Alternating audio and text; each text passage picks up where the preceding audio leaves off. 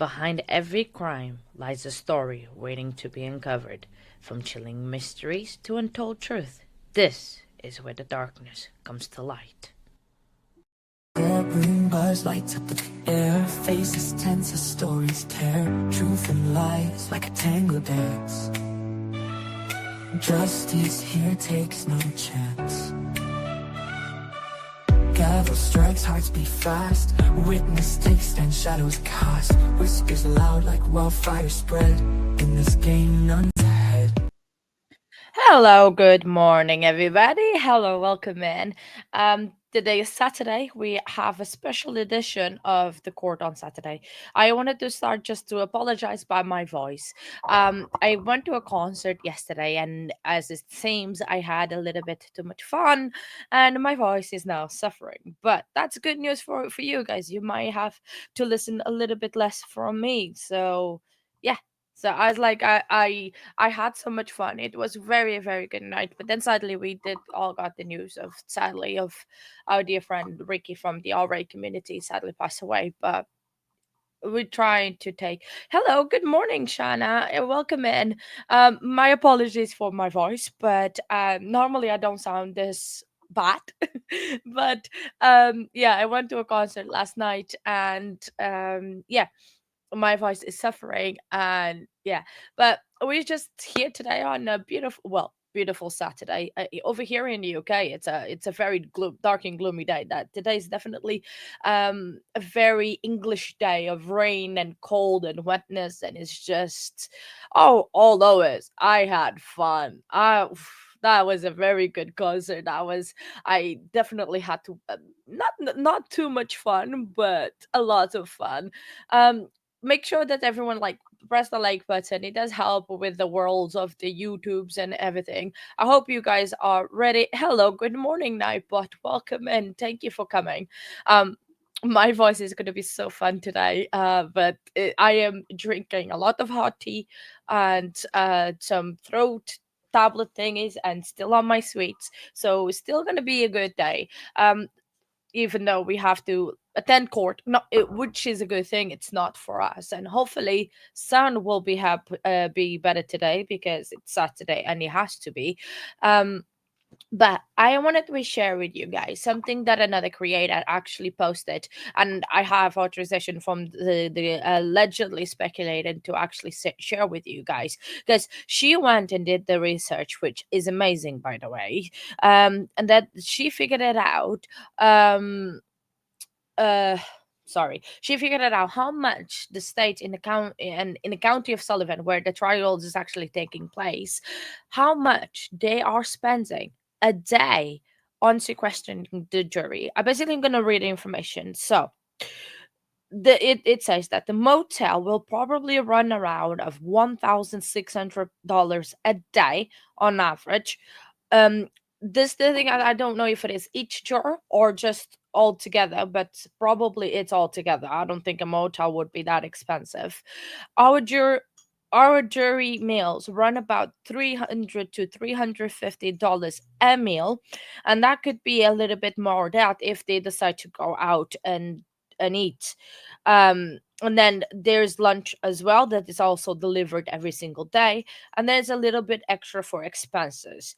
So, like for example, I said if they go out for eat, so the estimated bill for each juror a day, it's about $2,500 a day, including the hotel, the food, juror pay, so because they are paid daily, and security. So if you do the maths, right, $2,500 times 12 jurors, because I think that is 12 jurors, is $30,000 a day to have this jury sequestered.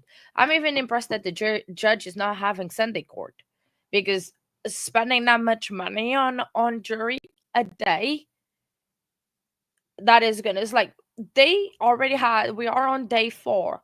So if we do the maths, 30,000 times 4 days, because we are on day 4, is $120,000 that they just spent on jury.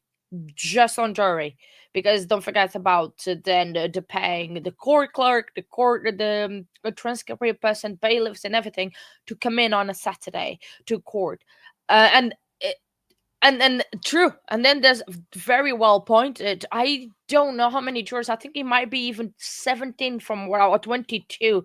So I think it was 22 or 25 that they wanted. Actually, you are correct, very correct, Shauna. Thank you very much for that. Um, so it is incredible how much, and that's why I liked it yesterday, because I did rewatch the uh the jury, the judge didn't want to cause a mistrial yesterday, because I mean it is a lot of expensive for the county, and then having to redo this all over again, that would be absolutely crazy. And I'm actually kind of glad that they didn't, because we want justice for Evelyn. Megan does not get away with this and lie her way through, because I was overhearing, because again last night I went to that concert and I had to catch up. And my days, I did catch up on the spiciness. Hunter's dad, he was not happy to be there at all. I think I'm not. And I think I'm safe to say that the Hunter's dad. Sorry, I didn't. I don't remember his name. He doesn't like Megan at all. I think he really despises Megan. After all, what she caused to the kid, to his son, because he probably already had mental health issues prior to this whole incident. But being called the baby unalive probably did not do any very well, and it was said that he got a lot worse from after this whole ordeal, because everything that he had to go through.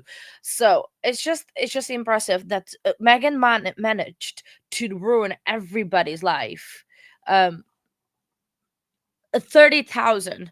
So what yeah, it's so I allegedly speculated this, it was um it's all right. Yeah. So she did the amount, and it came out because she said it was 2,500 a day, and I just divided multiplied, sorry, by the number of jurors, but I only did the 12 one. I did not do for the, I think it's 25, because they have quite a few alternates. So if we do with the alternates, oh, it is 62. Wow. If we include the alternates, it's 62,500 a day for this jury, for this girl, that per person. Yes, it's 30,000 per person. No, it's 30,000 for the 12 juries, 62,500 for the 25.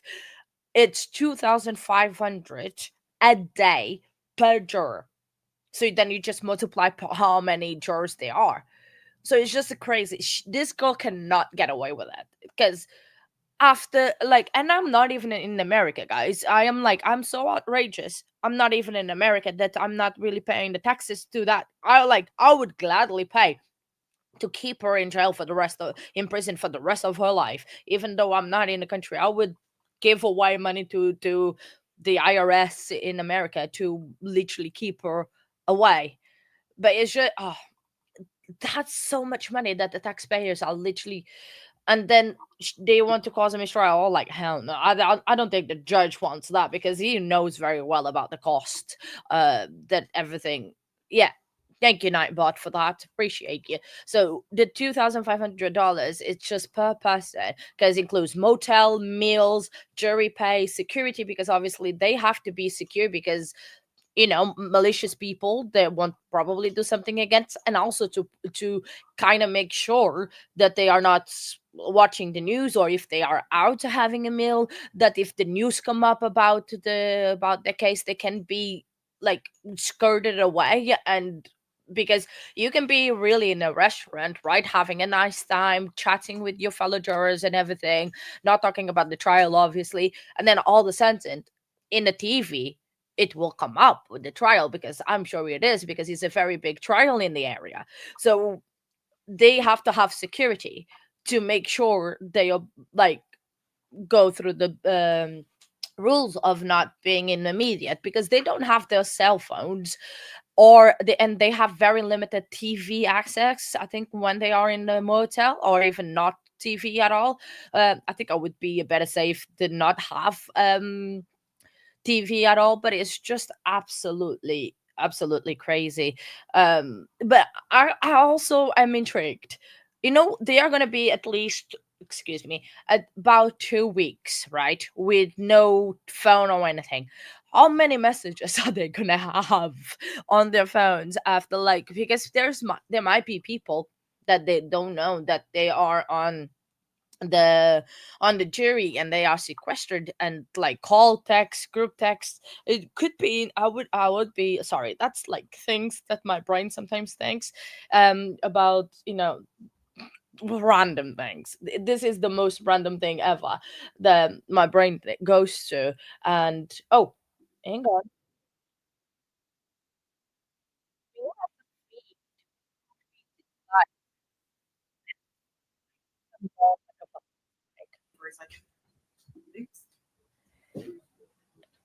Are we gonna watch? I mean, it is live. I'm not doing anything wrong. Let me just check that the sound is all right.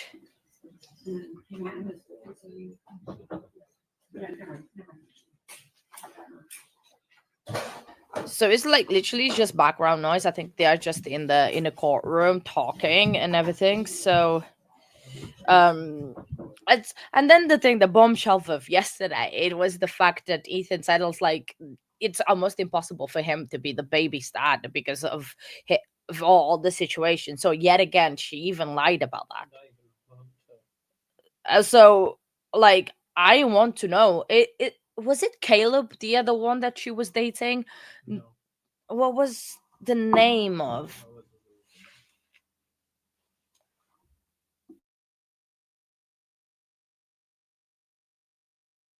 Because like she was going around town, she was going around every single guy that was there. She went after Ethan. What was the other name? Because the mom, it was not the foster mom that spoke, was another boyfriend's name said that she had. um oh no, sorry, the page just glued together. Yes, it was Caleb. The name was Caleb. Yes, there is another boyfriend that was, yeah. Thank you, Shauna. Exactly. Caleb's mom testified yesterday, and she said that they dated. So we've already have three possibilities of boyfriends. So we have Ethan, we have Caleb, and we have Hunter. We know that Hunter only showed up on a scene when Megan started to work in the chicken shack, where that was Hunter's dad that testified yesterday owned. And yeah, oh, good morning, Toxic, welcome in, darling. I hope you are having a good rest and just recovering from your surgery. I'm glad that everything went fine, and hopefully you will be back on your feet soon enough. Give me just 1 second to have a sip of my hot tea before it goes cold.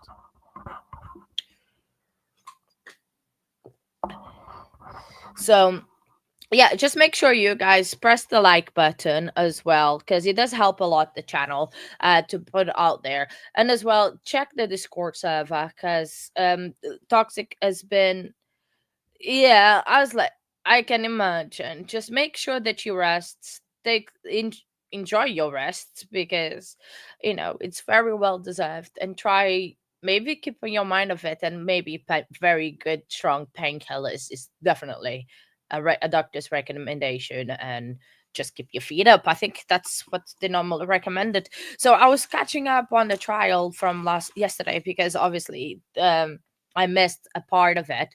And I really liked how calm Ethan was, because even uh oh well, Shauna, we have two nightbots. So we've got Nightbot 95, that is my other half, that he does stream sometimes for me when I'm uh, not available. I can't speak today. I think the concert yesterday is still ringing in my head. And oh, that was another sad thing. My headphones, my very trusty headphones that I've been using for the past 5 years, right, they finally died. They finally gave up, and they said, we don't want to work anymore, we need a retirement. And um I have to use now this over ear headphones, which they're not my favorites to wear for long period of time. I prefer, the Apple long cord AirPods type thing. I really like those ones, and they are very nice and comfortable. And but now I have to wear this ones, and they are not as comfortable. Even though it's a very good brand, but it's not as comfortable as the Apple ones. I might do an investment and have to buy those again, because but the thing is you can only buy from the Apple website, because they're not sold anywhere else, because they are like old style, because they are the cord to the 3.5 jack, and that's the ones I like to use. So it's just interesting. Okay, I think think I'm gonna swap feeds, because I prefer this one, and I'll keep the other one as a backup, just in case if anything happens. We have a backup. I just need to move myself along a little bit. But yeah. So, what you guys think so far? Do you think Megan is gonna finally get what she deserves, which is prison for the rest of her life? Okay, and now the feed is already having trouble, and I just swap. Let's go back to the other one. Hopefully this one will be fine. Yeah. See, we'll stay on that one. Yeah, we're not gonna stay on like it can be the backup, but it's already having issues this morning, and we did not. Um, I honestly hope so, because I've seen a lot of people, right, talking about that she's gonna be another Casey Anthony. True that I don't know who Casey Anthony is 100%, because I was not around at that time. Um, but yes, there has been a lot of mishaps, and there was yesterday with the prosecution showing an evidence that he shouldn't have done and everything. But I think there is a lot to convict her, um, just based on all the lies that she had and everything. Even if she did not actually did the deed, she hid it and lied about it. Um, so, ooh, I might have to rewatch that on spare time. But to be fair, I don't know what spare time is anymore. So, oh, my microphone is not working.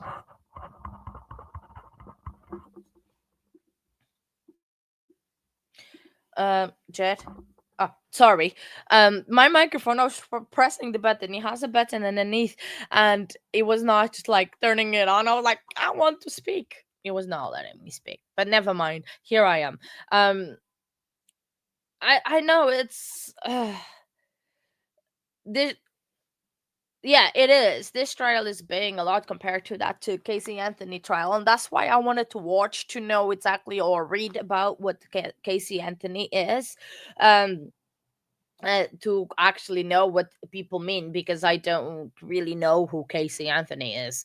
Um, so and I want to be able to that. Oh yeah, well, I think we can speak of a more recent trial that we are all, um, you know, shocked with the results. I can remember somebody, a certain person called Colin Griffith. Um, I know I need to get over it. I will eventually. Eventually I'll get over it.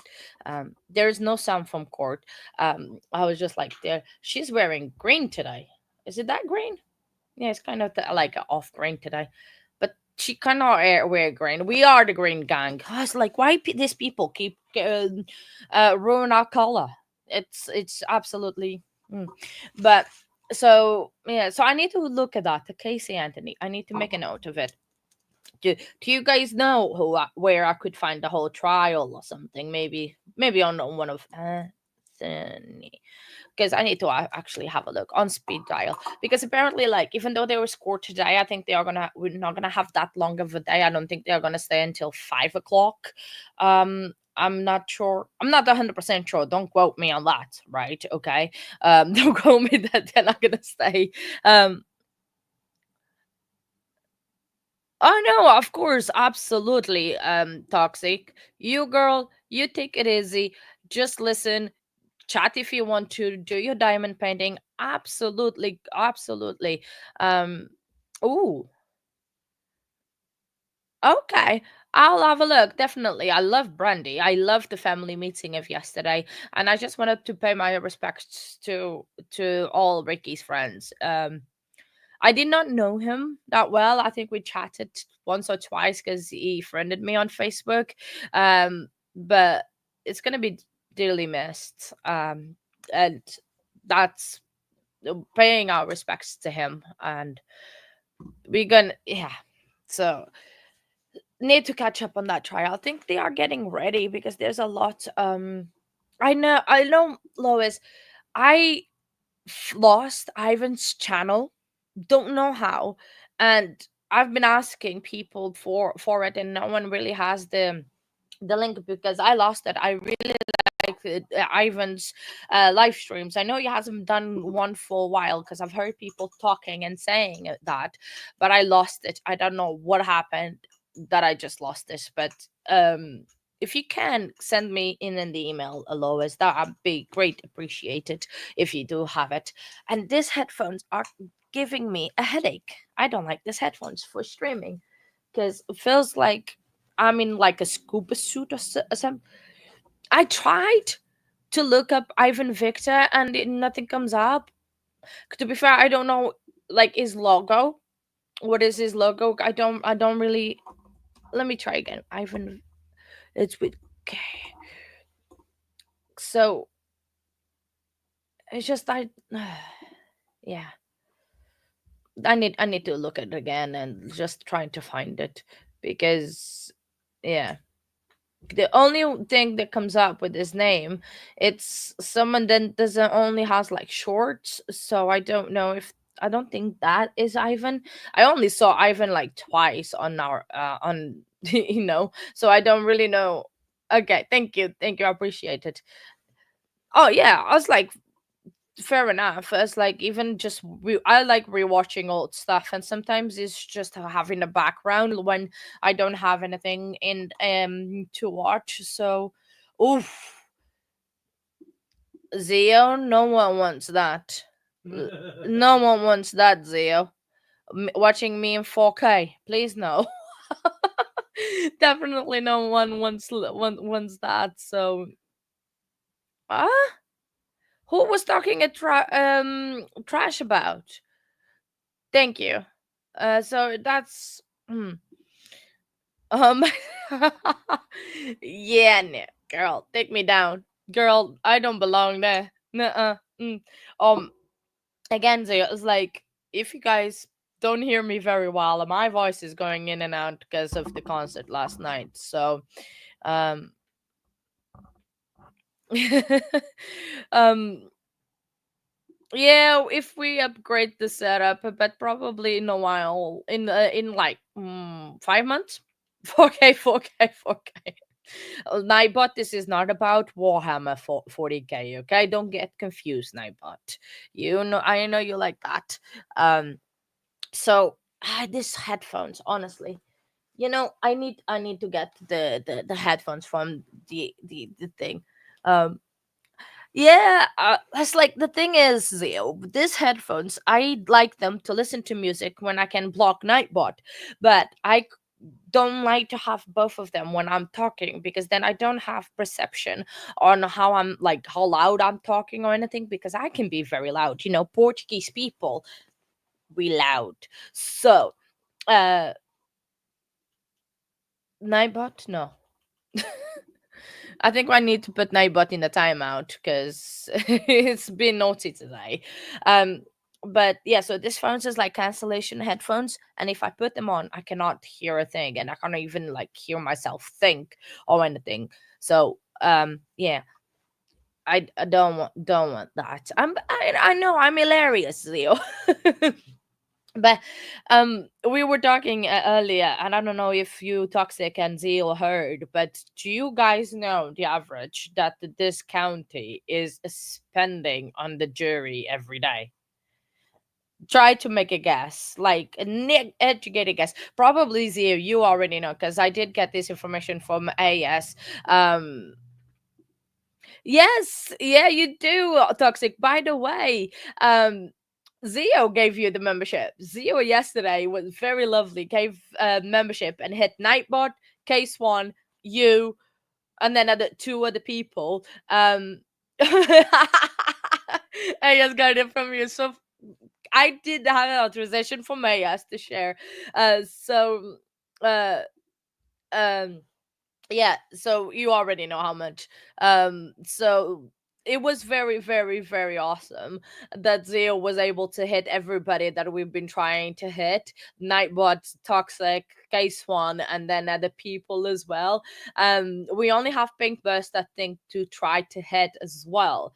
But it was hilarious. It was fantastic. It was a celebration. Even Banshee said that typical that Toxic was in at the chat at the time. It was State ready to proceed. Yes, Your Honor. State ready to proceed. Yes, Your Honor. All right. The jury's ready to bring him in. jury ready. Ooh, let me see if this works today. You may bring the jury. Let me know if that worked. Because if it works, I'll do a celebration. If he hasn't, I probably won't do a celebration. Because yesterday worked for a little bit, but oh, I know. I heard that at the end of the day, the judge was not happy bunny again. It's like they are literally one step away of getting kicked out. One stand, please. And that is not good. No, Nightbot, it's stickers that I need you to make, not memes. Giving you work to do. And my tea is getting cold. No. No one likes cold tea. I certainly do not like cold tea. And I'm having it in my special. Hey! Seated, thank you. Looks like are you using this Good stick? morning, ladies and gentlemen. Nice. Okay. Let's start. Yesterday when we left, I gave you certain admonitions. Does any juror have anything to report about those admonitions? If you do, raise your hand. The record reflects that none of the jurors raised their hand. General, Tyler, State would call Steve Williams.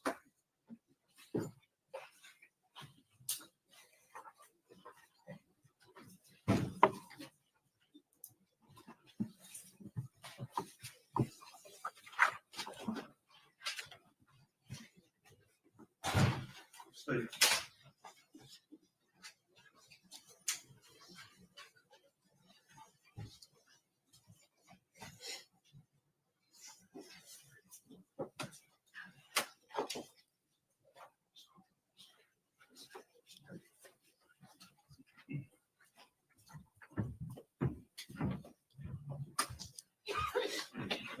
state your name. Steve Williams. Someone swear upon testimony about the truth, all truth, and the truth. Yes, sir, I do.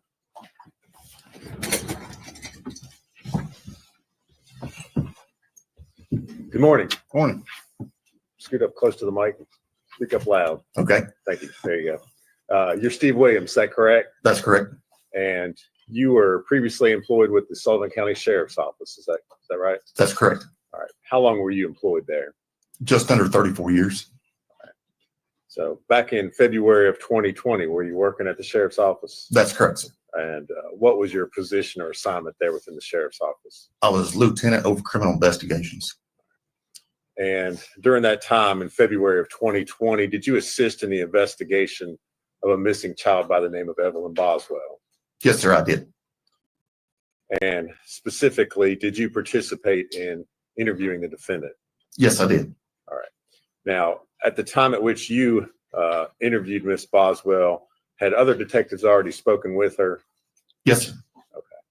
And were you aware, did you know what she had already told them? Yes. All right. So what was the information or what did you know about Evelyn's disappearance and Miss Boswell's involvement before you went in to talk with her? I just knew that she had told that her daughter was missing, that it come in through DCS that her daughter was missing. And we was trying to follow up on her daughter being missing.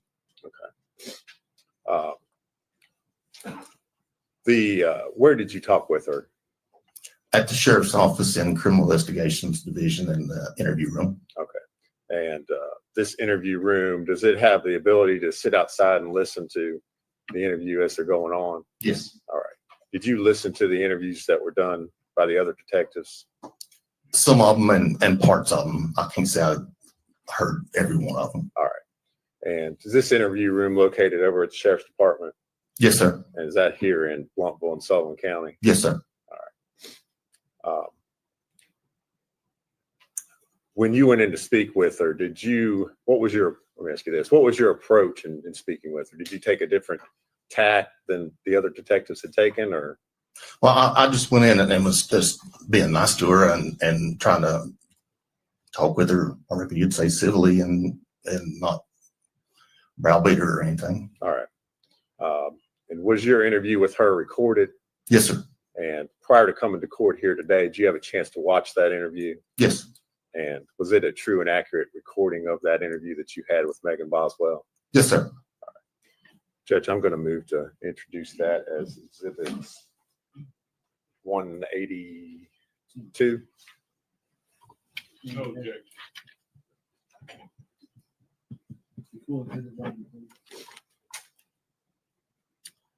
And at this time, I would ask to play that for the jury.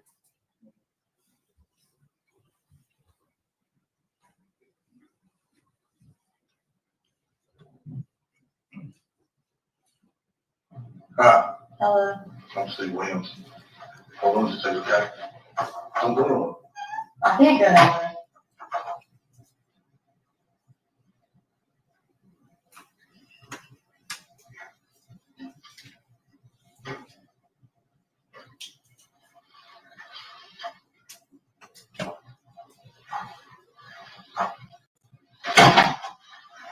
They've been talking to you about your child.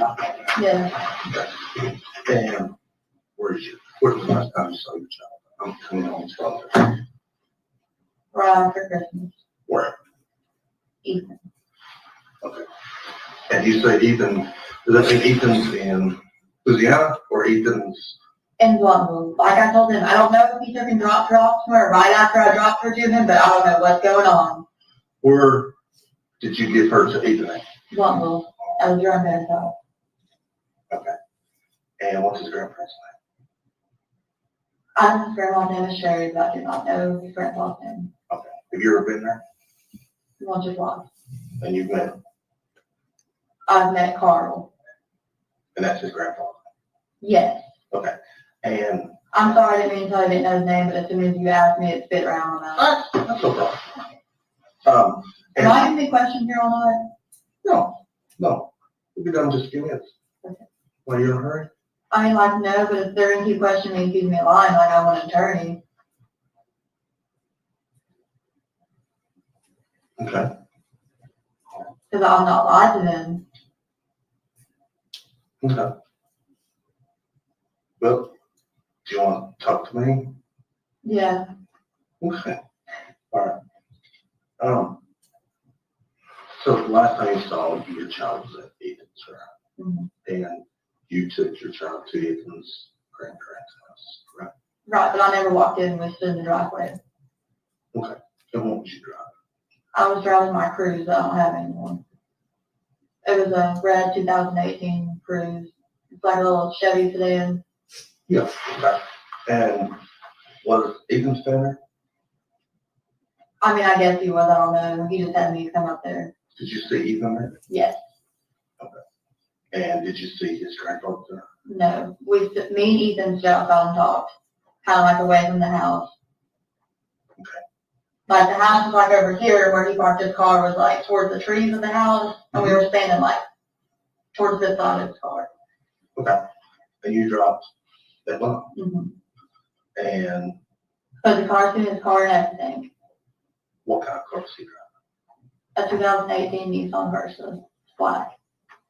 Okay. And then that was Christmas Day, right? Mm-hmm. Okay. And then after Christmas Day, do you communicate with, He won't talk to me.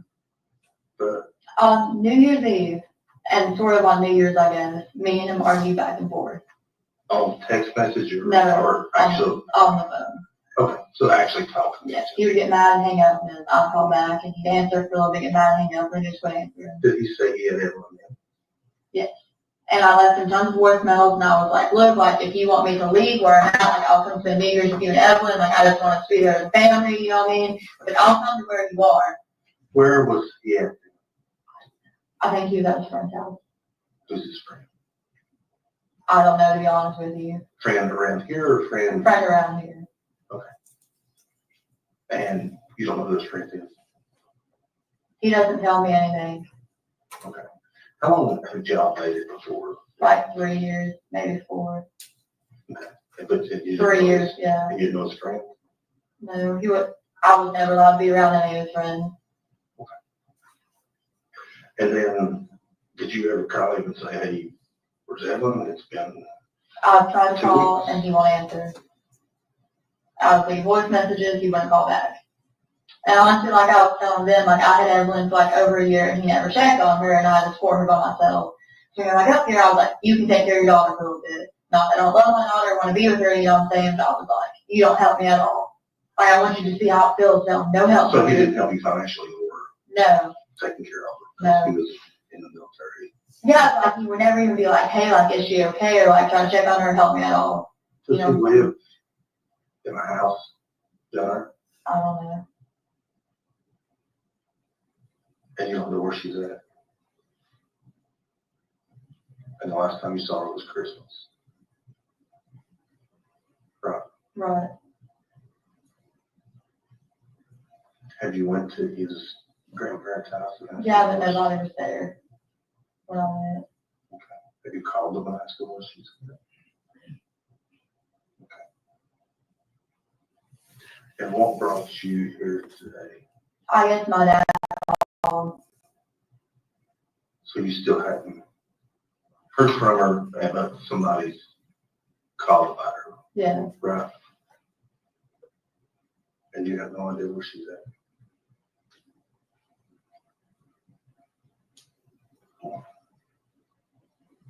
Okay. Have you tried to find her? I mean, yeah, like I called, you won't answer me. I didn't know he went back to the army until today. Like that was news to me when they came in here like, oh, he's from Louisiana. Have you went to court? No. To be honest with you, I was really trying to be civil over it, and like I said, I supported her for like over a year, and I was like, if you want to keep her for a little bit, like that's fine by me, you know what I'm saying? My mom had a baby when I was like 12, 13, I don't remember, 2013, so I guess I was 12. And like I had basically raised him. She knows I was 15, like I had basically raised her, you know what I'm saying? Right. It was like I had 3 kids all the time. Okay. And I was like, it's his kid, if he wants to keep her for a little bit, like, by all means, you know what I mean, I'm all for it. And like I said, something I don't love Evelyn or want to be with her, but it's just, you know what I mean, is what it is. Does he have a girlfriend? Ethan? He might, I don't know, he used to. She lived in like, I don't know if they were dating, let me take that back. He was talking to her, but she lived in like really sketchy apartments in Kings Point, like the government housing one. I'll say they were clouds, but I guess that's torn down, so I don't know. You know what I mean? Mm-mm.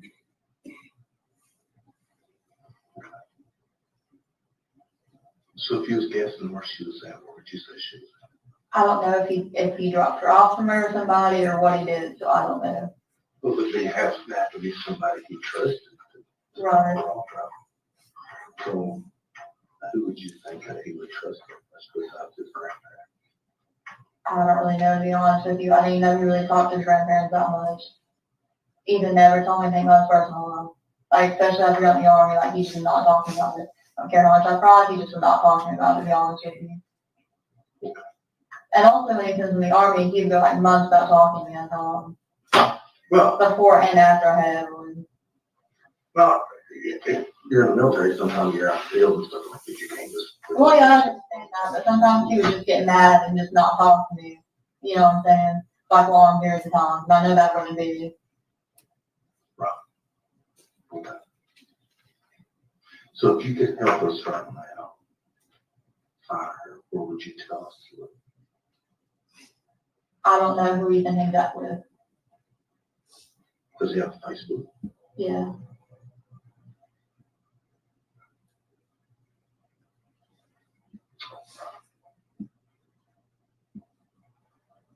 physical loss behind physical? Not really.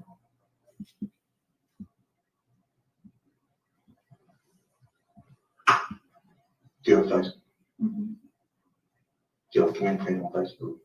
He does not respond. I think he's blocked me on Facebook. I only blocked me on Instagram. So he didn't want to talk to me.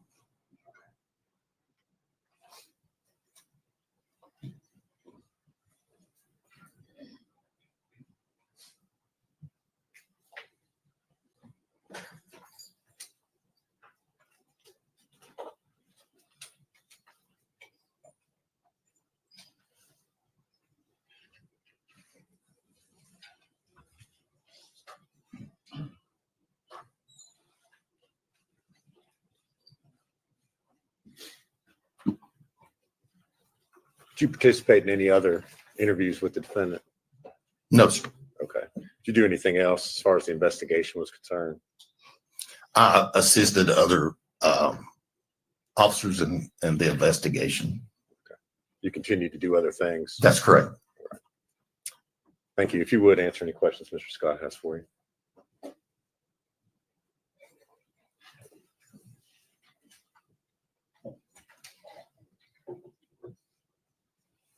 Good morning. Morning. How are you? Good, and you? Good. Thank you for asking. What time did you take this interview? I don't recall what time of day it was. I think it was in the evening. Okay. It's my understanding at this point that Megan had been interviewed by Tracy Haraz, a DCS worker, and then later by Michelle Gillen, and then you. Is that correct? I couldn't tell you the exact order of the people who went in and interviewed before me or after me. I can't tell you that. I don't know. Your interview and those other interviews that day, they were basically a continuation of the same interview with different people. Was that? There were several officers and agents that interviewed, or several officers that interviewed that day. Okay, but was it basically a continuation? I've talked to her, now you go talk to her and see if you get more. Yes. At one point, she asked you for an attorney. No, sir. But you didn't feel like she did. No, sir. She said, if this happens, I want an attorney. She didn't say I want an attorney. She said, if this happens, I want an attorney. You had instructed her not to go anywhere. The sheriff's office is a secure facility, and we can't have people walking up and down the halls of the sheriff's office. Okay, so she wasn't free to leave the room. She was in. If she wanted,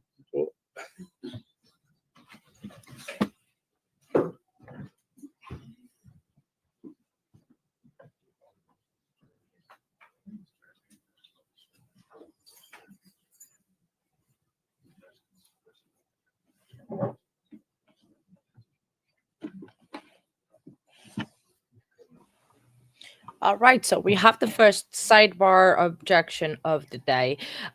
Sorry about this, the counter. It's a bit different because I had to change because the normal one that I use, I went in to log into it today and it was not working. I know, I am so sorry. After she asked for an attorney, let me ask you this. Had she been Mirandized? yes, she had. Did you do that? No, You know who did? no, sir. How do you know she had? Because we'd seen the interview.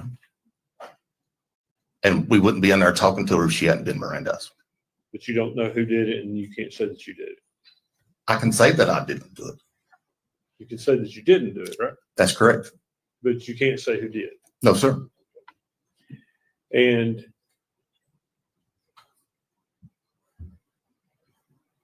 as it relates to her question for an attorney, this will be kind of my last question on that. You didn't stop questioning her. You said, do you want to talk to me? You continued asking her questions, correct? That's correct, because she never asked for an attorney.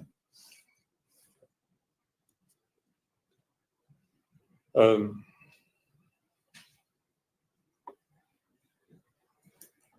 that the entirety of the interview we saw? Yes, I was walking out the door and she asked me if she needed an attorney, and I can't answer that for her. So she asked you about that again? She asked me if she needed one, and I can't answer that for her. She's 18, old enough to go in the military, old enough to fight in the war, so I can't answer that for her. She's an adult.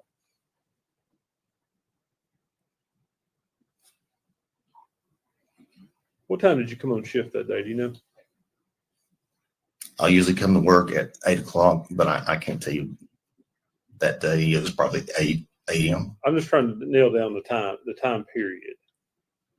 It would have probably been in the evening if I was guessing, late afternoon. By late afternoon, you mean before 6 o'clock?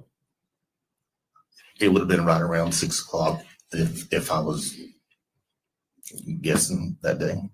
Okay.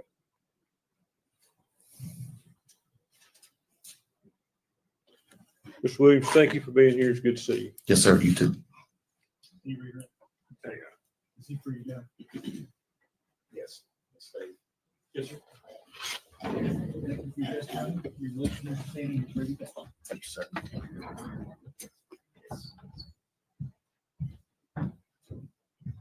State recall Joey Strickler.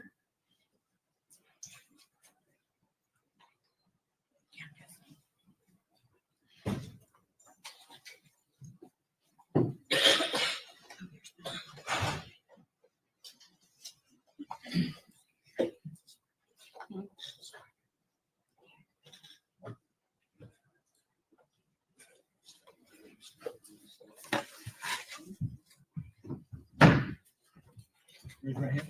State your name. Joseph Strickland. Solemnly swear or affirm the testimony you're about to give is the truth, the whole truth, and nothing but the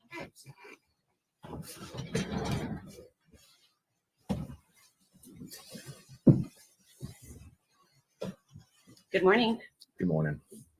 Can you please tell us your, actually just spell your last name for us for the record? Strickler, Strickler. Okay. And where are you currently employed? The Second Judicial District Attorney General's Office How long have you been employed there? since September of 2021. Okay. And what is your title there? Victim Witness Coordinator. Okay. And prior to that, were you employed in law enforcement? Yes. Sullivan. Excuse Okay, me. go ahead. Tell me where. Yeah. Sullivan County Sheriff's Office. Okay. What was your title at the Sullivan County Sheriff's Office? Captain of Criminal Investigations. Okay. And how long had you been captain of criminal investigations? I was with the department for 30 years before I retired, and 2 different occasions. It was several years. Okay. So could you give the jury just a brief rundown of your experience with the Sullivan County Sheriff's Office? I started out in as a when I graduated from college, I started out as a corrections officer and worked my way up to a patrolman, and from patrolman went into detective division, and then worked my way up through the ranks there to being a captain over the criminal investigation division. Right. And were you employed in that capacity in late 2019 and early 2020? Yes, I was. Did you assist in working the case of missing child Evelyn Boswell? Yes. Do you recall what your role was in this investigation? Was the captain over criminal investigations. My main duty was administrative, and basically what I was doing was being a conduit between our agency and the FBI, the TBI, the district attorney's office, the staff and command of the sheriff's office, and also helping out any way that I can with making sure they had the resources they needed and the manpower. Okay. So you're essentially a liaison between the different agencies that were working this investigation. That's correct. Okay. Did you personally interview Megan Boswell at some point? Yes, I did. And was that on February 20th of 2020? Yes, it was. Okay. That day, did you conduct more than one interview of the defendant? Yes. Okay. How many? 2. Okay. To your knowledge, and you may not know this, had the defendant been interviewed by anyone else that day prior to you speaking with her? Not to my knowledge. Okay. Where did these interviews take place? The Sullivan County Sheriff's Office Detective Division's interview room. Okay. And is that located in Sullivan County, Tennessee? Yes, it is. Was the interview video and audio recorded? Yes, it was.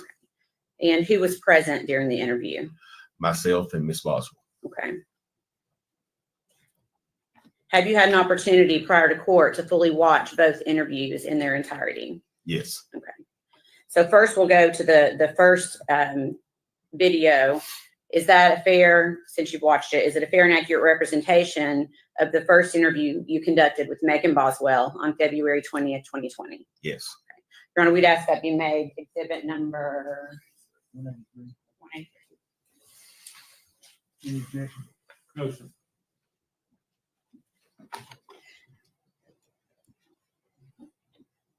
And then permission to play it at this time for the jury. Okay.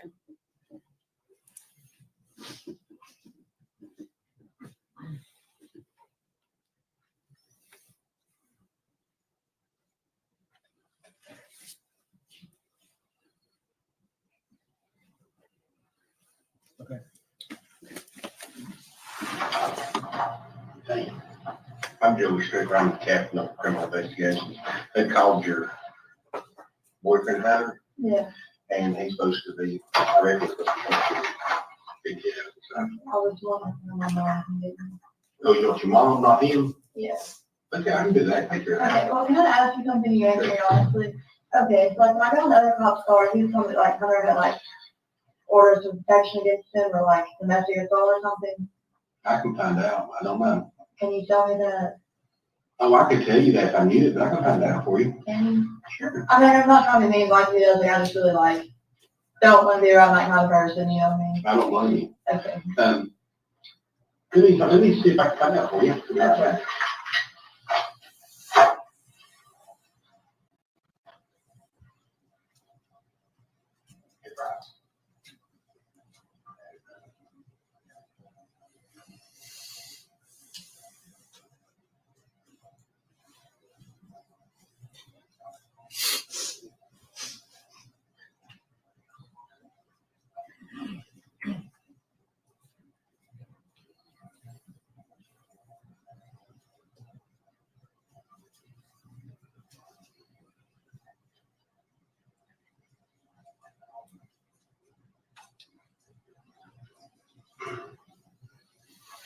You're calling right now. That's not no long game. Yeah, I can do that. Yeah. You know, I've been watching, you know, the videotapes. I've been watching it. I've been doing this a long time. I've been a cop for 30 years, and it breaks my heart to see a young lady like you, and you have a child. We don't know where it's at. Did you watch me cry? I was trying not to cry and then. That's okay, though. That's okay. Okay? Because the fact of the matter is, you go to Maggie, right? You know, that precious little baby somewhere. I don't know. And I honestly believe, I want to believe that you would tell us in a heartbeat if you knew where that child was at. And is there any way that you can think, maybe help me to find that little baby? I really don't know what started to tell me I was crying. That's okay. That's okay. Okay? It's okay. I know you've not seen her in a while. And I know, we've been talking to Evelyn. We've had him on the phone. We've had his captain on the phone. We've been talking and trying to find this baby. Is there any way that somebody has that baby that's a friend of yours or a family member that's afraid that if they're afraid to tell us or they're afraid that you'll tell us, so they want to keep. I don't know if you know that I dropped her off the very what happened. I was trying really hard to cry, but I was like thinking about her dropping her off and she left what she was wearing and stuff like that. And I'm sorry. That's okay. That's okay. It's okay. I understand. Please, we're just trying to find out what happened to that whole thing. And, you know, it's you know, I'm a daddy, and it breaks my heart to know that this child could be with someone that don't love it, that don't take care of it, or God forbid something bad's happened to that baby. And you know, the thing about it is, everybody's going to point back to you because you're the mama, and you're the mama that let the baby go. When I say let the baby go, I mean you're the one that took the baby and said, here. I know, but I was scared to her dad, and I thought it was okay. You say you thought it'd be okay. Do you think something's happened to it? I mean, no, but I mean, I didn't think that, you know, I wasn't going to see her from that time or something like that. What I did, when I was started happening, I was like, oh, I want to be my mom just to try to like solve myself. I don't want to do that, you know what I'm saying? I don't want to be that person who does all that, you know what I mean? And like, I just learned her for over a year by myself. And I was like, if he wants to keep her for a little bit, it's fine. But how old are you, guys? 18. You're just a young lady yourself. You're a brand new mama, and you're thrown into a different world, buddy. And I can understand you feeling that way and saying, hey, you know, I just want a little bit of time to myself, a little bit of time to be me before I have to be a mama. And you had all these things that happen so quick to you, you know, it bless your heart. My heart goes out to you. But I'm telling you, we gotta find that little thing. We gotta find her. And do you remember when she broke her arm? Somebody said she broke her arm. I don't know if she actually broke her arm or not. I just know it was bruised. I never saw it. So You never saw the bruise? No. Did this happen after you gave her to you? Okay. Well, now, when they say that you dropped the baby off at his parents, his grandparents. his Me and grandparents, him stood outside. We didn't go in and what was the baby at? on my head. And then I let her kind of like go to him and get used to him. And I stayed about 30 minutes and she was fine. So okay, did the grandparents ever come out? No. They never really come out? No. Okay. And then that was the last time you seen her? No, I saw her the next day. You went back and seen her the Just for a second. Me and brought into it. He told me to leave. Okay, who was with you when you went back? It was just me. Just you. Now, was you dating anybody during that time after you left? Hunter. But I didn't really tell me and Ethan were into it. Okay, so you went from Ethan to Hunter. Okay. Okay, how long do you know Ethan? Can you tell me a little bit about him? I mean, I met him my freshman year of high school. Where'd you go to school at? Central. Okay. Okay, so you just graduated last year? Yeah. Okay. Okay. So, wow. And where'd you meet Ethan at? At school. So he went to Central also. Okay. And then he got in, he joined the Army, is that correct? Okay.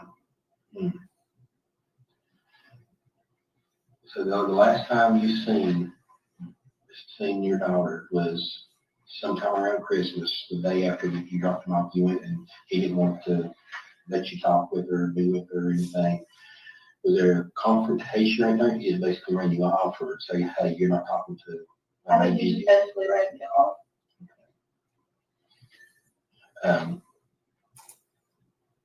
When you all met down in El Paso, when you went down there, did you all just leave down there and you turn around and come back home? No, I stayed for a little bit. He didn't come back home until a couple weeks after. So did you bring the baby back? You had the baby with you, you brought it back, okay. And then where was you staying at that time? My dad went to trailer park and I was staying in one of the trailers. Okay, okay. And your dad's Tommy, okay. So you were staying at these trailers and in the trailer park, where's that located at? You know where Sugar Hollow Road is? Sure Like do. on the corner of Sugar Hollow and Buffalo. Oh, yeah, I know where that's at. They're like storage units across from it. Yeah, that's up there close to Mooney's, the restaurant, little restaurant place. Yeah. Yeah, okay. All right, so you stayed there and then you moved down there and moved in with Hunter? Yeah. Okay. Did Hunter ever see the baby? Yeah. Not much, I won't lie to you, just because I'm Well, that's worried fine. about bringing Evelyn around people, you know what I'm saying? I understand that. And also at the time, I'm not gonna lie, like Hunter told me he's on probation, we were talking about before, you know what I'm saying? I'm like, iffy on who I bring her around, you know what I mean? Okay. So you was thinking that you're doing the best for your baby by, Not having her around. him, and And I know that sounds bad, but like now that I know him better, I don't think he's that person or be wrong, you know what I'm saying? But I only know him about like a couple weeks when I'm there with him, you know, when I like taking me out, you know, okay. they really having her together. But that led you to, I guess what I'm trying to say though is, that was a natural route for you to go as far as if you wanted someone to watch Evelyn was take her to Ethan. Yeah, her dad. Her dad. Okay. Wow. We're fixing to send out what's called a nationwide alert. So we're trying to find this baby, and I don't know what's going to happen. I just pray to the good Lord above that we're going to find her, and we're going to find her alive, and find her well taken care of. Because I've been doing it a long time, and the worst thing you've ever had to deal with is the death of a child, or a baby that's been hurt, or a baby that's been abused. And I have I have a lot of nightmares about that, and it's been too many to count through the years. And all I want to do is stand up for that little baby that may not be able to stand right now. And I need your help. I do. I need your help. And if you can think of any way, fashion, or form, to know where that baby's at, or where, just to point me in the right direction, please help me. Please help me. I want to bring it back in. Bring her back in. I don't know.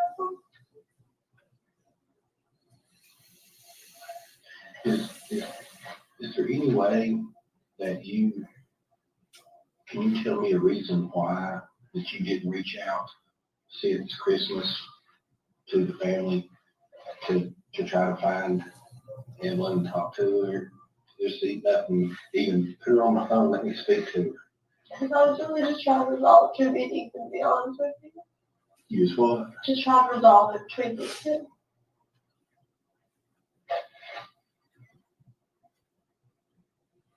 So, tell me what you think?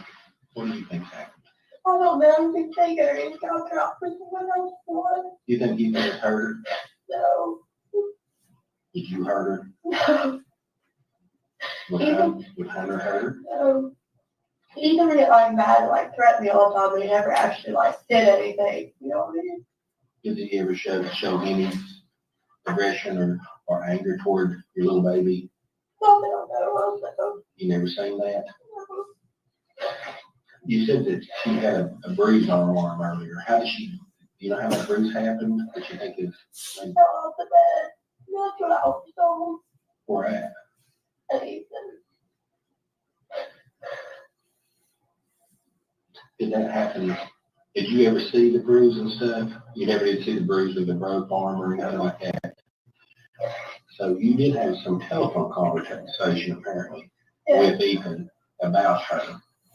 Yeah. Okay. Well, this is weird because I think that we're being told is that by him, he's like, I'm not seeing her. He has seen her, I swear to you, he has. And when the last time you seen that little thing? On Christmas Eve.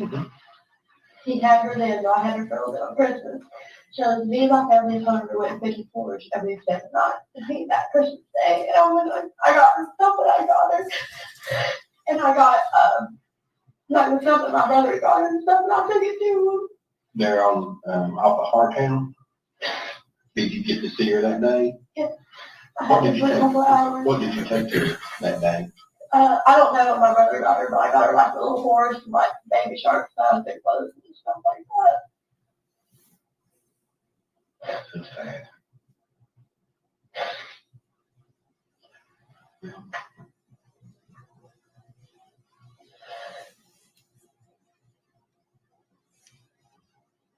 I don't know. I don't know where this is going to lead to.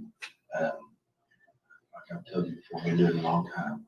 And in cases like this, the fingers point toward the mama.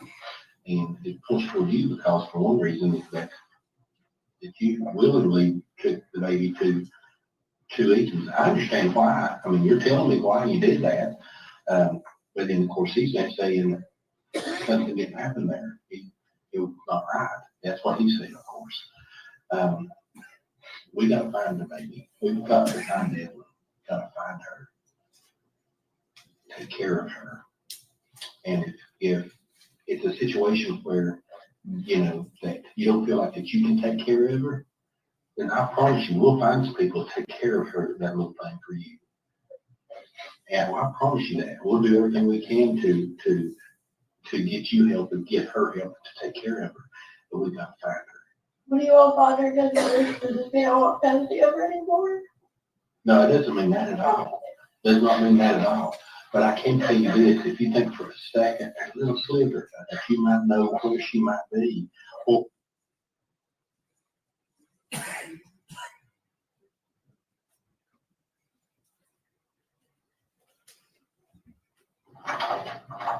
hey,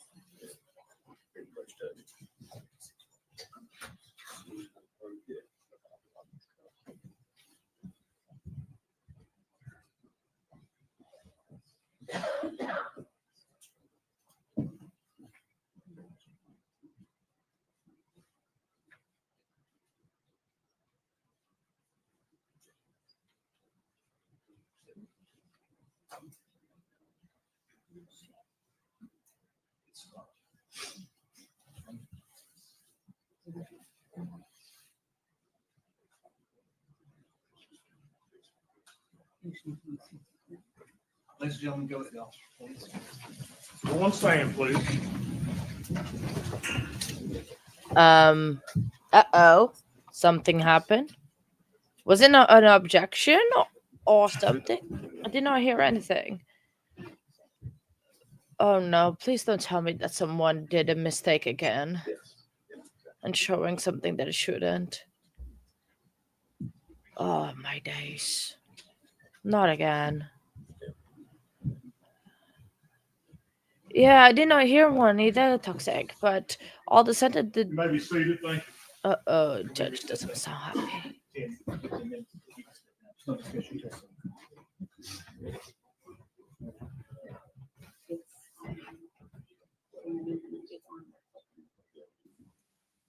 Was it break? What it is? What's happening? We're going back to the seals. I think something happened that it made the judge clear the room and now talking about something that we are not privy to. Oh, I don't like this. I have a bad feeling for some reason. Please, no. I know because we already had one of those yesterday. We don't want one of those again. It's just oh my day. I like. I did not see anything like suspicious or something that they shouldn't have shown. They were just showing the screen that they were playing the video. Do you think the prosecution showed more of the video that they should have? Or like a section that they agreed not to show? Oh, not again, prosecution. It's the second time. It's gonna move to a mistrial. Now the judge might not have any other way out than may grant the mistrial. Oh, because and as well yesterday when this happened, I didn't notice because even though I was in the concert, but the concert hasn't been started, I noticed that the lunch break was super long. So I just hope that they are not now. It will be a super long conversation, not sidebar. Or I don't know. Like I'm gonna count the jury be gone thing because that's one of the things that we are counting. Because literally he cleared the room, the jury is gone from the courtroom. So to try to deal with something whatever is happening, but well, stand by for more information, I guess, because um I mean, we were watching the video of the crocodile fake tears from Megan yet again, and all of a sudden they just. Oh, do you think it might have been a photographer? Good morning. Good morning. Well, Denise, we were watching a video of Megan's interrogation, one of them, because we watched this is the second part or some of it, and all of a sudden the judge stopped, send the jury out, and now we are on the seal. I thought we were having a good morning. So I don't know. Maybe I don't know what was because sorry, I was, reading chat and everything I was listening to, but I just it's just very confusing, this whole situation. I'm absolutely confused of what's happening. So um yeah, maybe. Well, not really tech issues because I don't think we were having tech issues. I think we were good. It was good feed, like good picture and everything. Even had subtitles, which is amazing because sometimes these videos, because it's like replayed on speakers and they are catching those speakers. Sometimes the relay it's not very good, but they have even subtitles, which is amazing because it allows us to read what's happening, and it's a lot better. So oh Dennis, you make me laugh every time you say that. It's absolutely hilarious. um but yeah, so I thought we were having a good day. I don't think. Oh, it might. Do you think that another journalist had a flash on the camera, and then the judge is never happy, and I was probably putting that person in jail for 10 days? Could be. I was like, oh, yeah. We are flying through witnesses still again. I mean, these witnesses are quick to the point, no blabbing about nothing. They are be very, very good. So I don't think this trial is actually going to take 4 weeks or 3 weeks like they were saying. I think we might have a verdict next week, which I hope. But it's just interesting. Yeah, it's so very weird because the judge all of a sudden stopped everything and kicked the jury, and now we are off the record. So it's like tech issues, someone that said something in the interview that was not preview that we interesting. But well, I guess that's something because I did a few notes because in the first interview we were watching, the one before this one, she was still adamant and insisted that Ethan had the baby, and still on this one, she was still, even though the interview the police officer, the investigator, they knew that she wasn't, because at that point, um Tommy Boswell is they are in a recess. Well, at least is what it says on the screen. By the way, that banner is not mine; it's the feed. Um, but it's actually quite informative. But I'm not in a way. I hope it doesn't get in a way because they've been taking it out from when the subtitles is it's on the screen, which is good. So just in case you guys think, but that is not my banner. And I think I prefer this feed. That Law and Crime sometimes it lags a lot. I don't know why. So I prefer using this one, which is slightly better, I think.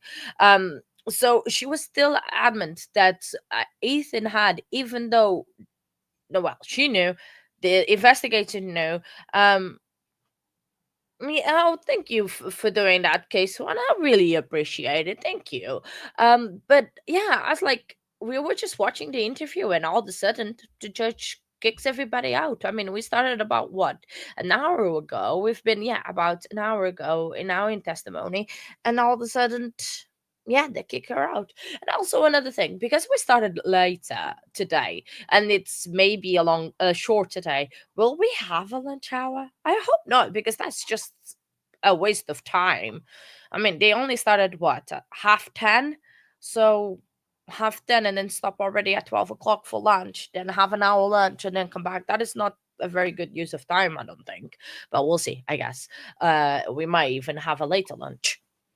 But yeah, so she was still adamant. Even everybody in the room knew that the baby was not with Ethan, because I'm sure at that point investigators already spoke with Ethan, because Tommy Boswell had reported Evelyn missing.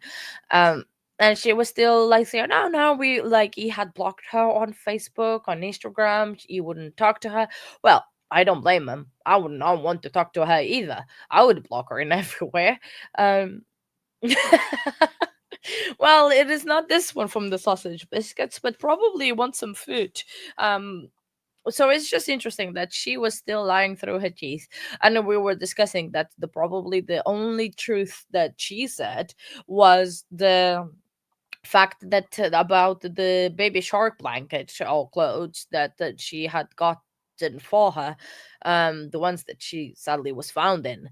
But again, she was like, I think even the crying, I think she wanted to tell the truth, but I think she was scared, so that's why she invented all those lies. Yeah, so Tommy Boswell did not has seen the granddaughter since Thanksgiving 2019. So in any and he's been asking for her about her, if she was okay, if what was going on. He wanted to see, and then in February he reported her missing because he hasn't seen that, like basically like a welfare check that you can do on someone. And then that's when they did the Amber Alert, and then they started talking to Megan. Megan did the interviews, because then she went with it, because she initially was saying to everybody Ethan had her, but then she came out when Tommy Boswell did say that she was missing, and when the Amber Alert, she changed her story to saying that someone took her. Initially, she said was the mom. Her mom took her, and she did not know where she was, and then she was scared to say that in the beginning. That's why she invented the Ethan story. That's why she was saying to people. CEO. Yeah, you won't show on the screen, but thanks for spamming. Thank you very much. Lovely. Um, I think case one. I think sadly, Evelyn was gone around. Ethan was in a picture, but in the beginning, because I'm not saying Haunted did not want the kid, because that's probably not it. But Megan did not want the kid in this new relationship. So um so I think Ethan did that. Oh, Ethan. Sorry, Ethan. My apologies. Megan did that. She had the idea of come up with this crazy wild story because she wanted to enjoy life with Hunter, and she wanted to, well, have a good life without a kid. I'm doing air quotes, because that's not a possible thing. And she just wanted to be free and not having the responsibility of a kid. She don't want the responsibility of caring for a child. Because I mean, what she was doing was not caring for a child. Was absolutely, sadly, slowly, in a life. Zio, yes, because something happened. We were watching very well the police interview, the second part of the police interview with this new witness in the stand. This is former inspector. He does something else now that I don't remember. But all of a sudden, they stopped. A judge kicked the jury out, and we've been in recess since. So we don't know. We are speculating that maybe something that the media did. We are speculating that something I don't know. that happened in court. Maybe the prosecution showed more video than it should. So yeah, we don't know what's happening. We just talking about the two witnesses we've seen so far and speculating about what possibly happened. And by the way, so if you hear clinking in the background, it's Nightbot that is eating something and is clinking in the background. But apparently it's done now. So I don't know. But the thing is, case one, if there is, I don't know how they would introduce that. Because to play an interview, well, it can be with the inspector, but that would be quite hard to. I think the fans would object to that a lot. But it's just the power that she did. She ruined her life. She ruined her family's life. She ruined Ethan's life. She ruined Hunter's life, and then the father's life, Hunter's father. She ruined so many lives, and possibly, well, the baby daddy too, because we don't know still who the baby daddy is. So, yeah, there is a lot of theories, Maria, and I agree, but I don't think we will ever know the truth, because anything that Megan says, I am not buying it. She could say that she had ooh, I need to investigate that, Maria. Do you know how to, like, I'm gonna put, Maria, if you don't mind, I'm gonna put an email in the chat. Maria, if you can, email me that, and maybe we can apply during lunchtime or on a downtime. Oh, Judge is here. If you don't mind, obviously that would be very much appreciated. And why is the link not working? I'll just put my email there. So, to 1 second, I'm putting the email. I'm just writing the email on the chat, and if you can, obviously, I would be so appreciated. Send to that the email, and then we can play it on. You can send it there as well. Yeah, absolutely. And then I can get it from there. Absolutely. Or the email is above anyway. Either way, whatever form you want to reach out to me, you reach out, and I really appreciate that. Thank you very much, Maria. So yeah, then during the lunch hour, we have two videos possibly to watch. We have the interview that the defense attorney did yesterday to the news channel, and we have possibly this Hunter interview, and that would be a good thing. They might even, Maria, they might even play that interview in court. Oh, sound is coming in.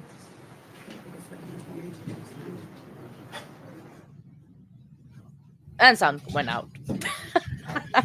But I was just thinking they might play that interview that he gave to the news, actually, because that would be interesting, and it could be a way to introduce somehow a form of testimony from Hunter into the trial.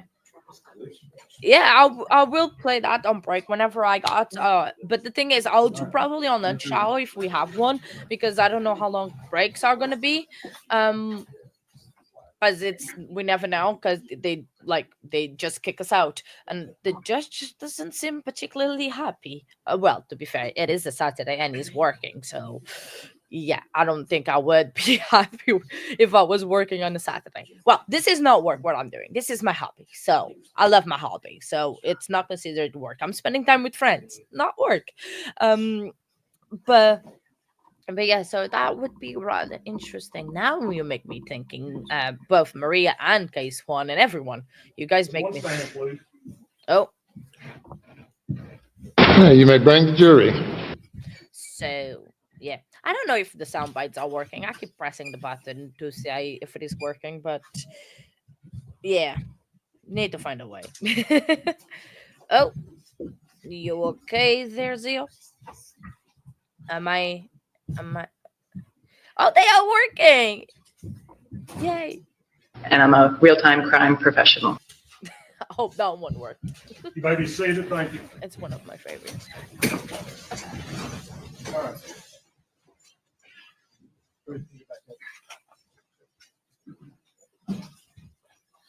be around that. If he's an abuser and stuff that you didn't know about, you don't need to be around that. And, you know, we'll find out. And I'll find out if your mom can come pick you up, okay? I don't know the number, Hunter has it. Has it? Hunter does it, so I'm about to speak to your call him and tell her to come get me. Oh, okay, tell her, okay. We'll find out. Thank you. No problem.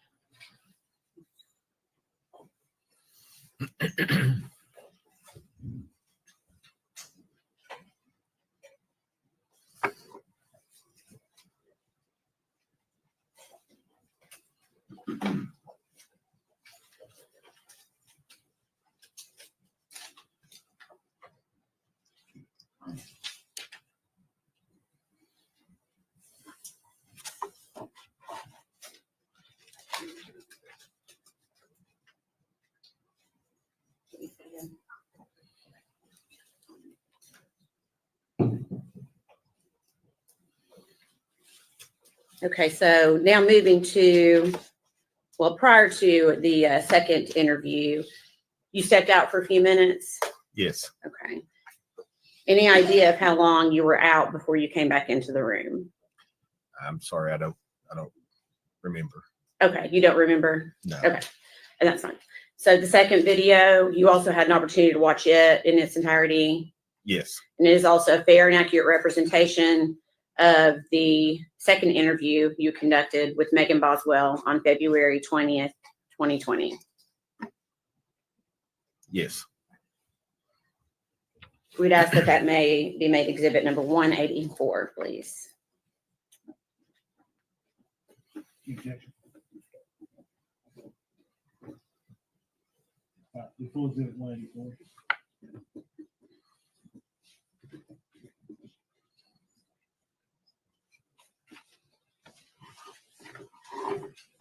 And permission to play it for the jury.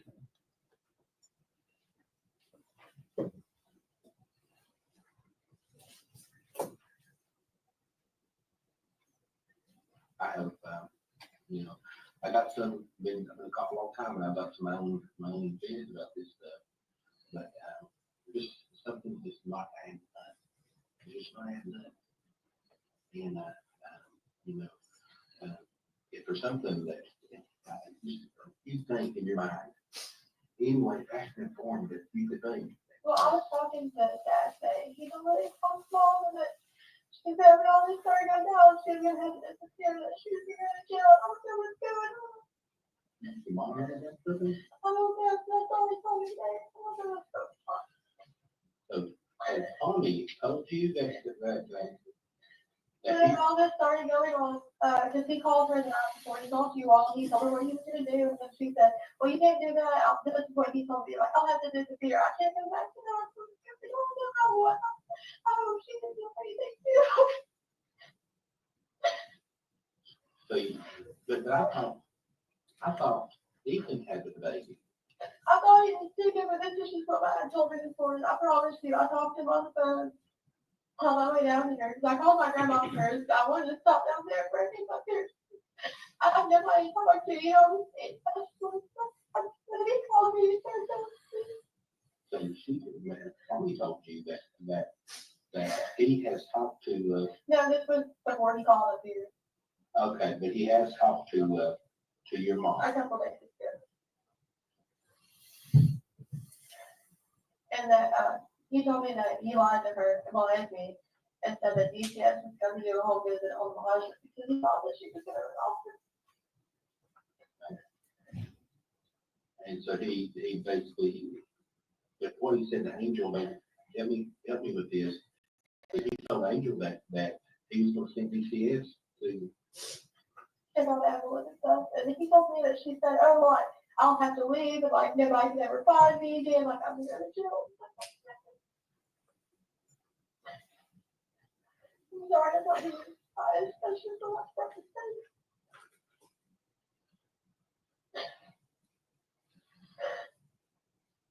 Okay.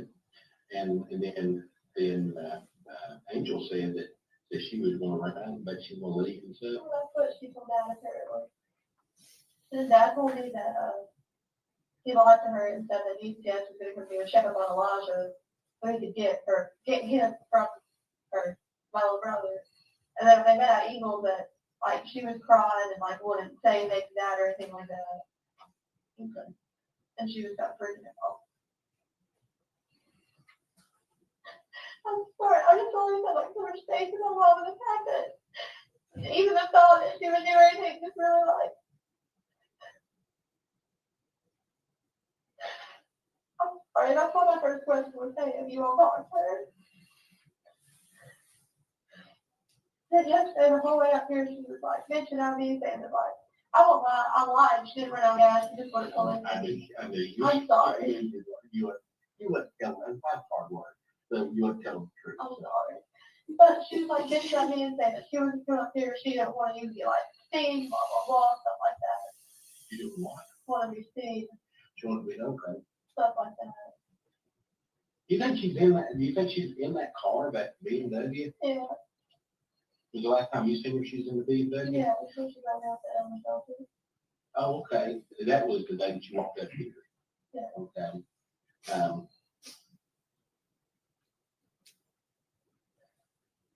Was, McLeod with her? Yeah, Did he drive or did she drive? he used to drive, Did he drive it? he was driving that day. Okay, and whose car is that? Whose Beamer is that? Well, Hunter gave it to her, they didn't get the title on everything. Okay, so that car should be in Hunter's name. I think it's his brother's name, that's why he didn't get the title on everything. It was Hunter's car, but Tanner was gonna buy it, and then Tanner backed out on it. And is it not bad that you been wrecked or something, friend? Yeah, on like the passenger side fender wheel, I guess. Like it's kind of like popped out and kind of bit into the headlights. A lot dimmer on that side. Okay. But that's who it should be in, okay? And, Well, Tanner's first name is Austin. I mean, I don't know if you all know that, but it's Austin. I'm sure we got that. And McLeod usually driving. Yeah. I'm gonna ask you a couple questions with that, because I'm just trying to clarify things. Are they just ate up the daily? I mean, he is. I don't. Listen, if I'm gonna tell you something, Maggie. I've got a girl, I've got a daughter, and my daughter she's old now, she's 25 years old. But I love my daughter dearly. I want to ask you something, do you love your little girl? With all your heart. Okay. Now, that's what I'm getting to. And we need you to help us. Because everybody, we're trying our best to find her.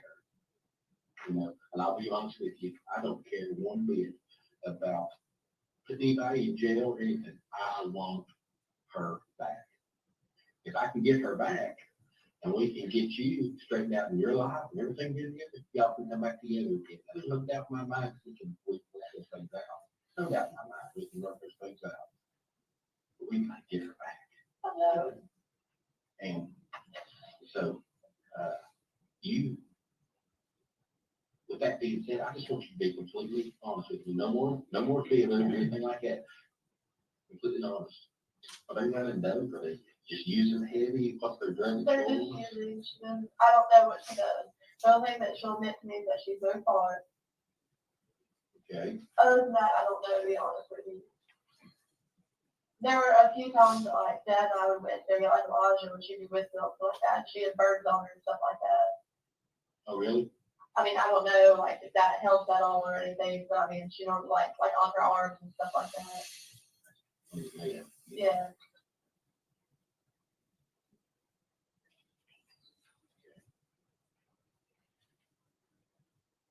Does she go by Angela or Angel? Angel.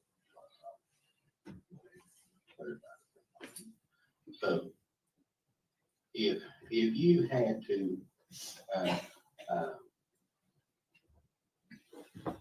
if you had to lay it all on the table, okay, about one shot to find my baby and to get my baby back, where would you go? They were trying to take me up in Missouri yesterday before I came in here, and I kept telling her, like, turn over, get my phone over, if you won't take me up there, I'll call them, they'll forgive me. They won't take you to Mendoza? Yeah, Why? I don't know. Do you have any friends in Mendoza? No, You ever been to Mendoza? no. But they want to take you there.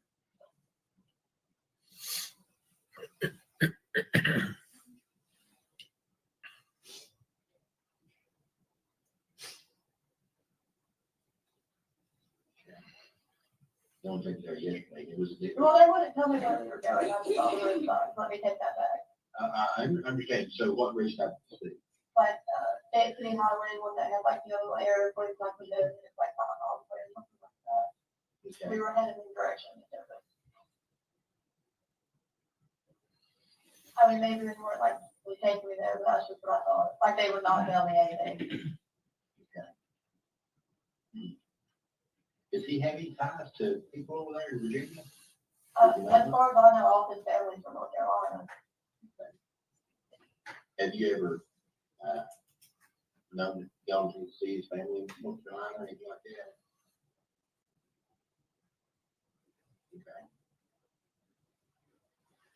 So, when I asked you that question about laying it out there where you might be going, or if you get a chance to get your daughter, to find your daughter. Well, Dad keeps saying that Mom knows something. That's what she's like, you know, not answering anybody, kind of disappearing. Now, you know, I know that you said that you gave Evelyn over to Ethan. But Mom also told me that she talked to Ethan since then. Your mom has talked to Ethan since. That's what, I don't know, like 110%, that's just what I've been told. He told you that, Angel told you that? Yeah. If you want questions her father, do you not know her that I like? Oh, absolutely. Don't you worry about that. Let me tell you, don't worry about it. I want her. I want your baby back. Okay? I want Evelyn. I want her back. Safe and sound. I want her. I mean, those pictures of her. That picture of her and you. I'll be honest. I got that from my wall, my office of you and her. So that makes me want to go that much further and try to find her. Okay. And it breaks my heart to know that she, I don't know where she's at. You know, could she be with someone else? Did they be treating her good? And was she okay? That type of thing. And then on the other side, oh dear God, could somebody have killed her? Could that little baby be in a ditch line somewhere, or maybe in a trash pile, something like that? And that's what God did. And but you said Angel has talked. She says that she's talked. Yeah.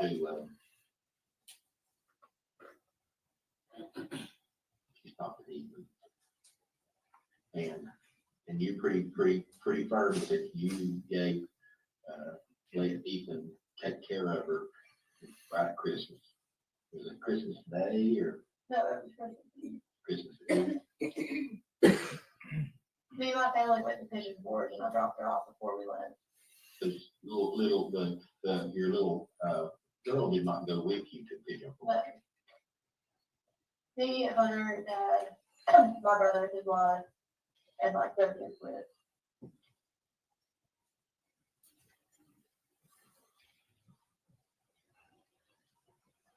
Where'd y'all go to when y'all went to Pigeon Forge? Just ask them. We went out to eat at Olive Garden, and then we went around Gum Park, and then we all stayed at Margaritaville Island.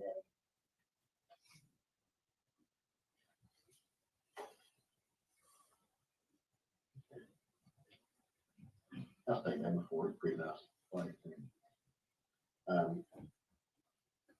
So you came back on Christmas Day. Yeah. And then you went back over. Did you go see? Did you see her on Christmas? Yeah.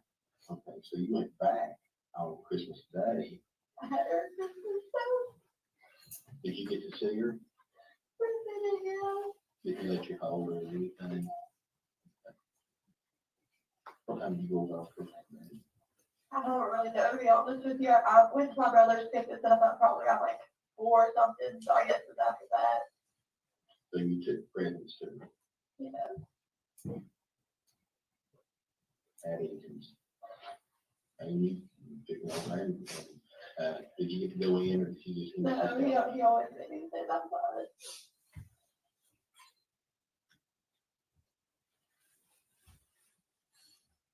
And then you got, took the little girl Christmas presents. And then you got to hold her a minute. And then you gave her back. Yeah. There's a reason why you just didn't say, come on, you're going back to Mama.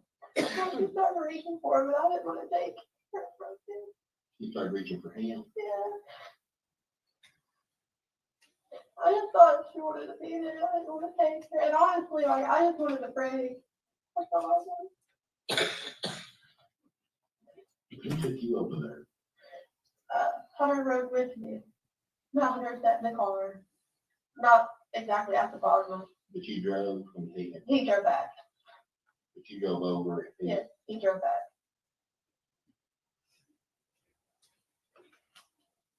Those are my careers I had it.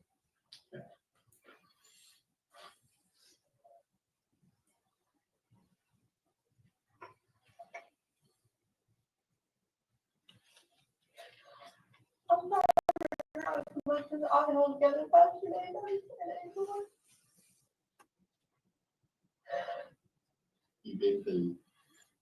You've been through hell and back, and you're still in it. You're still in hell. I mean, you really are. The whole fact of not knowing where your baby is at. Oh my gosh, I know it's heart wrenching. And you know,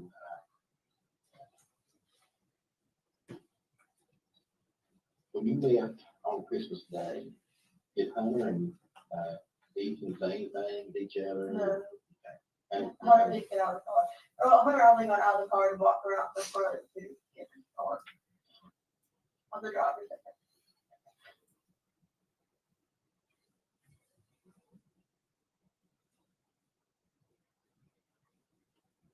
okay, and you what did you say? You pulled out a little bit. You just walked back in with. I didn't see where he was standing at the top of the driveway.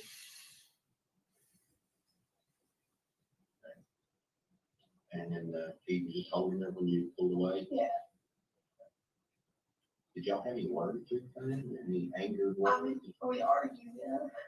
What did you argue about that day? Well, I called him and I was like, I want to come see him for a little bit. And I was like, if you don't want to go with me, that's fine. We were at Griswold's house. I was like, just let me know. I will bring him. That's fine. You know, like, I don't care. Like, I just want to see her at Christmas. He got mad and I brought him with me. But I asked her, I told her I didn't mean to piss him off. Okay. And we had that argument again because I'm a lot of you asked me like if I had any more diapers and I was like, yeah, but like I took care of myself for a year, like it's your daughter, you can buy her back of like freaking diapers.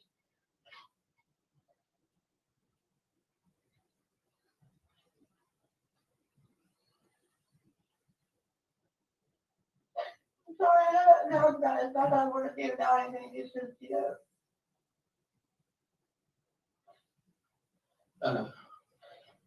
So Christmas Day, you're saying was the last time. No, I saw her the day after that. That's what he said.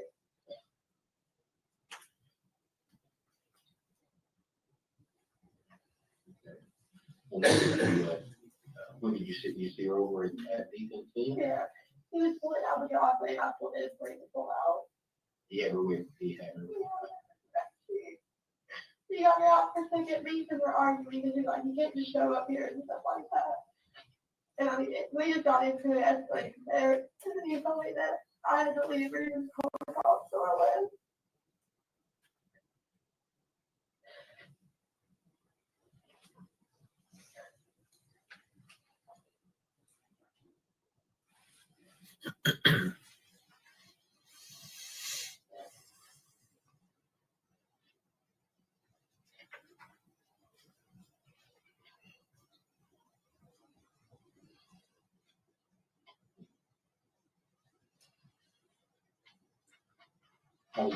How did Evelyn act? She didn't like reach for anything. I need to talk to them. I'm sorry.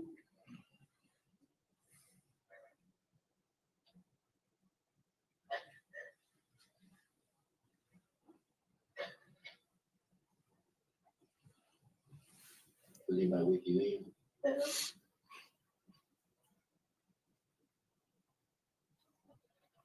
Have you talked to Ethan much after that? I talked to him on New Year's, and he wouldn't let me come over. Or New Year's Eve. If I say New Year's Eve, it's New Year's Eve, like the 31st.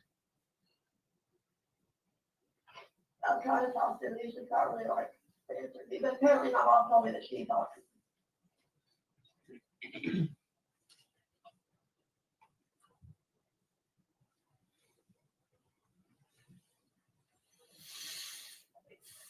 You think your mom talked to him during that time right there? She told me she had been talking to him.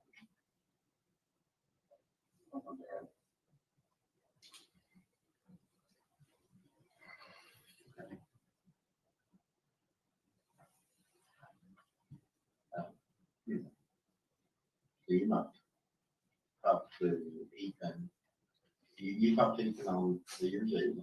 Yeah. And Ethan said that your mom been talking to him. No, she said that. I'm sorry.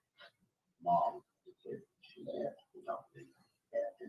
And did Ethan ever tell you that she didn't call him? No. And you think her? You think Ethan would hurt? My mom? No. Okay. Yeah. You don't think Ethan would hurt it? No. I feel like if you did do anything together, so if you thought take care of me, I don't think you would. Okay.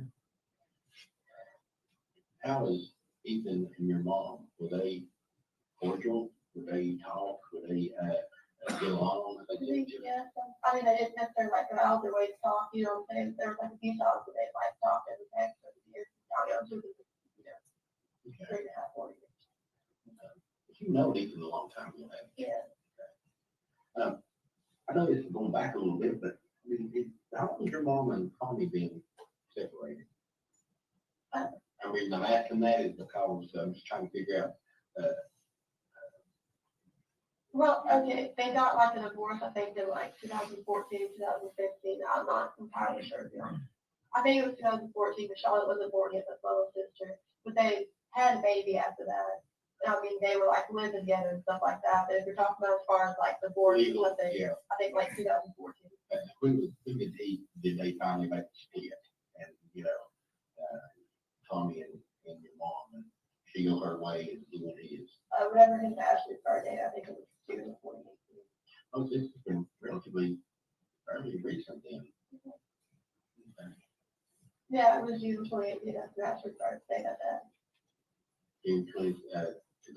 I don't know that, I think June 2018, I don't know the exact date, it was at the beginning of June. Okay. I know that, I was over there on Father's Day, and she was there. So she had been there before she was 14, because that was Father's Day, right? It is. Mhm. Yeah, so she had been there before that. All right.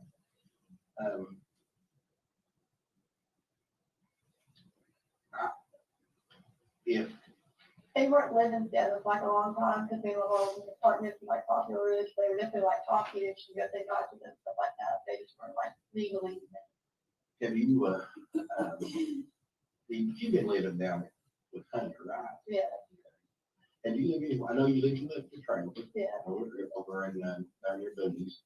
I'll hang out over there.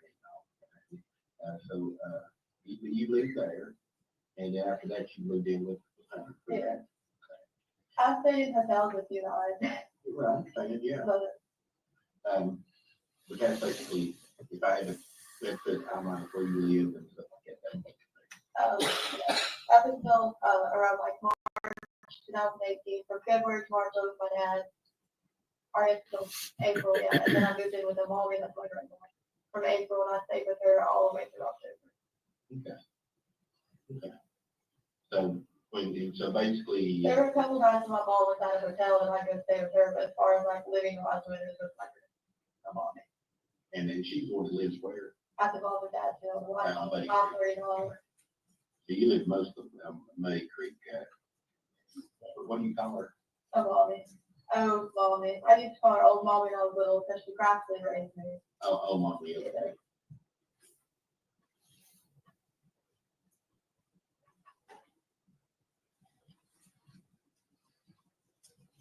You lived there with her from when you said? April to October. I stayed a couple of times and then I burned out my trailer though because I'm elsewhere. There's a cop literally right around me that actually made me feel a lot better. So after I seen his car there, I was like, I won't be too bad. Yeah. Because I mean, there's a cop literally like my neighbor and I was like, it's fine. Good. Okay. Now, okay, so, and then after that, when you I got my you trailer took your a trailer. little bit for Halloween. Okay. Because I trick or treating like maybe a couple days before Halloween with my cousin Ashley, not my girlfriend, this is different Ashley. Okay. And like, I remember I took pictures of her in her costume and she was at the floor. Okay.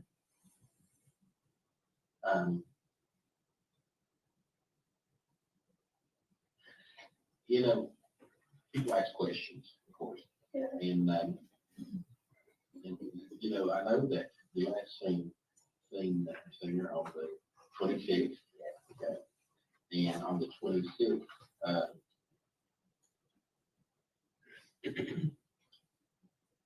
on the 26th, okay, the white time is gone. So all this has transpired.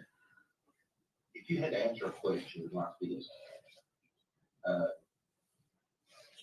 someone comes to you and says, hey, why don't you call somebody? Mom was talking to me, she told me I should try to resolve it with me. And that's what I was trying to do. She told me she was trying to talk to herself.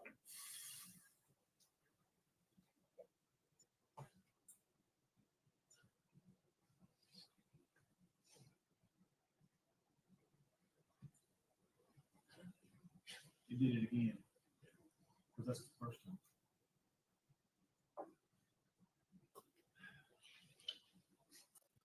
All right. Ladies and gentlemen, your lunch is back there. So I want to go ahead and break the lunch and let them try to figure this out. We'll come back probably 1:15. One thing, please.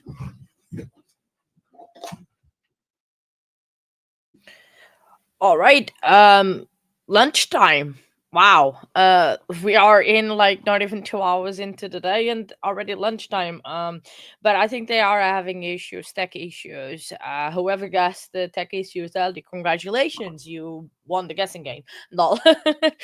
But yeah, I think they are having issues because the attorney was like, oh, it's happening again. So that was not great. That can be a hindrance in the plans of the court if that is not working, because I don't know if they have planned other witnesses apart from these videos or anything. But I mean, we can do a lot into this break, but give me oh no, it's okay, Pickles. I might find a way, wink wink, of watching Dateline, wink wink, without being on YouTube. Another wink. I hope you get what I mean.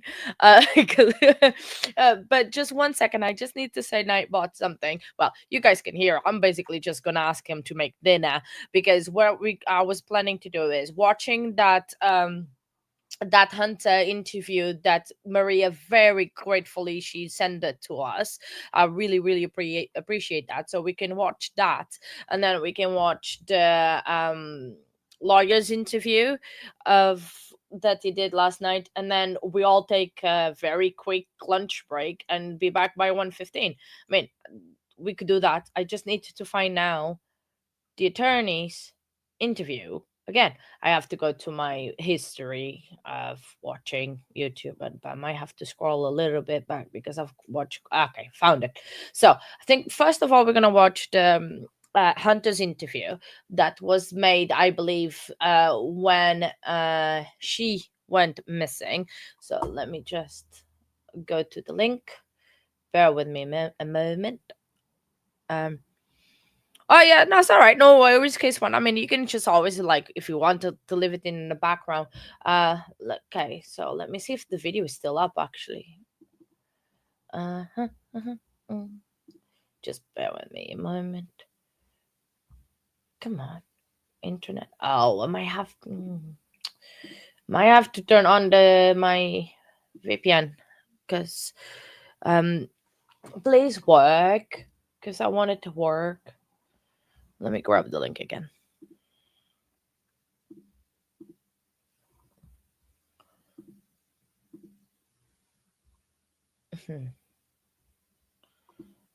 One second, sorry everybody, because it might be because I might have to turn on my VPN for a minute, or can I find it on YouTube?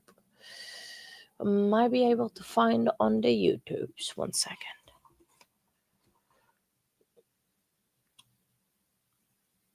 The things we do know how he looked, but I don't think it. Oh,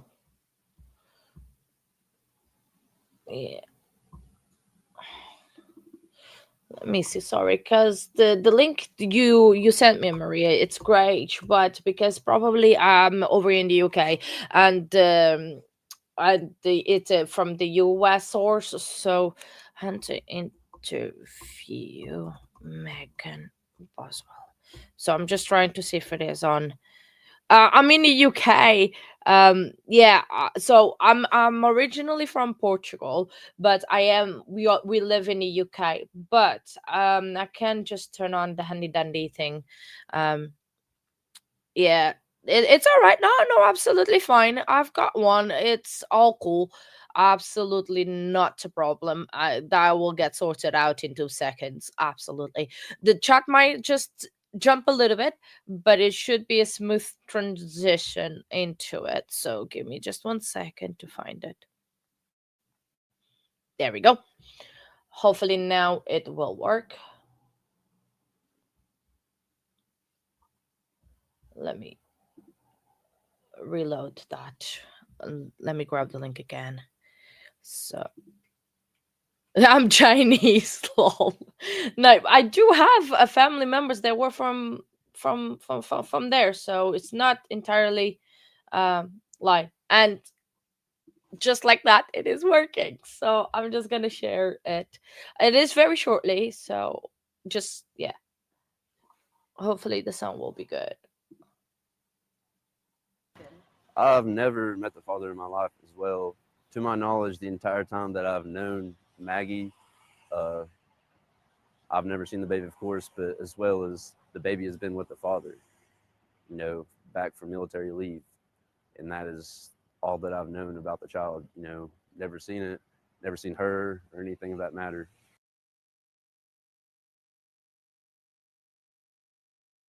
Well, interesting. The team you Sorry. Carry on playing. So he said he never met her. So then goes Megan's theory that he rolled over. So, very interesting. More lies. Who would have guessed that Megan would say, yeah. So hang on, I need to disconnect the VPN now. There you go. That should work. So it's just, I mean, the lies that she told that she said that he rolled over her, and that's how little Effie got unalived. And now he says, and sorry, I believe in him more than I believe Megan. I think I believe more in a cactus than I believe Megan. I 100%, guys. Poor girl. I mean, exactly, Maria. It's like absolutely ridiculous that the lies that she's like, I'm sorry, but that I normally when I meet someone like in person or all thing, I give them all the credits and I believe them 100% to whatever you say because you don't have any prior thing. But Megan has lost all the credibility with me. If she said that it was raining, I would not believe her until I actually saw that it was raining. But yeah, thank you for that. Thank you very much for that clip, Maria. I really, really appreciate it because I know it's not the jury, and probably the jury is not going to see that. We don't know. but it just gives us a bit more insight. And like, I'm sorry to say, and I'm really sorry that Hunter is going through what he's going through. It seemed a pretty normal guy. True that he probably had already some mental health issues, but probably what she did to him, cannot she be charged for it? She should be charged for it. She ruined the guy's life. Like being called a baby and aliving, it's absolute Megan, starting to even more than slight you, girl. So I'm gonna bring now up the interview with the attorney, Megan's if I could speak. Megan's attorney, I think after yesterday court, it's a bit more lengthy. It's about 3 minutes, but it is very sad and very tragic because she said something during that police interview that we were just watching. She said, "All I wanted was a break." She probably was overwhelmed, and I believe her. She was overwhelmed in terms of taking care of a baby. It is not easy. It is not an easy job. It's a 24/7 hour job. You don't have time to breathe. You don't have time for anything apart from caring for that child. But in one way or another, she made a choice of having the baby. Exactly. That's exactly what I was gonna say. She wanted the break and she snapped because the baby was having problems with rushes. It is exactly. Absolutely, Maria, and 100% sure. Being a parent is hard. It's not just a 9 to 5 job, Monday to Friday job, and then you have the weekends off to party. It is a 24/7 job, and she was not cut out for that because she barely could take care of responsibility of herself. This is Megan. Might as well another child that dependent on her, because it's the thing, like babies, toddlers, until they reach a certain age, they 100% depend on you, and you have to keep a very short leash because otherwise bad things can happen. And Megan didn't want that. Megan wanted a free life to, still go around town and sleep with every guy that she possibly could, and everything. Because when she met Hunter at the chicken shack, all she wanted was to spend time with Hunter, like young love. You all don't want to spend time with your love, because they are young, they don't know anything about life. And all she wanted was that. She didn't want to have a baby in her care. Um, it it is. That's when you ask for help, and she could have asked the dad. She could have said like, "Oh, I can't raise the kid. I'm sorry. You raise the kid." Or there is this very selfish thing that you should have done. Couldn't uh, given for adoption, and very true. Even the foster mom, there were a lot of people that cared for Megan, sorry, for Evelyn. And I'm sure many, many, many people would, in a heartbeat, adopt that beautiful baby girl. And Megan was selfish. Megan decided, no, that's if I, yeah, exactly.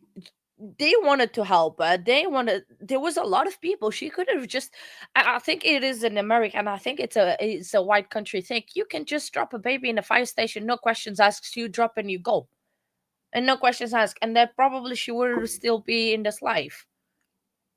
But no, she snapped and did this, and I absolutely don't understand what kind of, it's like, it is not easy to be a parent. It's not. It is comes with challenges. 24/7, you don't sleep, you don't eat, you don't do anything because you're worried about. And Megan didn't want that. She's still young. She wanted to go to party or do whatever she wanted, sleep around town, because that's what Megan did. And yeah, so anyway, me stop talking about it and let's watch the attorney thing, interview that he did yesterday after court finished.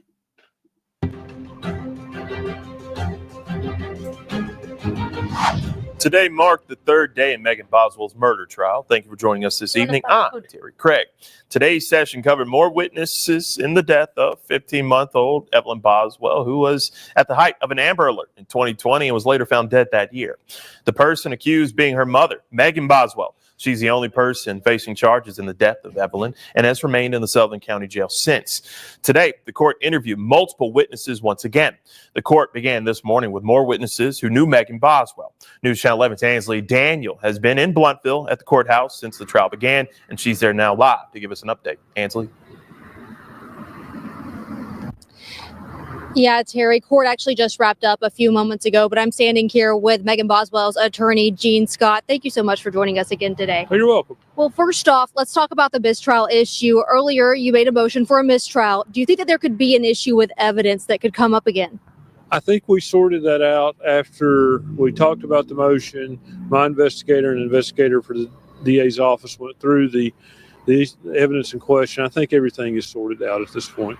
Now, earlier we heard from Ethan Perry. He took the stand today, who we now know is not Evelyn's father. Who is her dad? I think that information is in the record and will come out, but I think I'd rather wait till it's said in open court. And let's also talk about how everyone that testified today said Megan stopped bringing Evelyn around at one point and then she changed. What exactly happened there? I suspect it's going to show that, in fact, she does stop bringing Evelyn around the time she passed away. And I think a lot of people expect you to react in a certain way when someone dies, and no one acts the same. There's not an appropriate way to grieve. People grieve in different ways. I think one of the most telling things today was Miss Stacy said that Megan seemed numb. She initially said she was emotionless, but then she later said she seemed numb. And let's also talk about when you were cross-examining Randy Wood. That was another witness that came in today. You asked him if his son Hunter had mentioned that someone could read his mind or take his thoughts. And then you said something about tinfoil. Where were you going with that? I was just exploring what his mental state was at the time that he was around Megan. And I'll bring that back around later in the trial. And I know that we are in day 3, and it appears that Megan is, conversing with you and active in this. Is that, kind of what your strategy is? Is she active with you in this defense? She's taking an active role in her own defense. She's looking at evidence. She's making suggestions. So, yeah, she's very active. And, we also know that day 1, she was pretty emotional and things have kind of seemed to level out with the evidence there. But what are her emotions like right now? I'm sure she's scared. I don't know how it would feel to have a child die and then to be blamed for it. So I can't say exactly what her emotions are. And, I always, want to ask you, day 3, exactly, what do you want folks to know as we're, into today and after hearing the testimony that came out today? I think what I want folks to know is this is a long process and the evidence is just finally starting to come out after 5 years. And I think people's opinions will change of Megan. All right. Is there anything else you want folks to know about your client? No. All right, Gene, thank you so much for taking the time to chat with us. And, court is actually going to resume tomorrow. It's going to resume at 10:30 in the morning. Sorry. So basically that's it from the thing. But what I was thinking, and Nightbot just said, I don't know if he has a trump card, but it's just the fact that he has to say that. He is the defense attorney, and he can't be bad-mouthing the client in national TV. So he can't just say like, oh yeah, my client is guilty, she's gonna go to jail for prison for the rest of her life. No, you can't just say that. He has to say those things, because despite if he believes or not that Megan is innocent or guilty, he can't just say, oh yeah, she's guilty and she's a baby and alive or blah blah blah. He can't. He has to protect the client's interests because it is licensed and everything. So it's just interesting that it is up to the jury to say that as well. True, and he's just doing his job that he got appointed. He did not choose to have this case, because if he was a private attorney, fair enough, he could say like, yeah, my client is innocent, blah blah blah, and actually believe in that. But no, he was it is a tough job, yes, for sure, 100% guaranteed, Maria, because she because is like, but he's court appointed, so he has to advocate for the client no matter what, because basically it's a defense attorney's job. So You know what? I actually thought of that, Shana, as well, and I told because I rewatched the afternoon session half yesterday and half this morning, and Hunter's dad didn't mention because of this paranoia or this schizophrenia and everything. And the defense attorney did ask about that, and I think he's going to try to say because he was with the mental issues and he had those mental issues that he put the tin foil, aluminum foil around the baby because he was having a mental breakdown or an episode of it. So I think that's where he is going. And I absolutely 100% agree because when I heard that, I said straight away tonight, but that's where the attorney is going to go, blaming on Hunter. That's where who's they gonna blame? It's Hunter, and that's where the explanation of the aluminum foil. That's what they're gonna say is because Hunter had a breakdown, and that's why she was covered in tin foil. The thing is, right, and I'm not saying Megan is excused. It could have been an accident, right? But the fact that she lied so much about it, no one will believe her. No one will absolutely believe her because she lied so much. Because if it was an accident, right? And I was a kid, if I did an accident at home, like broke something, a vase or a vase at my mom's house, or broke something, because I broke a lot of stuff at my mom's house. I am so sorry, Mom, for that. But when my mom confronted me, I had two options: either tell the truth and accept my consequences and move on, or I for sure agree with that. It's like I had two options: either lie or tell the truth and suffer the consequences. And I thought, if I lie and then my mom finds out that it's the truth, my consequences will be 100 times worse.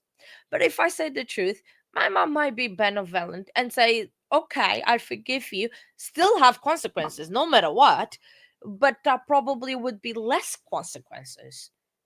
But Megan did not think about that. Even if it was an accident, she chose to lie and to make false reports and lie to everyone and make the state or the county spend a lot of money in effortless searches for Evelyn. But people searching for Evelyn, they could have probably be looking for somebody else or solving other crimes in the area, because she's not the mastermind, the only criminal in the area. Sadly, there's criminals everywhere. So they could have put the resources on something else instead of her. But she misled people.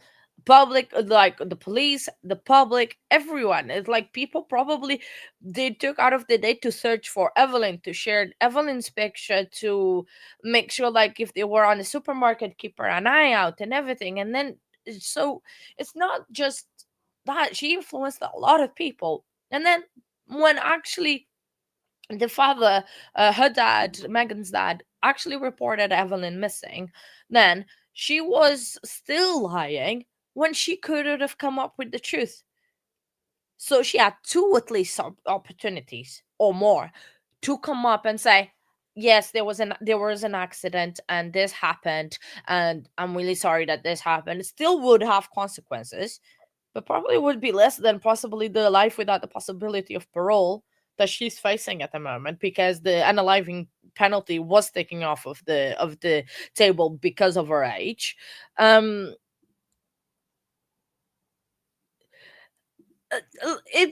thought it was, I don't know, and it is like maybe she wanted a break, and she, because the way, obviously we still haven't heard from DME, so we don't know the manner of death, but we need more confirmed and more specifications about it. And it is the suffocation, his asphyxia or something. I can't say that word. My apologies. So she was, something must have happened that made Megan snapped. Maybe she was crying a lot because of the rush that she had and the uncomfortableness that she had of the not having a wash or anything, and she was crying too much.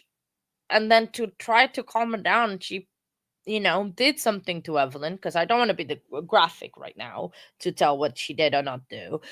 And she did something to Evelyn just to keep her quiet, but she did it too much. And Evelyn, went to sleep forever.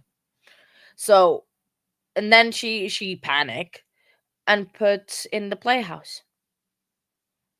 Yeah, exactly. And that's what made her change. And that's when people like said that she changed a lot when Hunter came into play, that she went from Evelyn taking Evelyn for all over the places to no one ever seeing Evelyn again. So she changed a lot. And I'm like, I'm not saying that probably Hunter is a saint and he had his own issues, but it's just the fact that it happened all at the same time. So it's just this whole situation is very sad, very traumatic. And she I hope, honestly hope that she gets guilty. um yeah, exactly. That is true as well. I did like I I did not remember about that one, Maria. She probably was teething. She was with a diaper rash, so she was not the happy camper, sadly, because she was going through a lot. Because I know, being a toddler, it is not easy as it seems, because so much stuff is happening at the same time. She probably was fussy. She probably was hungry as well. She was everything, because kids can be a lot at one time. Like, they have several issues at the same time. And the thing is, she Megan, probably she didn't know what was wrong. She was confused, and then she doesn't know how to communicate. Evelyn doesn't know how to communicate. She doesn't speak. She was blabbing probably at the time. Megan did not know what was wrong, and just see, yeah. Oh, oh, that's so cute. You have an 8-year-old. Oh, yeah. I was like, I remember as well very well. Like when my own had fuzzy days, and when it was teething, my days, that was a hard time. Um, and she was not ready. She was not ready, definitely, to be a mother. She was not ready at 18 years old. Some people are. I'm not saying not everyone aren't. I'm not saying, because there is the odd few ones that are ready and they can know how to be parents straight away, and some take a bit more time. And I think Megan is one of those types that she needed more maturity and more stability to be a parent, and she wasn't. But because she liked going around town, she got pregnant. She did not know what to do, and then sadly this baby had to suffer like this. And it absolutely pains me, and it is very sad.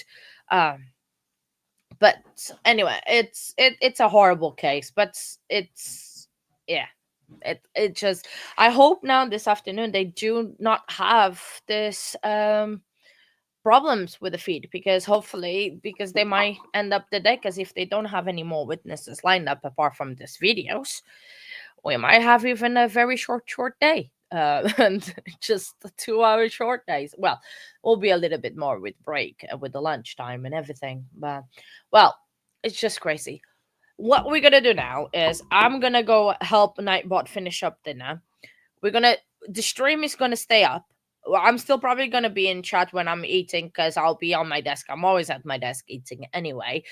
But I will be back in about, let's say, about half an hour.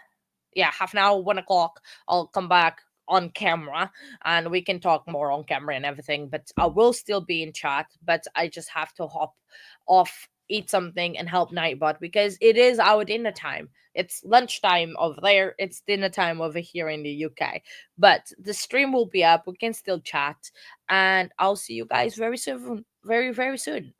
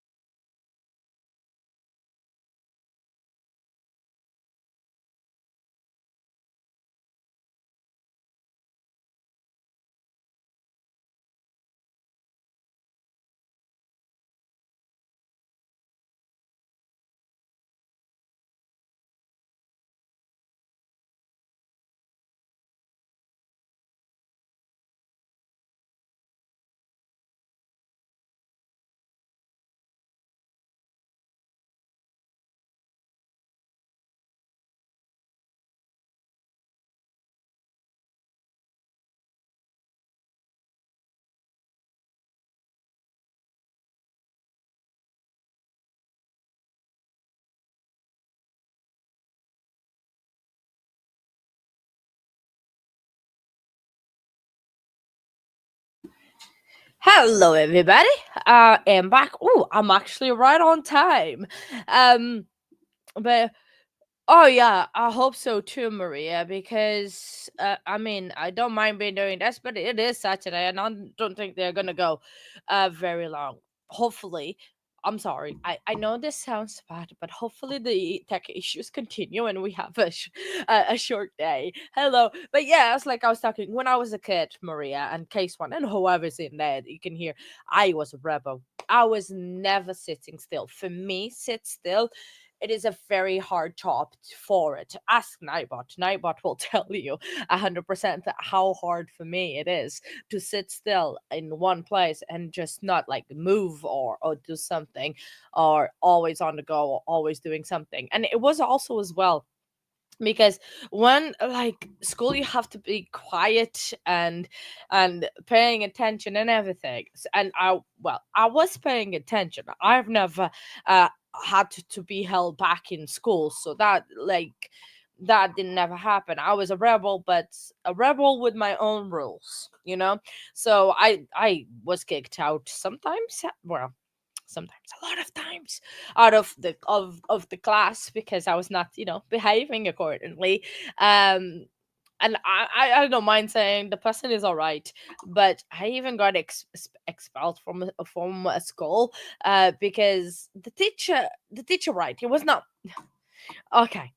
It was yes, for playing Uno. That was not why I got expelled for playing Uno. The explosion one was because I was having a hard time. I was having a very bad year with my family and everything, and the teacher just got to me, and I was very angry. So I threw a chair, but it hit the chalkboard, the board, not her.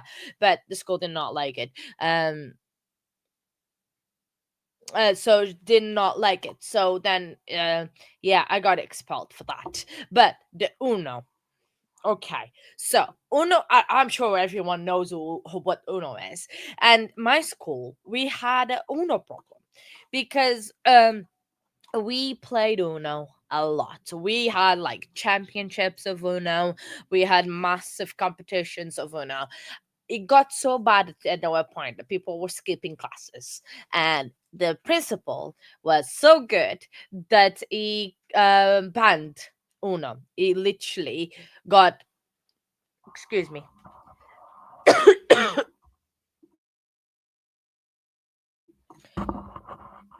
Sorry, my throat got all tangled. But the Uno situation got so bad that the people started skipping classes, and so Uno got banned in school. It was literally illegal for in school property for us to play Uno. There literally was like posters everywhere saying it's illegal to play Uno. If you caught playing Uno, you can face suspension, and if a expulsion, like being expelled from the school. I think that was a little bit of like a threat that I don't think they never went through it in terms of expelling someone over Uno. I never heard anything. So yeah, to this day, I still know some people. I think in school, I think to this day it's still illegal in that school to play Uno. So that's how bad things got. So it was literally illegal to play Uno in school, and it was hilarious that we still played, but like we did like in the underground, in the black market. Hey, Nightbot, I will now sue you for defamation. Sorry, that's a joke because we covered the defamation trial, the CNN defamation trial, a couple of weeks ago, where this guy sued CNN of the black market word, because there was a connotation between them, and now me and Nightbot, we use that as a joke because now I can sue him if I wanted to because of defamation. But yeah, so the illegal Una, we had underground Uno matches, and we like like the poker games that they have in like in films and everything underground in that dark room and everything. We did not have the dark room, but we had the hiding, and a lookout person to keep an eye out if like there was someone from the school coming around, or one of those tall old kids that's the snitches. So it was a whole operation. Oh, there was a very all organized. I think we only got caught twice out of it. We got to slap on the rest. I think we had detention or something, or we had to do an essay about following rules or whatever. But it was hilarious. But yeah, so I got Uno banned in my school, which is hilarious. And I am known in like with friends and everything that I'll get to that in a second night, but yeah, so like I'm known in with me then my friends like that I'm with the queen of Uno, because every single time I play Uno, almost 99% of the times I win, and I do not cheat before Nightbot says something about that. But yeah, now talking about football, aka soccer for Americans. My favorite stadium is the Benfica stadium, and I can put it up on the screen in a second, because Benfica, it's my home team actually. So let me so the stadium, I have got a picture here. Let me download the picture so you can see the beautifulness of the stadium. Benfica. And now I can open. Bear with me a moment. There we go. And now I can share on the screen. Gonna stop this share of the screen so I can show you guys my favorite stadium. It is a gorgeous stadium. Share screen, sorry. Window and that one. So this is the glorious stadium, the best stadium, I'm sorry to say, in the world. It's from my home team, Benfica. I'll put the spelling in chat, and that's their home stadium. It's gorgeous. I think it's 65,000 people. They are sponsored by Emirates. It is absolutely fantastic. Yeah, it is a very, very gorgeous stadium, and I went actually the before, I think it was the month before I came to England. I was in the stadium. I was in one of these, either here where I have the mouse, or over here on the final of the Champions League. I'm sure you are aware what the Champions League is, but it's a big soccer competition that is very yeah, Benfica, yay, awesome. Oh, Maria, love it. So I went to the final of the Champions League between Real Madrid and Atletico de Madrid in 2014, and it was absolutely insane. It was amazing. I loved it. Was so cool to have that experience and seen that. Oh, Maria likes my favorite football player. Who is that? Oh yeah, Champions League is the best. I always do, as a tradition, is watching the final of the Champions League. Never miss it. I don't want to miss it. It's my own tradition that I watch it. Normally it's always on a Saturday, which is a good thing, and it is awesome. Like, who is the favorite player, Nightbot? I need names, because my favorite player, who, Messi? Ronaldo? Ronaldo is not my favorite player, but you could be joking. I don't know, because Nightbot doesn't really understand anything of football. Plus, I don't think he likes it. So, but who is your favorite player anyway? I can ask Maria. Cristiano Ronaldo.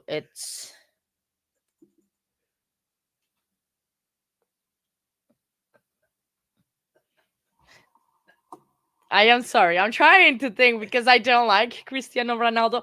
The thing is, I like Cristiano as a football player. He's very good. He has had an awesome career and everything. Oh, Son is good. Cristiano is a good football player. I'm not saying he's amazing. He's one of the best that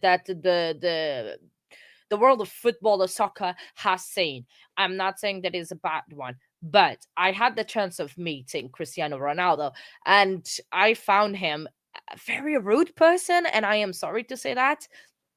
but because we were doing the school at the time that I was in, we did catering events, and we did a catering event for an event that he was at, and he was just very rude to us.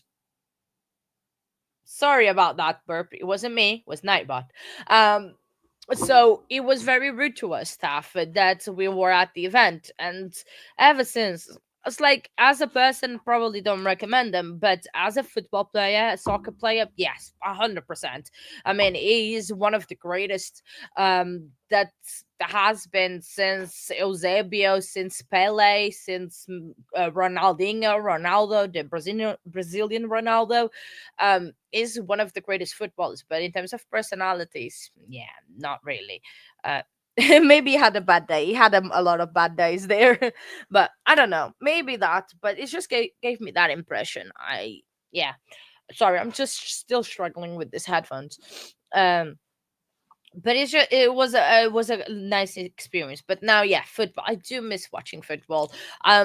Since got married, the time has been something that doesn't exist much as of lately, and then just busyness. And then the thing is, in England, you have to have a TV license to be able to watch TV. And we try not to get it because it is expensive, and don't really need it because we basically watch YouTube all the time, and for that you don't really need the TV license. Yeah, it is exactly, yeah. And definitely gave me that vibe, definitely. But I still like him as a football player, soccer player, and it is still very good. He doesn't take that away, but I absolutely agree with you. I definitely blame you, Nightbot, for my lack of football addiction. And like, and then this the things, I still like to watch a good football soccer game. Absolutely, like when there's a World Cup, a Euros, or championship, Champion League, Europa League, the Premier League, or anything. I still like to watch a good football game. But it's just the time, and sometimes is having people to watch it with, because I watch it on your own, it's not the same. So watching with other people absolutely makes completely difference. So, but I absolutely, we during this last, was it Eros that we had some friends over, and it was absolutely, yeah, exactly. That is absolutely, as we grow, I still like it, but probably I won't stop my whole life to watch a football game or a soccer game. So, but I still like it, and I still am in the universe of like football. Like, for example, my TikTok feed, it's half food, half football. So, and then half Taylor Swift, but that's another interest. So it's just, yeah, things change. You grow up, and then there's time. Time sometimes is of an instance, and some things do fall through the cracks, sadly. And that's how life is and how life works. But hey, welcome back, Lois. Just in time for court. We are just like talking about football, soccer, right now, and talk about that Maria actually knows my home team. I lived in that area. I lived in that city. That's where I'm from, Maria, from Lisbon. Grew up there 2020, 22 years. And then I moved to, I know, oh, Lois, don't. I want to watch the Super Bowl. But first of all, it's at crack of dawn for me. I think it starts at 1 o'clock in the morning for me. I think it's 8 p.m. Eastern, isn't it? The starts. So it is at 1 p.m. and I have to be at work for 4.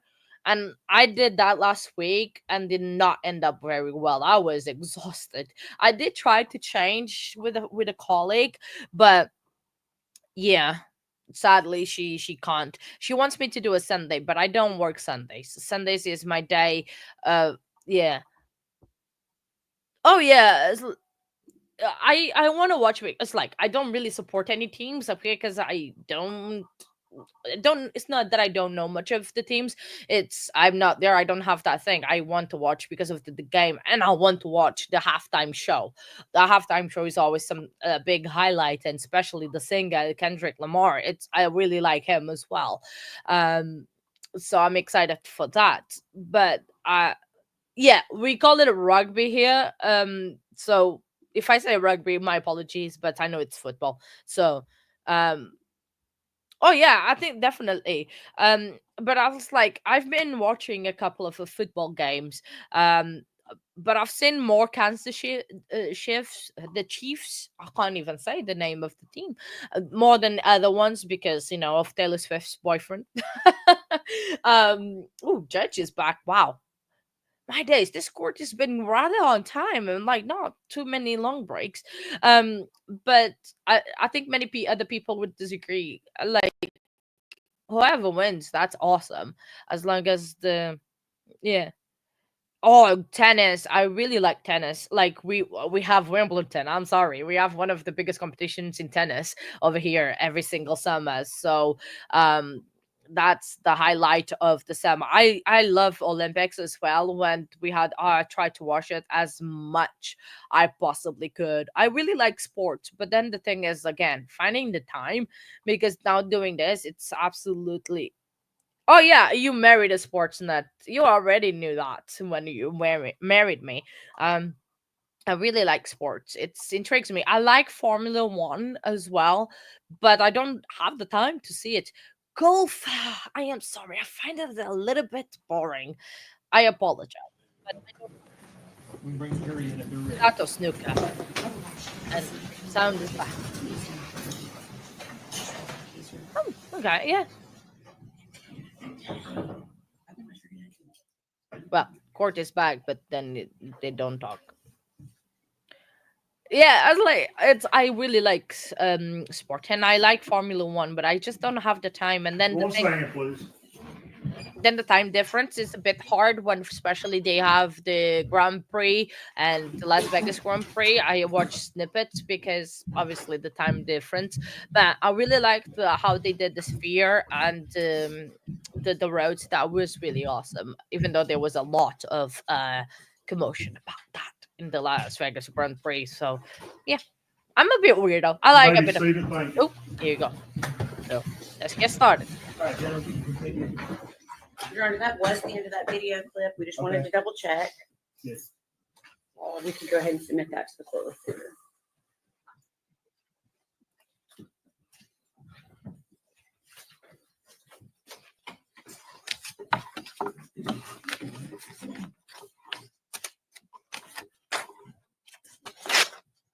It was exhibit number 184.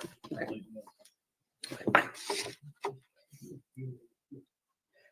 Anything else that you did personally involving this investigation other than continuing to be a liaison between the different agencies involved? That's it. Okay. Please answer any questions the defense has for you. Thank you, Judge. She kind of stole one of my questions.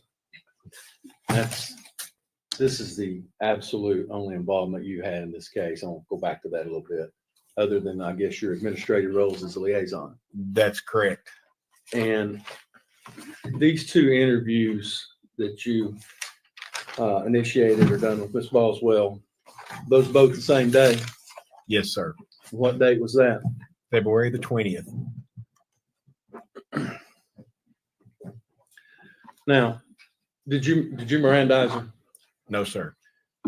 Were you the first person to interview her on the 20th?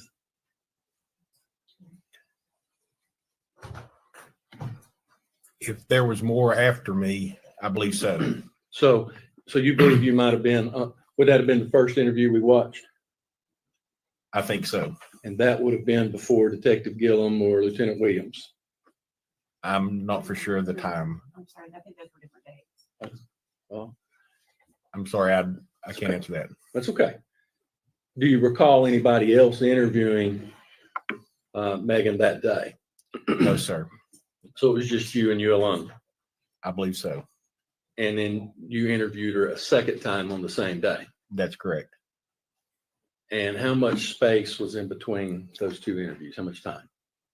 I'm sorry, I don't recall that. Well, I'm not trying to trick you, but is it an hour, 2 hours, or just? I'm sorry, I don't know. That's okay.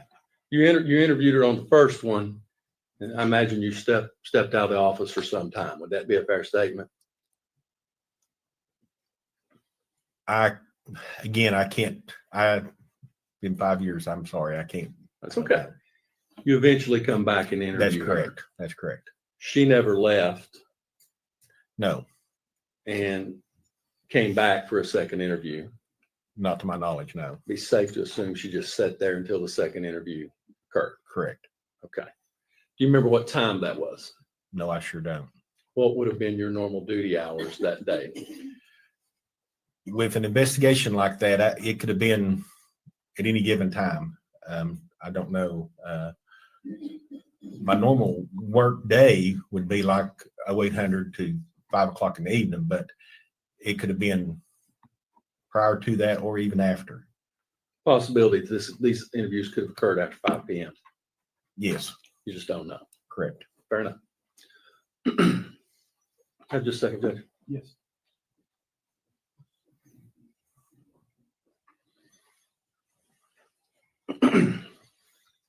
Be fair to say, though, that your second interview would have essentially been a continuation of the first interview, with attenuated by a brief amount of time. That would be fair to say. Okay. And you said you'd been a detective, actually the captain over the detectives. You were the captain of that little division, so to speak. Yes. Both literally and figuratively in rank. Yes. And I imagine you've conducted a lot of interviews over your years in law enforcement. Yes. At the onset of this first interview, we hear Megan ask about her boyfriend, and you indicate that he's coming down to see her. Yes. And she represents she doesn't want that to happen. Correct. Did that have any significance to you as an investigator? No, not at that point. During the course of the investigation, I was doing my best to either get new information or to clarify other information. So when she said that, that's when I believe I stepped out to ask to make have a phone call made by another detective for her. And that would that be to just prevent the boyfriend from coming down? She was wanting to see her mother, if I remember correctly, wanted her mother to pick her up. And not her boyfriend? Correct. And that never resonated with you of why would she not want that? Objection to speculation. Okay, Judge. Can I just say?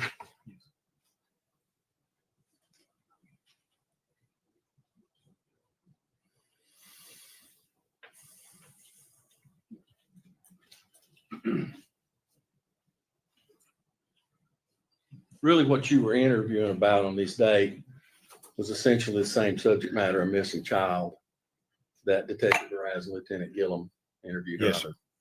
So that was the focus of all of these interviews. Yes, sir. And so whether you interviewed first or they interviewed later, they would all be a continual interview over a matter of time.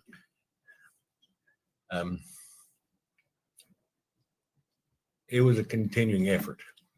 I'll take it. That's all the questions I have, Judge. Thank you. Redirect. No, Your Honor. Is he free to be released? Yes, Your Honor. Yes, sir. Thank you, sir, for your testimony. Released from your security, you're free to go. All right, next. They will call Jeffrey Blanton.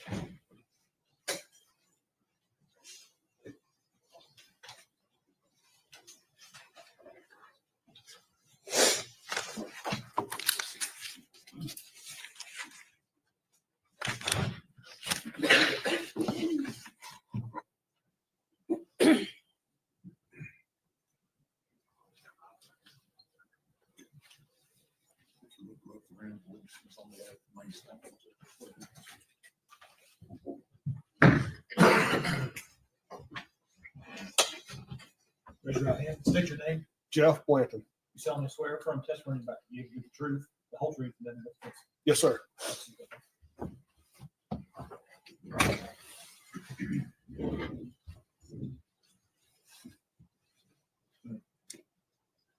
So your name is Jeffrey Blanton. Yes, ma'am, that's correct. Your last name spelled Blanton. Is Yes. that correct? Yes, ma'am. Okay. Where are you currently employed?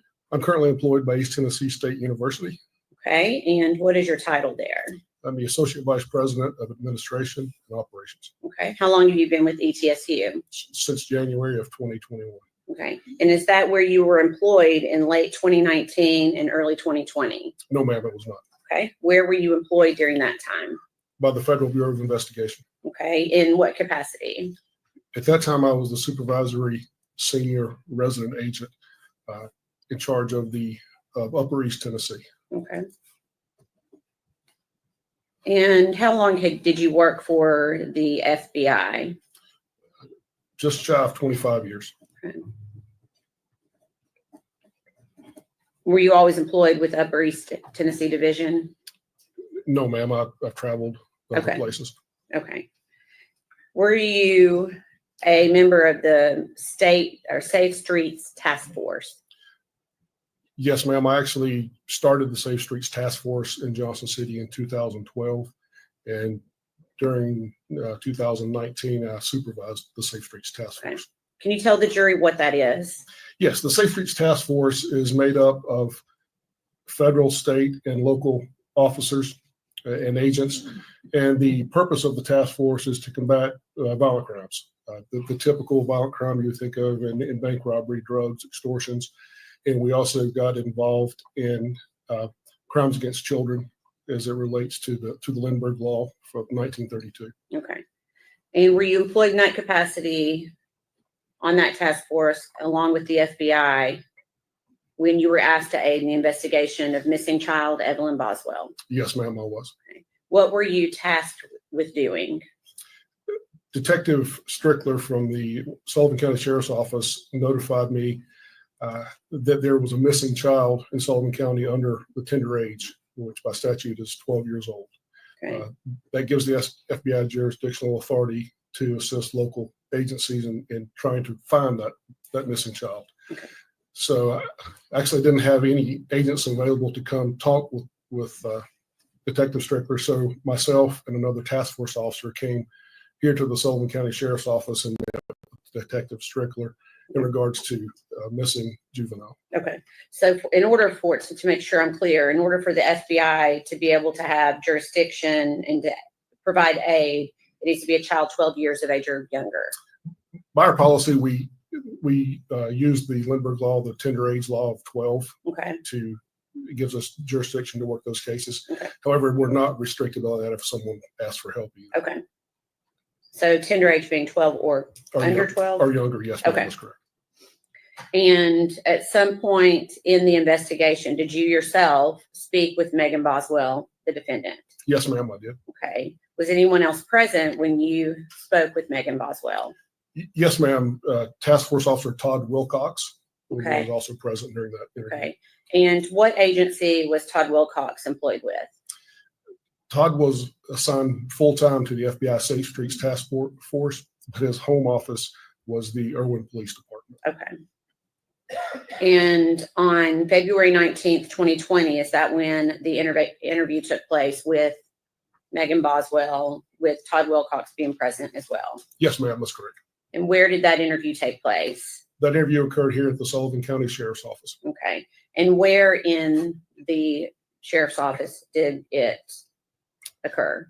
There was a room, I'm going to assume that it was an interview room outside of the detective's offices. Okay. Is that located in Sullivan County, Tennessee? Yes, ma'am, it is. Okay. Was this interview video or audio recorded? No, ma'am. Okay. Can you explain to the jury why it was not? Certainly. FBI policy does not allow us to audio or video record interviews outside of FBI space. Okay. If we are in FBI space, then certainly that's an option, but this interview was not recorded. Okay. see. Do you know how Megan Boswell got to the Sullivan County Sheriff's Office that day? I don't have, she volunteered, she spoke with me, she said voluntarily, but I'm not sure exactly if someone dropped her off, if she Okay. walked there. I'm not sure. Okay. So you sat down with an interview with her, and what did she tell you regarding her missing child, Evelyn Boswell? She told me and Agent Wilcox that she had last seen Evelyn Boswell on December the 25th of 2019. Okay. And where did she say she had last seen Evelyn? She last saw Evelyn at the residence of Ethan Perry's grandparents. I believe their names were Carl and Sherry. Okay. And did she state that she left Evelyn there, or did she state that she took Evelyn back after she went to that residence? Yes, ma'am. I'll back up a little bit. The 25th is the last time she said that she saw her. Okay. She did tell me that she dropped her off at the residence on the 24th of December, the day before. Okay. Was she able to give you an exact address of where she said Ethan was staying? No, ma'am, she could not. Okay. Did she say when she went to Carl and Sherry Perry's residence whether or not anyone was with her? When she dropped Evelyn off on the 24th of December. The 24th, okay. Yes, ma'am. She indicated that she did that alone, that no one was with her when she Alone. dropped her off. Okay. Did she tell you what she did after she dropped Evelyn off that day? Yes, ma'am. She informed me that she and her family then went with her boyfriend at the time, a fellow by the name of Hunter Woods. Okay. That Hunter and her family went to Margaritaville in Pigeon Forge, spent the night in Margaritaville, and then came back to the Sullivan County area on December the 25th. Okay.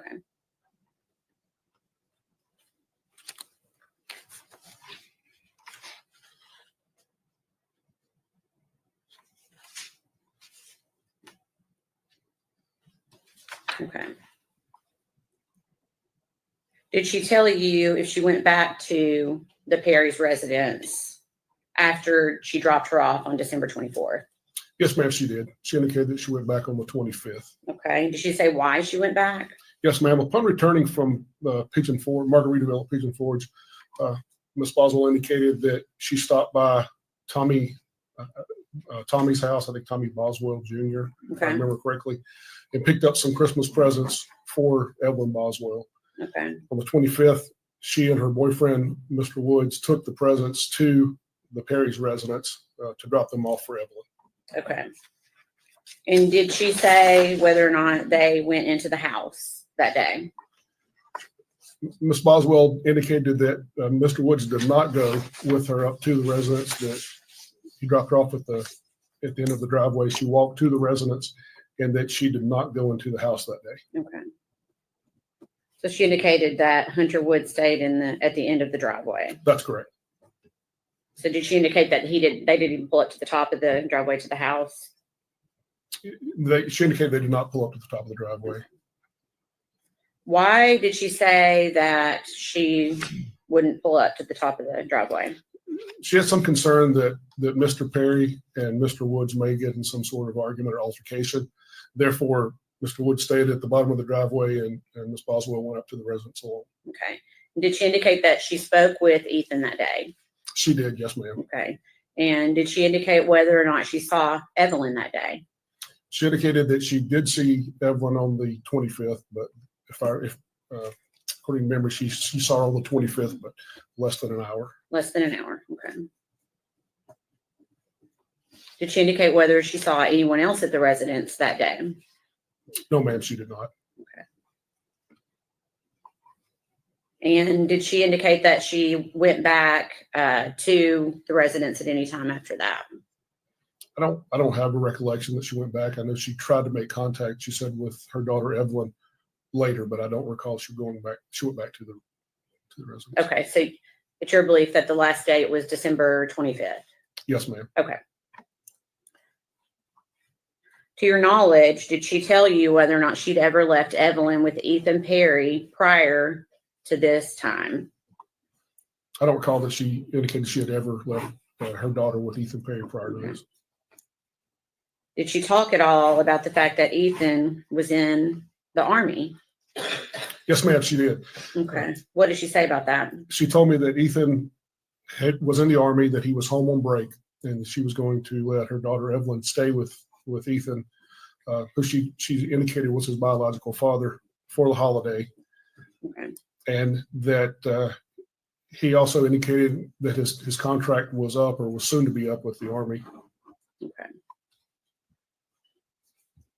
Okay, so after that date, December 25th, did the defendant indicate that she continued to go over to Ethan's house to try to see Evelyn? No, ma'am, she did not. Okay. So did she tell you she did not try to go back over? Yes, ma'am. I recall having a conversation, and she said that she called, I think on New Year's Eve. Okay. But that she did not see Evelyn. There was some discussion she indicated between her at some point. I don't know if it was the 24th or 25th. I don't recall specifically. Maybe both days. She said they did get to an argument that Mr. Perry said that he was going to try to get custody. Okay. So she's telling you that Ethan had threatened her with attempting to get custody of Evelyn. Yes, okay. ma'am.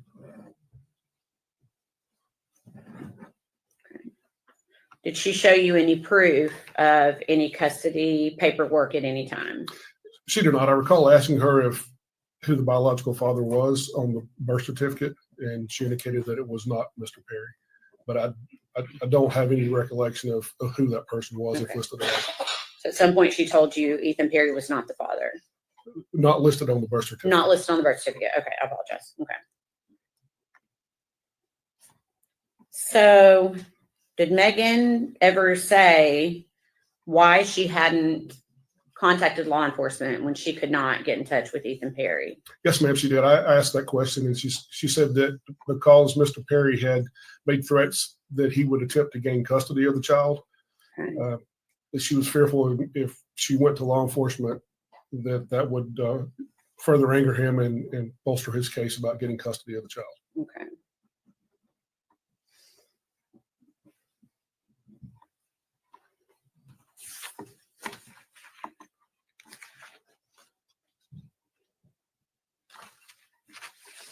Okay, so Megan has told you that she's never left Evelyn to stay with Ethan before this date.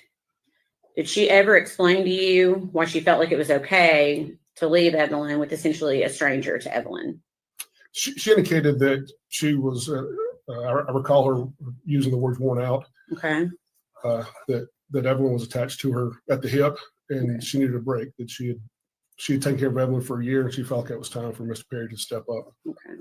And that she had also been taking care of her father or stepfather's children, other children in the home. Okay. And she was tired. Did she indicate whether or not she could handle Evelyn herself? She indicated she was just getting too much to handle. Yes, ma'am.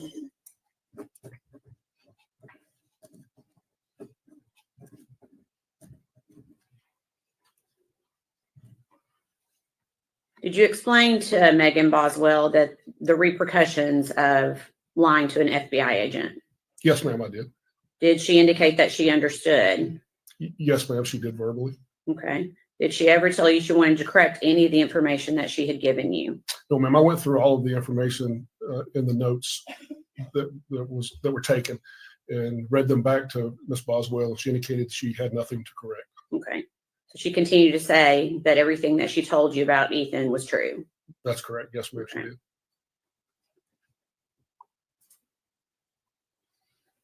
During this interview, can you describe Megan Boswell's demeanor? Yes, ma'am. Megan Boswell was very matter of fact, completely unemotional. It seemed to be unattached to the gravity of trying to locate a 1-year-old child at the time. She did show some emotion, began to tear up a little when I told her that she could be charged with a felony pursuant to lying to an agent if what she was saying was not true.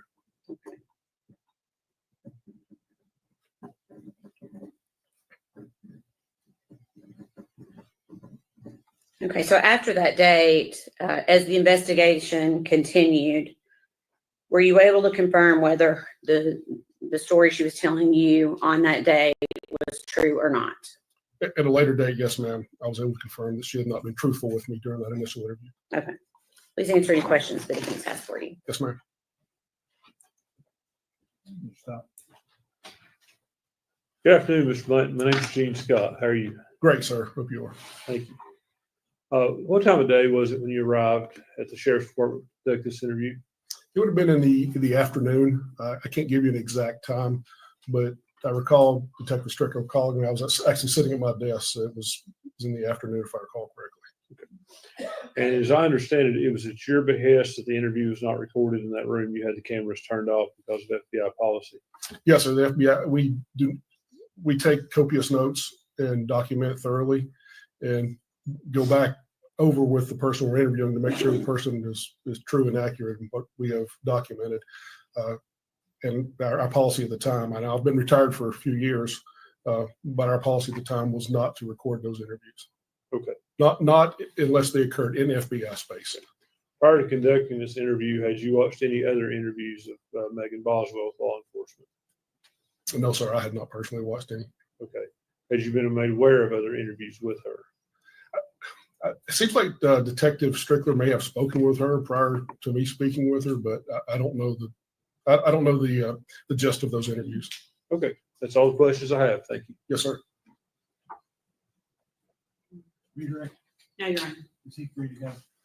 Yes, sir. Yes, Your Honor. Thank you, sir, for your testimony. Yes, sir. You're released from your subpoena.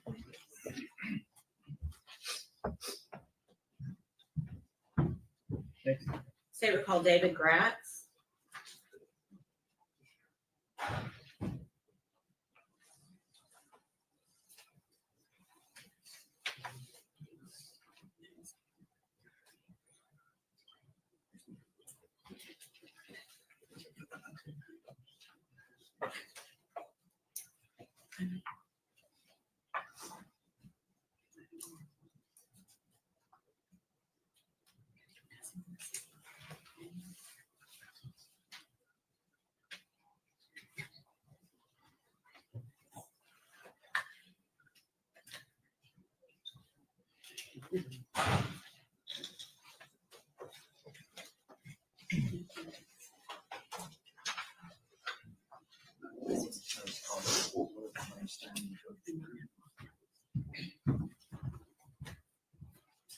Raise your right hand, state your name. David Gratz. You solemnly swear or affirm the testimony you're about to give will be the truth, the whole truth, and nothing but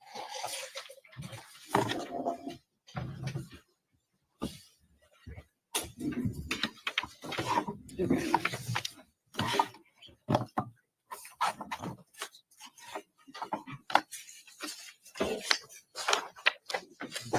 you. Please tell the jury your name and please spell your last name for them, please. My name is David Gratz. It's spelled Gratz. Where are you currently employed? I'm an attorney in the private practice of law. Okay. And prior to that, where were you employed? By the Tennessee Bureau of Investigation. Okay. When did you first start with the Tennessee Bureau of Investigation? In August of 2019. Okay. And what was your title during that time? I was a special agent criminal investigator. Okay.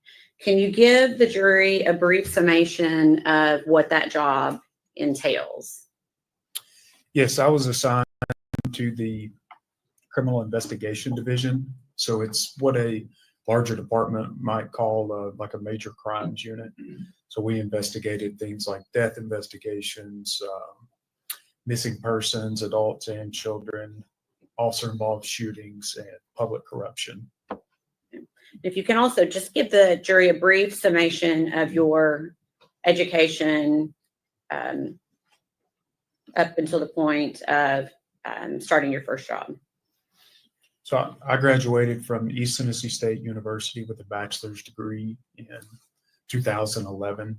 I continued on and went to law school at Lincoln Memorial University School of Law and graduated with a law degree in 2014.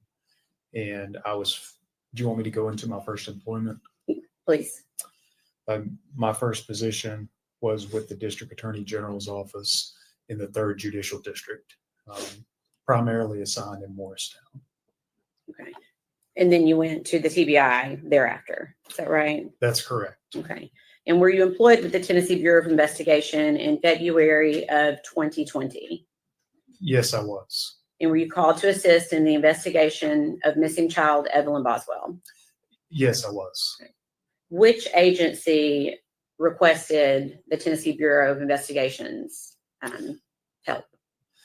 Initially, it was called in by the Sullivan County Sheriff's Office for us to assist in an investigation of a missing child. And later, we were formally requested in writing to assist by the District Attorney General, Barry's office. Okay.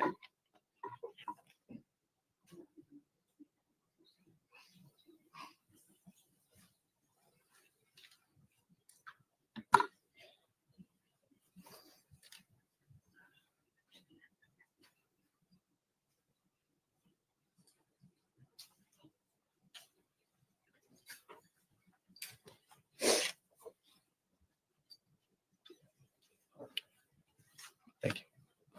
I'm handing you a document. Do you recognize that? Yes, I do. Okay. What is it?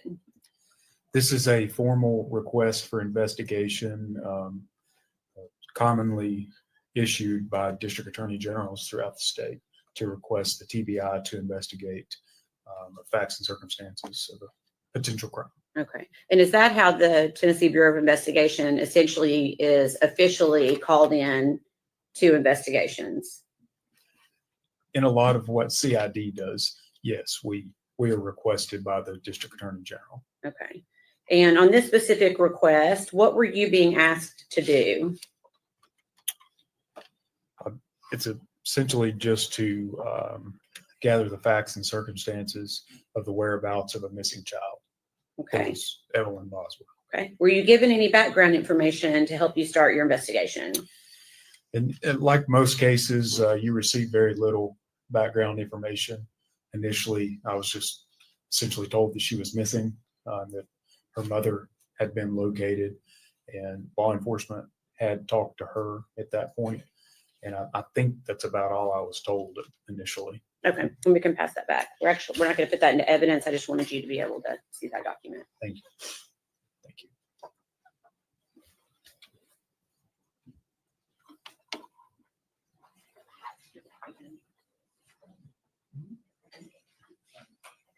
We approach her.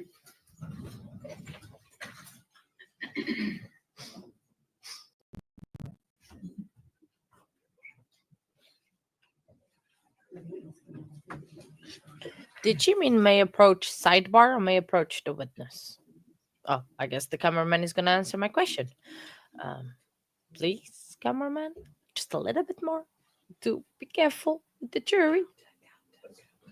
Yeah, I know. I'm trying to decide if it was. Yeah, it is a sidebar, definitely.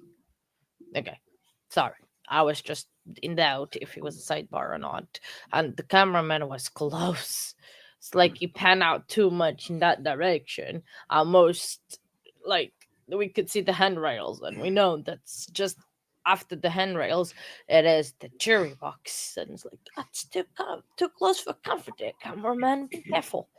You're threading a line, very, very thin line, and be careful with the screen too. Oh my days. It's like just focus on the witness, just literally. Or Lois would probably prefer if you zoomed on the bear, but you know it's still on the screen there in a corner of the screen. Oh, I could have moved myself, but I think I'm all right there. Or am I in the front of the witness? I probably am in front of the witness. Let me move down. Sorry about that. If I was in front of the witness, I will move myself out of the way. Yeah, I did not notice that. Sorry about that, guys. There you go. I'm moved. I'm out of the way. No, I moved down. So not not in front of the witness now. That would be, yeah. Well, I cannot answer that question, Nightbot, because then you're gonna use that against me. But Don't speak English? ¿Qué? Huh? No hablo English? No, joking. Um, it's just interesting that she, like, can you get any federal charges by lying to the FBI and making them waste tons of money searching for a kid Pass that your document. she knew where she was? Thank you. And I'm going to ask if you recognize that document. Yes, I do. Okay. What is it? This is essentially a standard form made by TBI in Nashville of an Amber Alert poster. And it was issued specifically for the victim here, Evelyn Boswell. Okay. Is that a fair and accurate representation of the Amber Alert that was prepared and in regards to missing child Evelyn Boswell? Yes, it is. We'd ask that be made exhibit number 185. 185. Defense.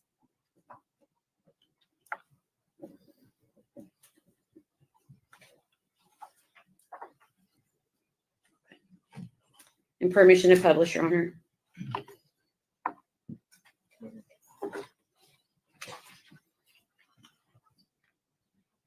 Okay. I'm going to ask you a few questions about this. You said this is the Amber Alert that was sent out in regard to missing child Evelyn Boswell. Is that right? That is correct. Do you recall when the Amber Alert was issued? Yes, it was in the evening of February the 19th, Okay. 2020. Okay. February 19th. Okay. And where does that go? Does that go just to the state of Tennessee, or how is the determination made on how far that would go? That's a question that I don't specifically know the answer to. Okay. I know they are issued statewide. Okay. I know depending on the location, it can travel over into different states at times. Okay. And the information on the bottom of this, it's pretty small print. I can see it. Okay, you can see it, okay? I can. Is the information listed here, and for where had the Tennessee Bureau of Investigation taken these details that are listed on the Amber Alert? I'm sorry, I don't think I understand your question. Where did you get the information that Evelyn was last seen wearing a pink tracksuit? That information was provided to us by the defendant. Okay. Where did you get information about a BMW? Also from the defendant. Okay. All right.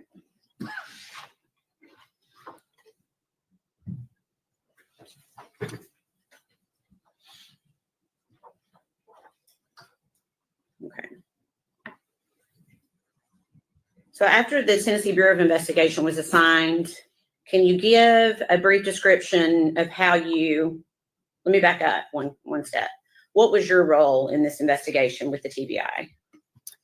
I was assigned as the TBI case agent. Okay, so that means essentially the lead case agent over the case for the TBI. For TBI, yes. Okay, so after you were assigned this investigation, can you give us a brief description of how you conducted your investigation?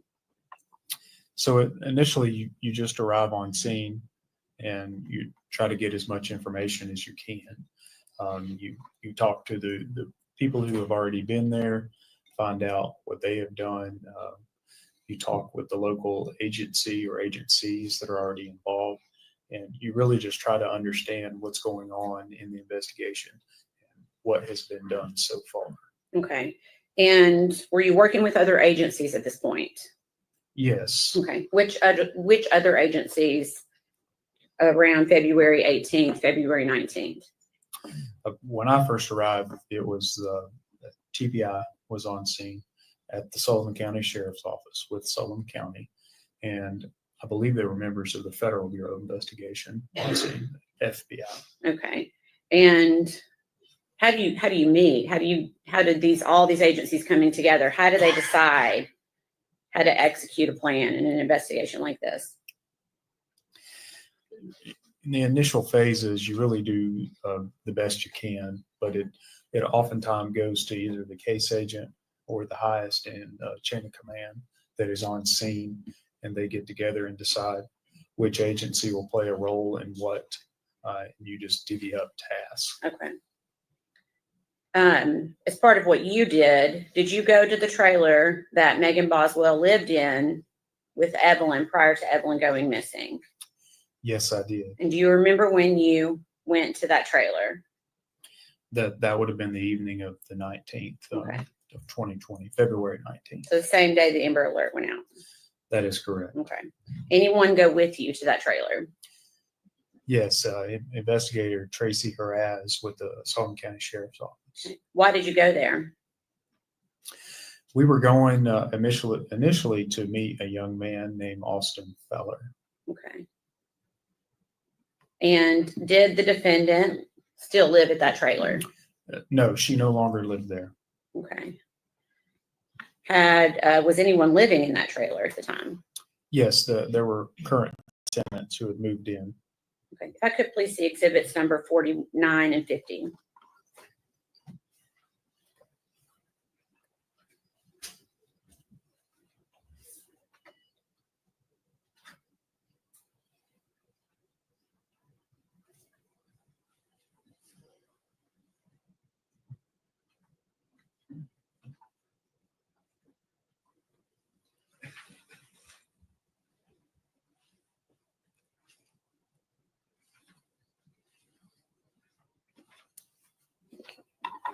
I'm going to show you two documents that have already been introduced into evidence.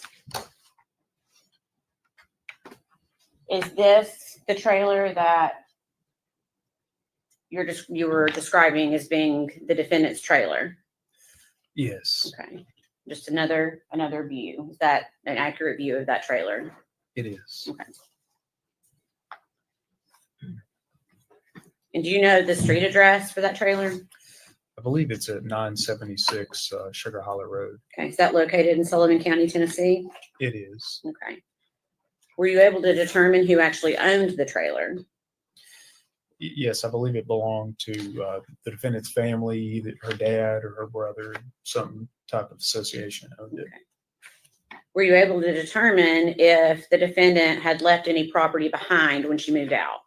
Yes, we learned that there was still some property at the site. And were you given consent to search that site and or anything attached to that property? Yes, we were given consent to search a small outbuilding that was right there next to that trailer. Okay. And did you also conduct a search outside the trailer? I did, yes. What were you looking for? Any signs of disturbed dirt, anything that would lead us to believe that the victim may still be there, or anything that would lead us to her current whereabouts. Okay. Did you find Evelyn? No, we did not. Did you find anything else that was significant to the investigation regarding anything associated with Evelyn? Well, we did inside of the shed that was next to the trailer. Okay. So what did you find in the shed? A stroller that had been left behind. Okay.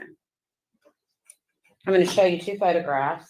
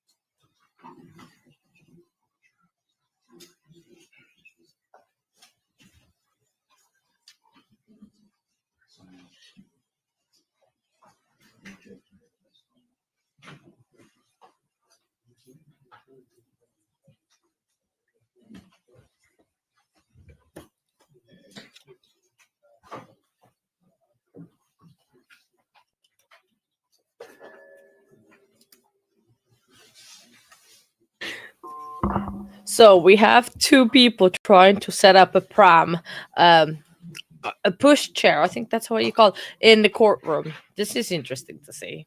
Sorry.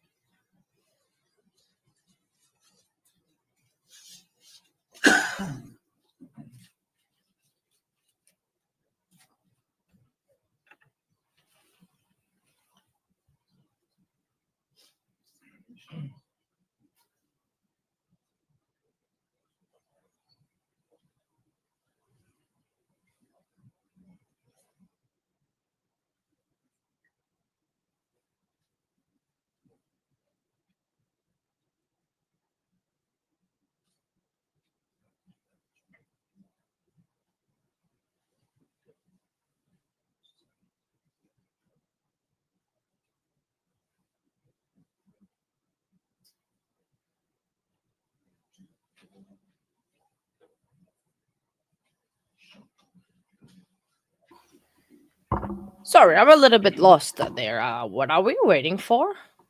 Like, we waiting for, is it the sidebar that's happening? Or is just them trying to still setting up the prom? Because that's hilarious. Because it's there were like two people trying to set up. Oh yeah, Jason, sorry, Nightbot caught you this time. Yeah, Caps, it's, yeah, sorry about that, dude. Oh, stroller. Okay, they're still trying to set up the stroller. It's how many people does it take? How many men in this case does it take to set up a stroller? Hmm, probably a few. They're still struggling. Uh, uh, Jason again, Caps, but okay, I will let you. You still have the That one photographs? slide, but All right, yeah. objection's overruled. Yes, I do. Oh, it was an You object. still have the photographs? Okay. Need I to have do. that one. Okay. Do you recognize those photographs? Yes. What is it? These are two photographs of the stroller we found that evening. Okay. And were you able to determine whose property that was? Yes, this belonged to the defendant. Okay. So when you say belonged to the defendant, you found it where again? In the shed that's essentially not attached, but very close to the trailer where the defendant was living. Okay. So it did not buy, you said there were new tenants in that trailer. That is correct. Okay. They indicate that was their stroller. No, they.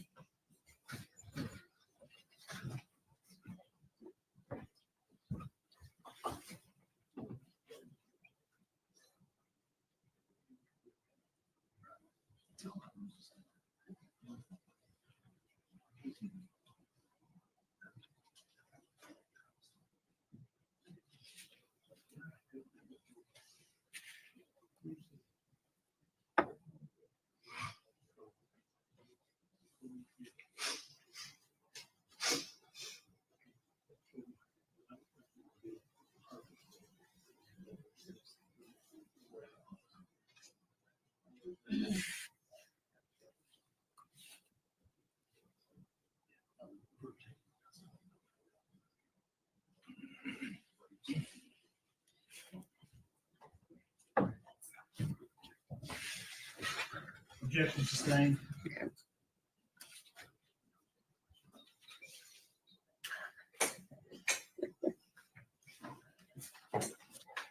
Did you locate anything else of relevance to this investigation inside the shed? Not that I can recall.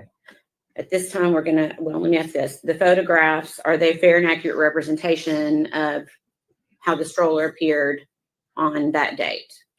Yes. Okay, but ask those be made, if possible, collective exhibit number 186. The collective 186 of the defendant's objection.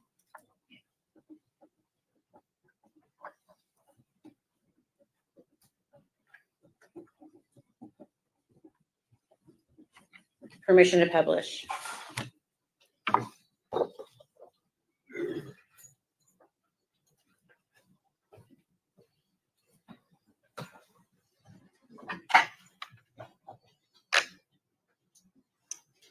Is this the stroller that was inside the shed that day?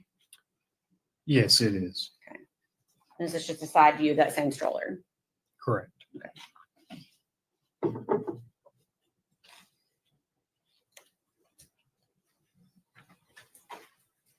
Did you also take the stroller itself into evidence? Yes, we did. Okay. If, Your Honor, may he step down for a second? Okay. If you could step down to where the microphone is. And I'm going to ask if you can identify this piece, if you can recognize what that is. Yes, I recognize that. Okay, and what is it? It's the stroller we found at the defendant's former trailer. Okay. We'd ask that be made exhibit number 187. Be full exhibit 187, over objection.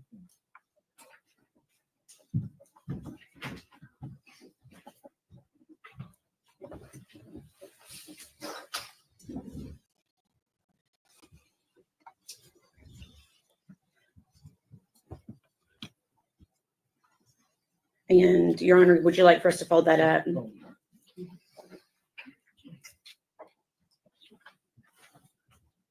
They're not always the easiest. Ooh, good job.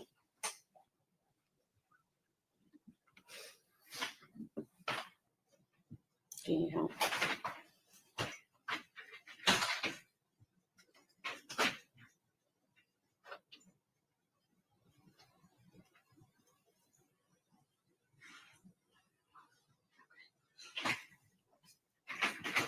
Roll it up, see if we can roll it under the table. That'll work. There you go. Thank you. Okay. So I'm assuming, was law enforcement working long hours during these first few days? Absolutely. Did you attempt to interview the defendant about Evelyn? Yes, later that night. Okay. And what would the date have been for that? When we attempted the interview, it was on February 19th of 2020. Okay. And about what time did that interview start? Shortly before midnight and continued on into the early morning hours of February 20th. Okay. Where did it take place? At the sheriff's office here in Blountville. Okay. Was this interview audio or video recorded? I believe that interview was audio only recorded. Okay. And is that office that you interviewed located in Sullivan County, Tennessee? Yes, it is. Okay. Prior to talking with the defendant, did you Mirandize her? I did. Did she agree to speak with you? She did. During this interview, did she tell you the last time that she saw Evelyn? Yes, she did. Okay. When did she say she last saw Evelyn? The day after Christmas, on the 26th of December, 2019. Okay. Where did she say she saw Evelyn? At Ethan Perry's grandparents' house. Who did she say Ethan was in relation to Evelyn? She had told us, or the defendant being she, had told us that Ethan Perry was Evelyn's father. Did you talk with her about where Ethan was living? I did, yes. Okay. What did you tell her? Told her that, we had learned that Ethan was full-time in the military and was currently living on a base in Louisiana, I believe, and was living in a barracks on a base. Okay. Had law enforcement already talked to Ethan at this point? Yes, they had the Army's branch of CID. Okay. And did you tell the defendant that? I did. What did you tell her about Ethan and Evelyn? I essentially just told her that law enforcement had cleared that idea that Ethan had Evelyn inside of a barracks. Okay. Did Megan stay with that story about Ethan? At that time, she maintained that all she knew was that Ethan had Evelyn. Okay. And where did she say that she had been living? As of recently, she told us, the defendant told us she had been living with her boyfriend, Hunter. Okay. Did you ask her if Hunter could have hurt Evelyn? I did. I asked that specifically. What did she say? The defendant said that Hunter would not do that. Did you ask her if Hunter had been around Evelyn at all? I did, yes. And what did she say? Essentially, no. At that point, she said Hunter had never been around Evelyn. Okay. Did she say if Hunter had ever babysat Evelyn? We were told by the defendant that Hunter never babysat Evelyn. Did she say if Hunter had ever held Evelyn? The defendant told us that Hunter had never held Evelyn. Okay. Did you ask her if Evelyn had ever stayed at Hunter's house over on Sandy Point? Yes, I asked her about that, and the defendant told me that no, Evelyn had never stayed over at Hunter's residence. Okay. Prior to when she said she left Evelyn with Ethan, did she indicate whether she'd ever left Evelyn with Ethan in the past? She told us that Ethan had never kept Evelyn alone prior to that day. Okay. Did she tell you whether or not Evelyn had met Ethan before? They had been introduced, I believe, briefly prior to that day on a trip to Texas. Okay. Did the defendant tell you how many times she'd seen Evelyn after leaving her with Ethan in December? I believe that we had talked about that, yes. Okay. Do you recall how many times she said she'd seen Evelyn? I don't think she had seen Evelyn at all after that December 26th date. I'll not make the objection if we approach the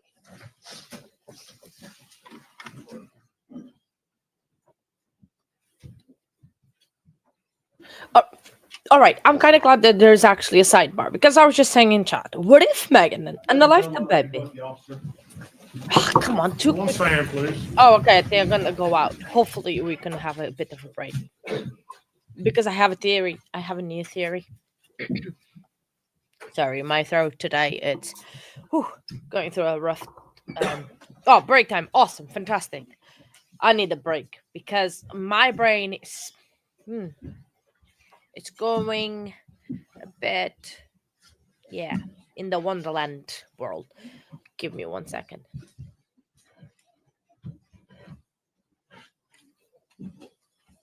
May be seated, thank you. We'll take about 15-minute break. Mr. Gatz, please do not discuss your testimony with any other witness. All right, we'll be back at Stands in recess. half past. We'll be back. But I was thinking, right, because this stayed with me for almost all night and today, because Hunter's dad said that Megan and Hunter met at the chicken shack, right? But they met because the dad made him take Megan to the doctors because Megan's car got repossessed because apparently she was not making payments. But what payments did she need to make if the dad bought the car for 20K? Because when Tommy Boswell testified, he said that he bought the car for Megan for 20K. So Megan did not have any payments to make. Okay. So she did not have any payments to make on the car. How can your car be repossessed if the dad bought it? Was it parking tickets that you had to take tax on the car? But so I'm just wondering because now that's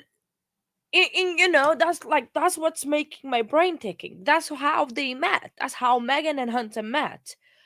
When Megan got her car, could be insurance, but I don't know because yeah, no, she could have. Yes, she sold for money. She could have been the insurance, but I'm just wondering, like, how can a car repossess? But do you repossess a car because of lack of insurance? I mean, it was parking in a parking lot because she drove to work. I mean, if she would not have the car, she would have been stopped by the police prior to that, and she would not be at work because it was at work that the car, because he said the car got repossessed at work in the chicken shack, sorry. So I was like, that's what I'm wondering. Because then it goes to my theory that Hunter said that they never met the baby. He said in that mini interview we saw, and we just saw the agent saying that. So what if Megan unalived the baby before she met Hunter, saw that Hunter had mental problems, manipulated him into a whole relationship, and then she just created this whole situation, and then that's where it comes from, the premeditation of this whole situation. So yeah, that said they paid in full 20K. Well, I mean, I think that's a reasonable price for a car, and it's not like she had the BMW or anything. So I don't know, that's what it's wondering in my mind, and it's making me think. I don't know. She could have had money borrowed on it, but it's just making me think, because then that goes to the theory that Hunter never saw the baby. So how can you, even though you are in a relationship and everything, how can Hunter never seen the baby and never saw anything baby wise? Where was the baby then? Because she was with Hunter way before Evelyn went missing, right? Because she did not start dating Hunter, and not immediately the day after the baby went missing. There was some time, correct? That she started working at the chicken shack to the time where Evelyn went missing, and to the time that Hunter. Because so, how was she doing that? Because she had all the free time to be with Hunter, going to the motels and everything, and go and living at his house. Where was the baby at the time? Was she leaving the baby alone in the trailer? That's a possibility, and that's horrible to think about. In leaving the baby, and that would explain the rush on the baby. How the rush showed up, and how he got back so fast. So it's just I'm sorry, it's tickling my brain. It is really making me think and made me wonder about this whole situation, because I don't know.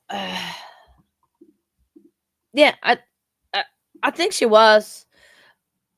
Oh, wait then a minute. We know that the cause of manner of that, I think, was suffocation. But I want to know from the Emmy if she was dehydrated, if she was malnourished, and all of that. Because if she was leaving the baby either days alone, or the baby could have, if the baby was in her crib, she could have suffocated in the crib because she was by herself. Oh, that is horrible to think about. That is definitely not good to think about, but it could be a possibility. And then Megan saw that, went into panic, went to the property of her dad, to the playhouse, and that's where she put the baby in the trash can. And because she knew that Hunter was cray cray, yeah, that's the thing. We need more testimony for forensics and the ME and everything to tell us all of that, because it is a possibility that the baby suffocated by herself, sadly, and Megan panicked, and yeah. But still, doesn't give. I'm not saying anything of this excuses anything that Megan said, did well and said, because she liked throw everyone through the teeth, because oh my days, what she thought was gonna happen, that the police was never gonna find out, that she was thinking that the police was never gonna find out that all she was doing was lying. What was she, it was in her mind, like when she was giving all the information for the Amber Alert? She knew that was fake. She knew that they would not find Evelyn. And to be fair, I'm sorry, but it's not like she hid it very well. Sure, it took probably a couple of times of the detectives to find it, but still. Oh, she's horrible. Or I can't even. It's just, she's absolutely a horrible, horrible person. That definitely deserves to go to prison for the rest of her life and not see the light of day. Because that is absolutely, just to think about it, I'm getting like, how was she possible to lie that much and to so many people? So many people. And the thing is, at least she kind of was consistent in her lie, that probably she lied so much she truly believed it, that was what happened, and that was probably why it was so easy for her to lie, and that she was so delusional that it was easy for her to create an alternative world in a way to say that. So, but because, oh my days, all of this. And then she was saying like, oh, like Ethan could have a baby in the barracks in the army, like he could have a toddler in there. I was like, that doesn't make any sense. Like, it's common sense that that the army is not gonna let you keep a child, a toddler, in the barracks when there is pew pews and bad stuff, and probably like see, even Nightbot knows that, and that is saying something. If Nightbot knows something, definitely it's a big thing. I'm joking, but it's just rather interesting that I find that honestly, Megan, like why did you not, like, why was there a reason to plead not guilty? Oh, the line of crossing is like case one was saying. He asked what time it was, if the Miranda rights were read, and if he has been recorded. That's his line of questioning, the defense line of questioning, asking about the recordings. It's like, it's probably not to say that he doesn't has anything to ask, and just at least try something, or make the jurors question that as well, because all he needs to do is create reasonable doubt to, like, for the case to be not guilty. But I don't think with this one, like, I don't know. I don't, like, again, I don't want to say nothing anymore about verdicts, because I'm still recovering.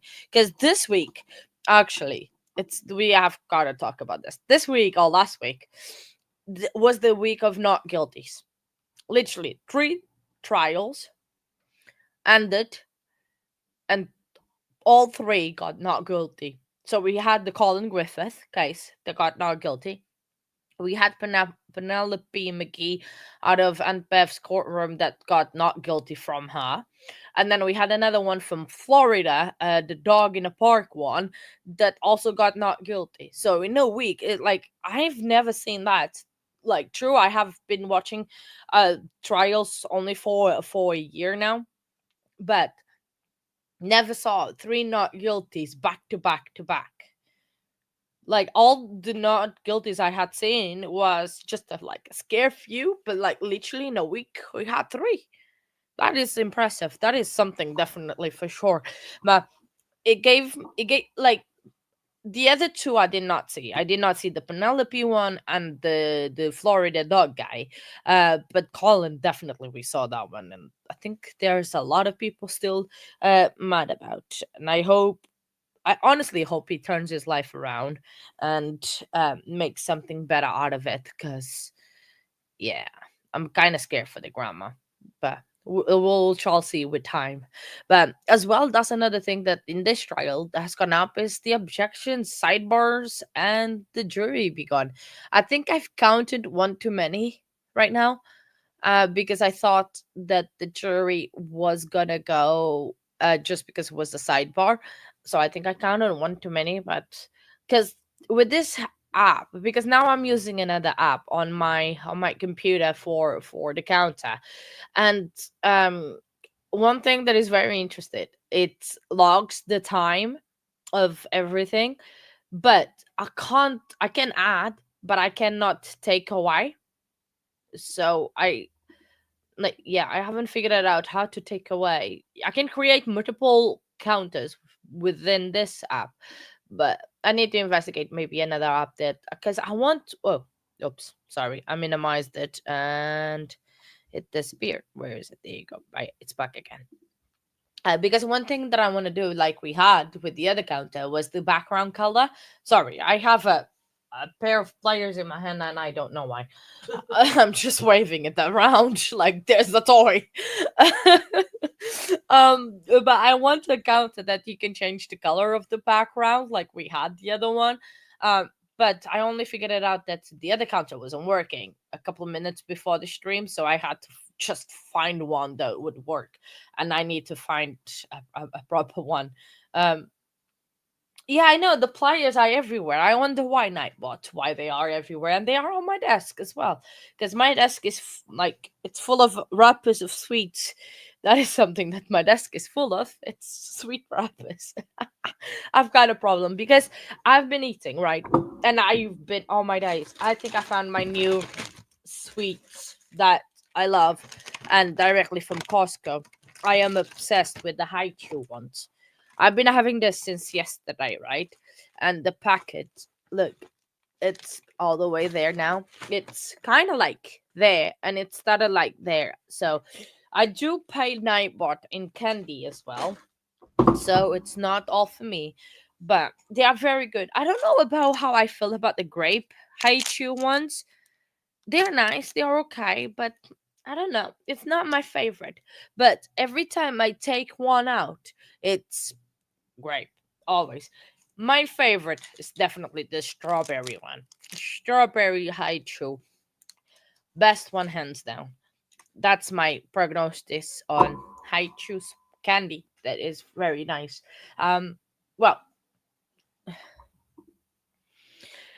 I do pay Nightbot for his mod work in sweets because it's cheaper than actually paying some other way. So I give him just the sweet. So he doesn't. I hope he did not pinch. You guys were here yesterday. Did he? I know he pinched my Mountain Dew. That I know. That he did because he told me that he did. He confessed to his crime.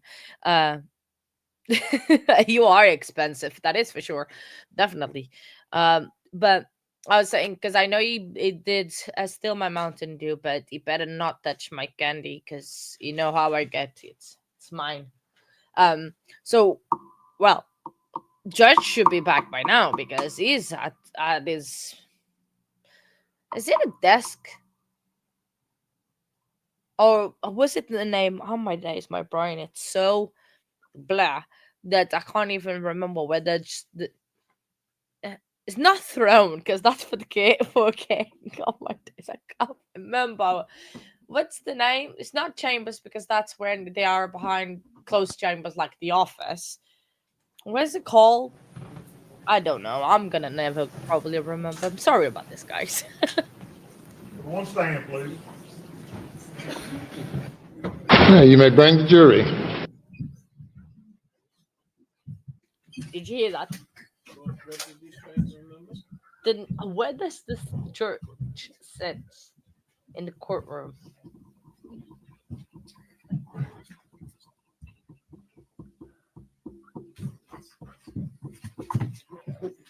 Where does the judge? You may be seated. Thank you. I can't remember.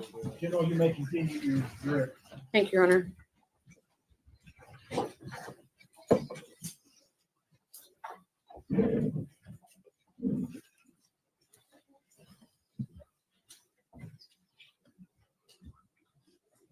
I'm trying to remember where we left off. Give me just a second. Okay.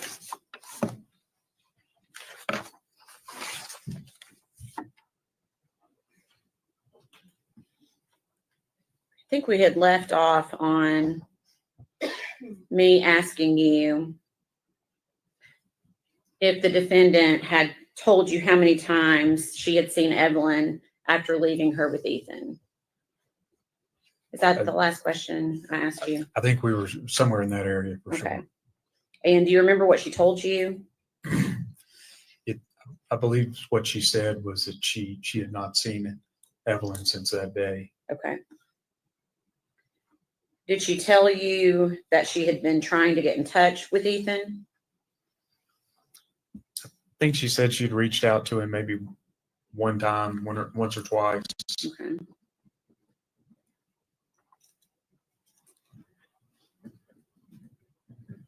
Did she ever tell you that she was getting worried about Evelyn and her safety? No, I think she said she just hadn't really given it a lot of thought. Okay. Did you ask why she hadn't contacted law enforcement? We did. What'd she say? I think she just said she didn't really have a good.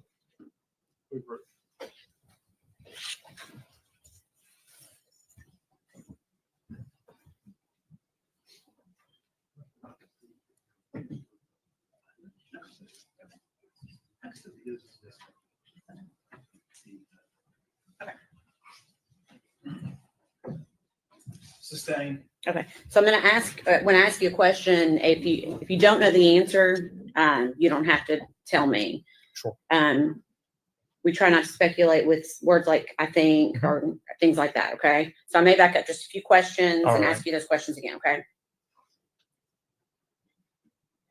Did Megan say she tried to get in touch with Ethan after the last time she had seen Evelyn? I know she said that, yes. Okay. Did she say she ever got worried about Evelyn and or her safety? She said she had not. Okay. Did you ask her why she hadn't contacted law enforcement?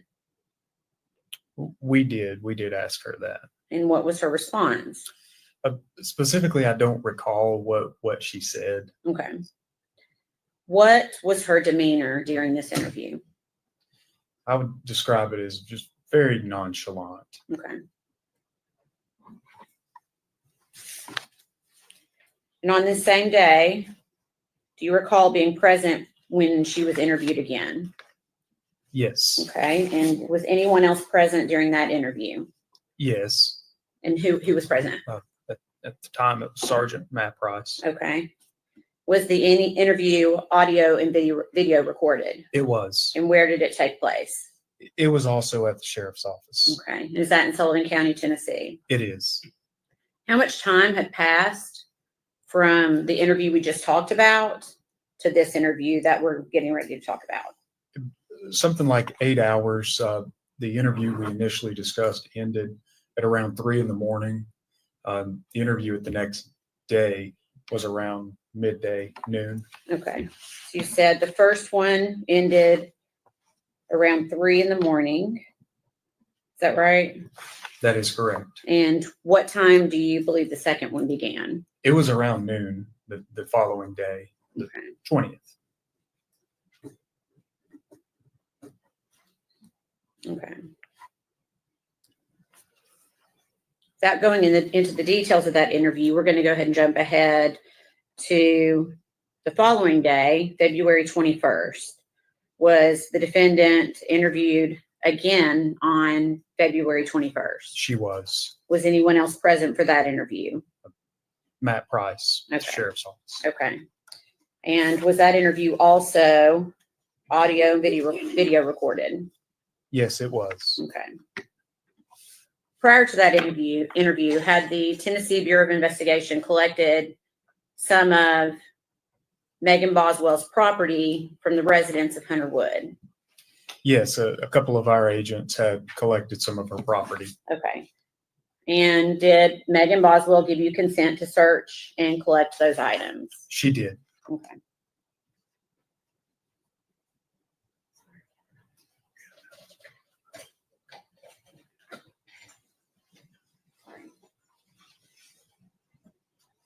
Just a second.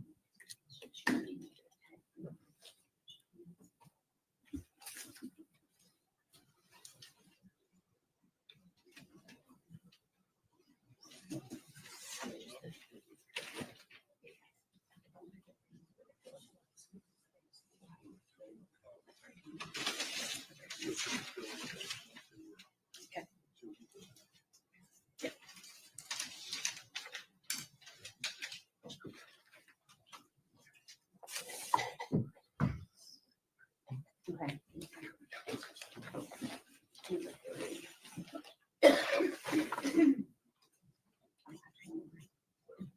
Okay. Let's pass you some items from evidence. Would you prefer? I'll just send back. Scissors up there. There's a pair of scissors. Or do you want? Thank you.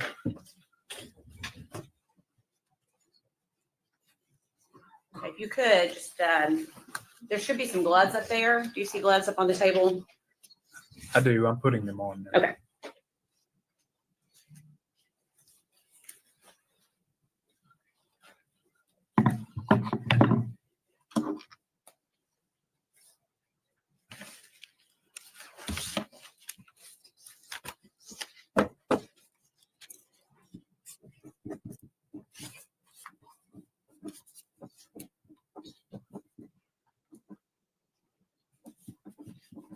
Oh, yeah.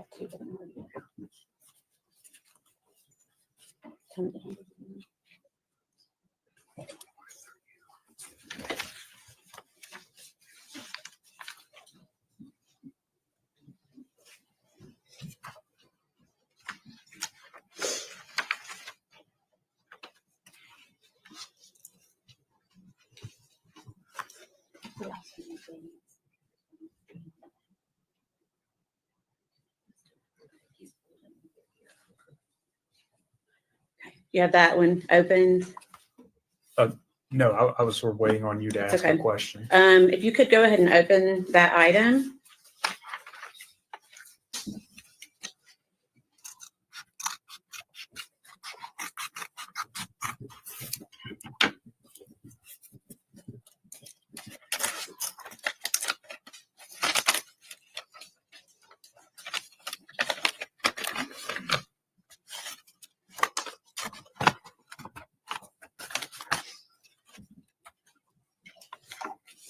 Okay, can you tell me what that is? This is a small Polaroid type picture that the defendant described was taken at, I believe that one was the Blowing Rock trip in North Carolina. Okay. And to your knowledge, is there a date at all on that? There may not be, I don't know. This photograph does not have a date on it. Okay. And where did you obtain that photo? Was that from, where was that photograph obtained from? It was from a box of belongings belonged to the defendant. Okay. We'd ask that be made exhibit number 188.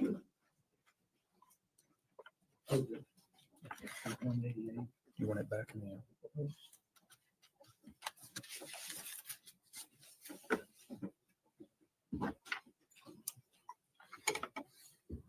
May we publish, Your Honor?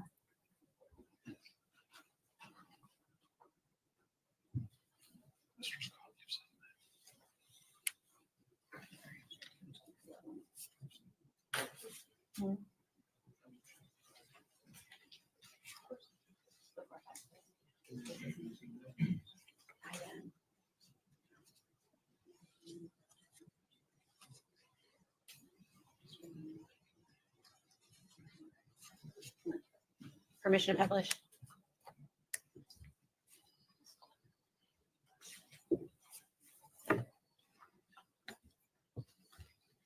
Okay. And how did you know what this was a photograph of?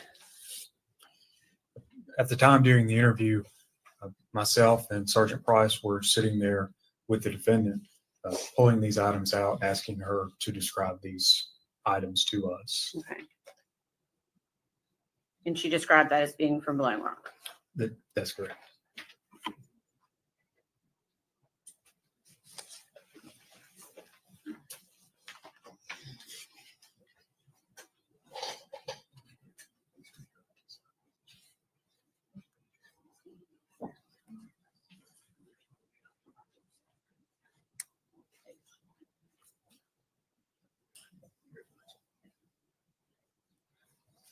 Okay. Oh, actually, I want to.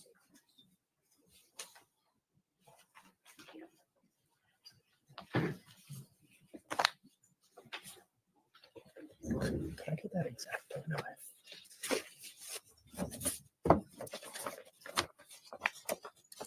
Okay, again, I'm going to ask to open it and see if you can identify it.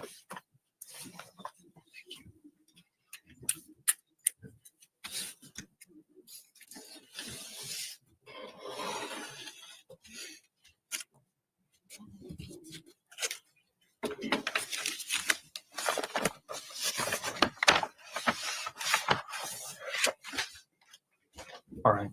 Okay. Do you recognize that? Yes, I do. What is it? These are a couple of the brochures the defendant described as coming from the trip that they had taken over to North Carolina, they being the defendant and her boyfriend, Hunter. Okay. So how many documents do you have in front of you? 3. Okay. And what are they individually? One is titled The Official Visitor's Map and Guide to Blowing Rock, North Carolina. Okay. Another one is Mystery Hill, which has a map of North Carolina. North Carolina's natural gravitational anomaly. Okay. Another one is North Carolina's oldest tourist attraction, the Blowing Rock. Okay. If you could slide those back in, I'm going to show them to the defense really quickly.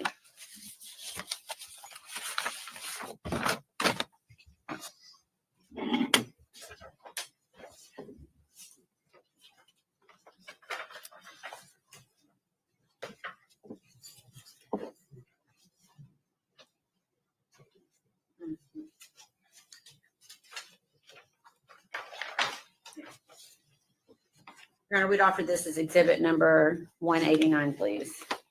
Any objection? No. Collected exhibit 189.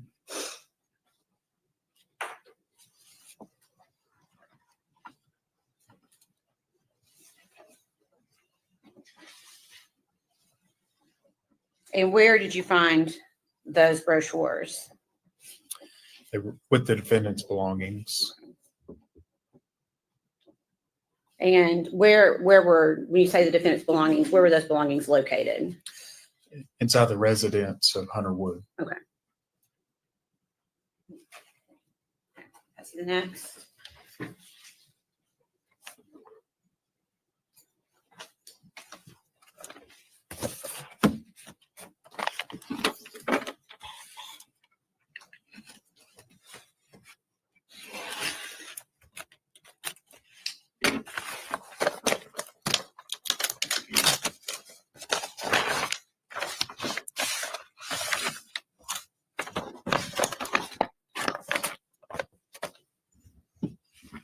Okay. Okay. Do you recognize that? Yes, I do. Okay. What is it? These are photographs of the defendant and Hunter Wood. Okay. And is that also something that you collected from her belongings? Yes. Okay. Is it any, does it appear, well, if I could just pass this back first and let Mr. Scott take a look at those.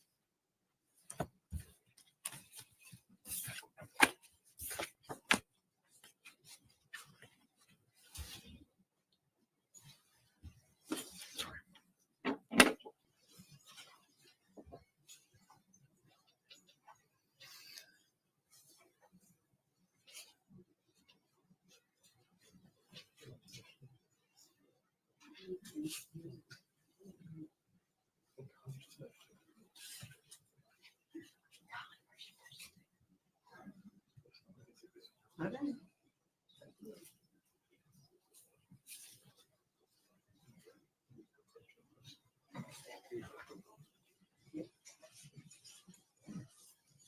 Can we approach?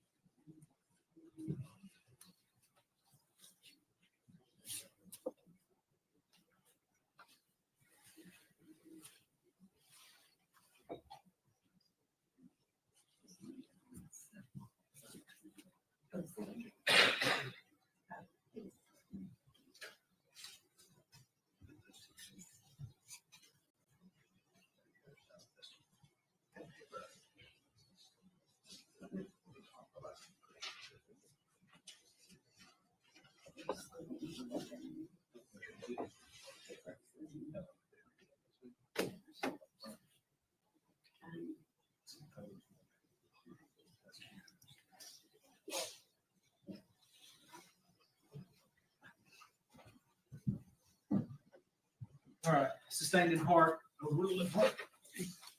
And we'd ask these be made Collective 190. 190.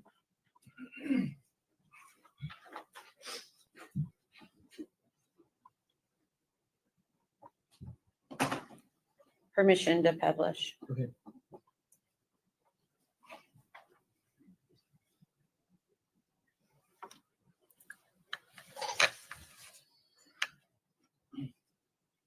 Is that a fair and accurate representation of one of the photos that you took from the defendant's property? Yes, it is. Were these located within anything? They were inside of a box that the defendant identified as hers. Okay.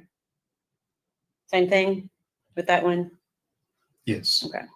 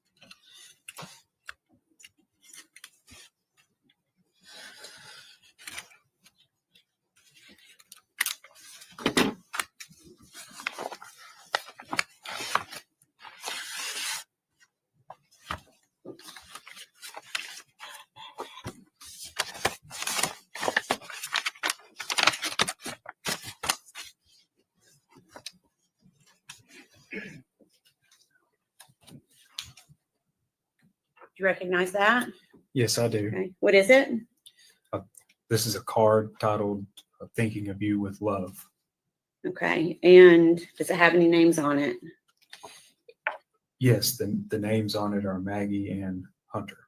Okay. And can you tell the jury where that was collected? It was with the defendant's belongings. Okay. You could pass that back, please.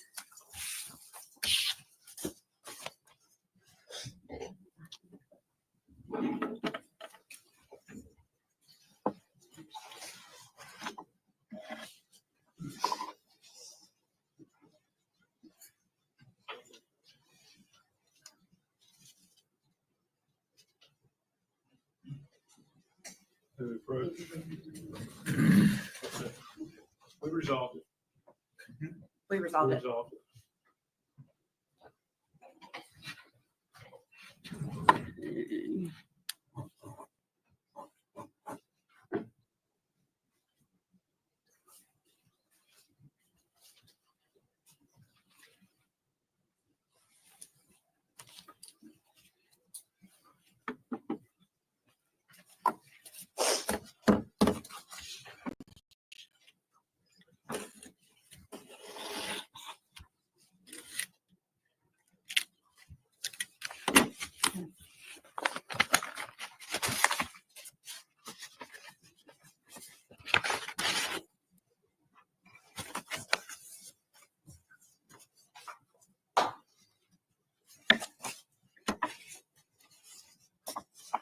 You recognize that? Yes, I do. What is it?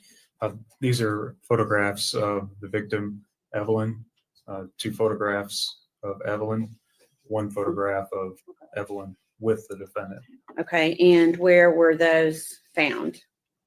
with the defendant's belongings. Okay. If you could pass those back, slide them back in the envelope and pass them back.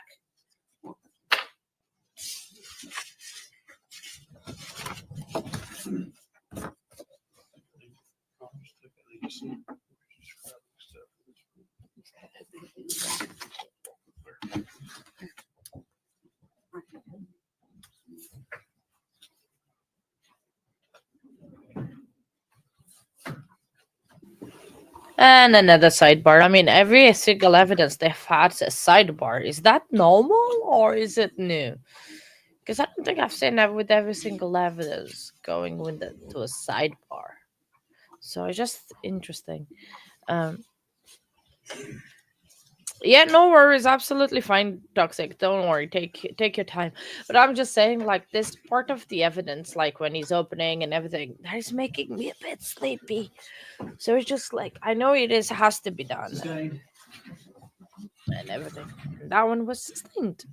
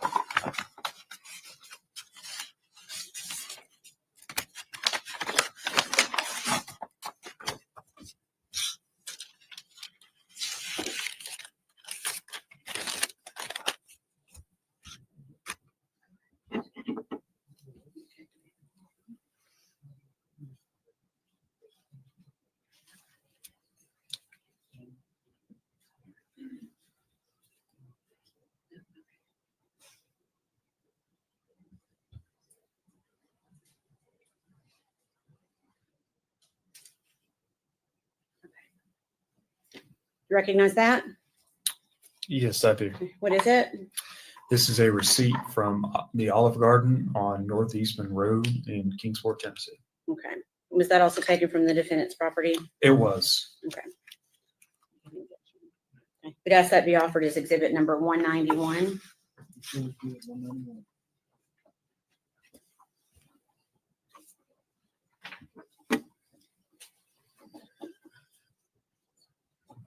If I could have it passed back to the witness briefly.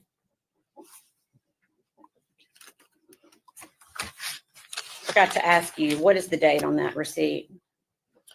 Is January the 11th, 2020. Okay, thank you.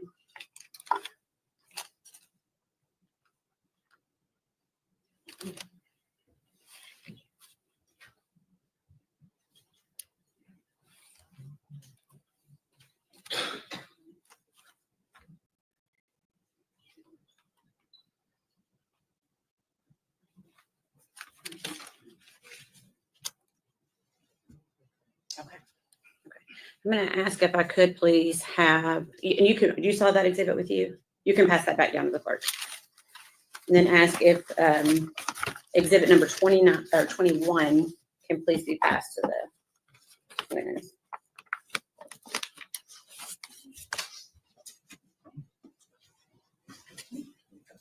No, sorry, not 21. I'm wrong. Hold on.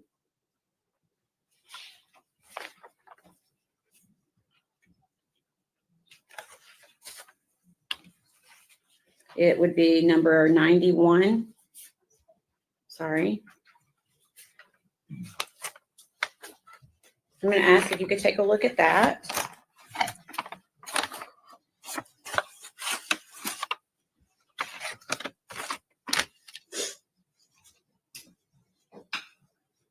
And see if you recognize that. Yes, I recognize this. What is it? This is a shirt that belonged to the victim, Evelyn Boswell. Okay, where was that found? It was inside what the defendant referenced as a baby box. Okay. And where was that baby box located? It was with the defendant's belongings. At where? Hunter's residence. Hunter's residence, okay. Your Honor, we had previously marked that exhibit as number 91 for ID only. We'd ask that be made a full exhibit at this time.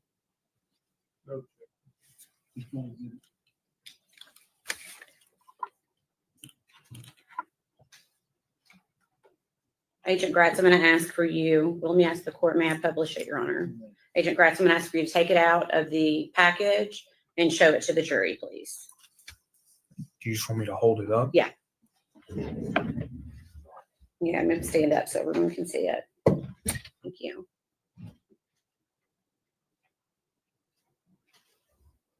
Okay, thanks. No.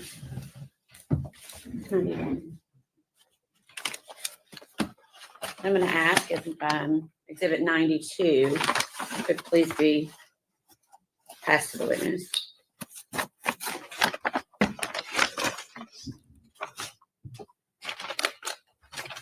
Same thing. I'm going to ask if you could open that exhibit and see if you can identify it.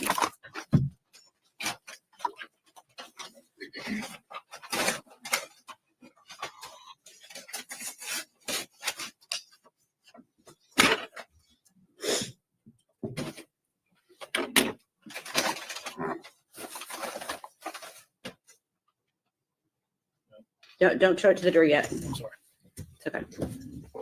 Yes. Okay. What is it? This is a child's blanket.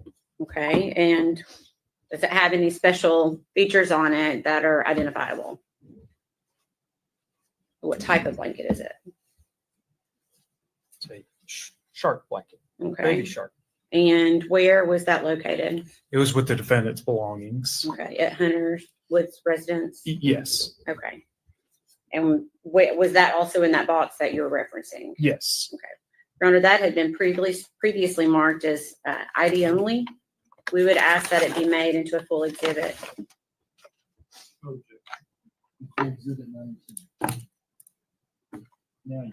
Okay. May we publish it, Your Honor? You want me to stand up again? So long as the court is okay with that.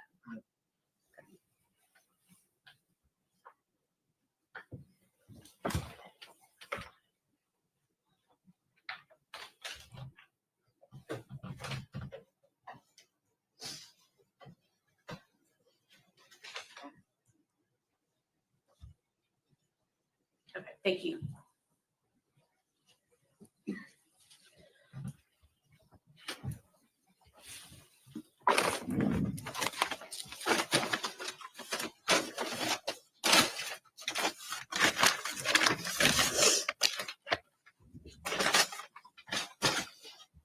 So before we went through all of those, we were talking about that interview from February 21st with Sergeant, now Lieutenant Price.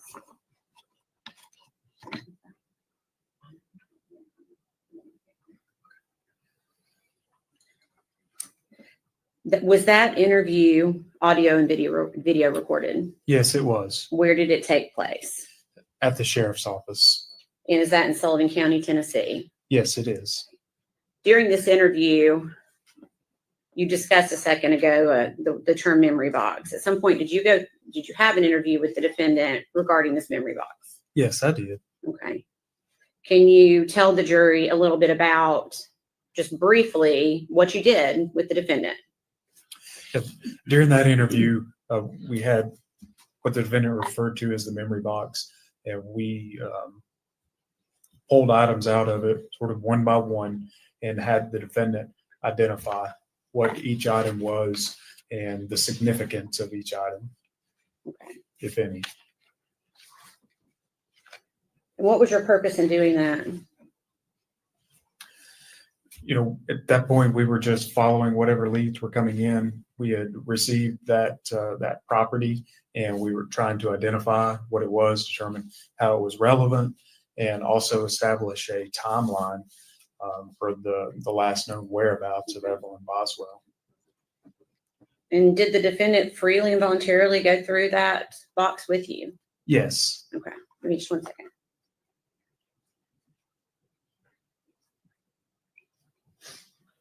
Your Honor, may we approach?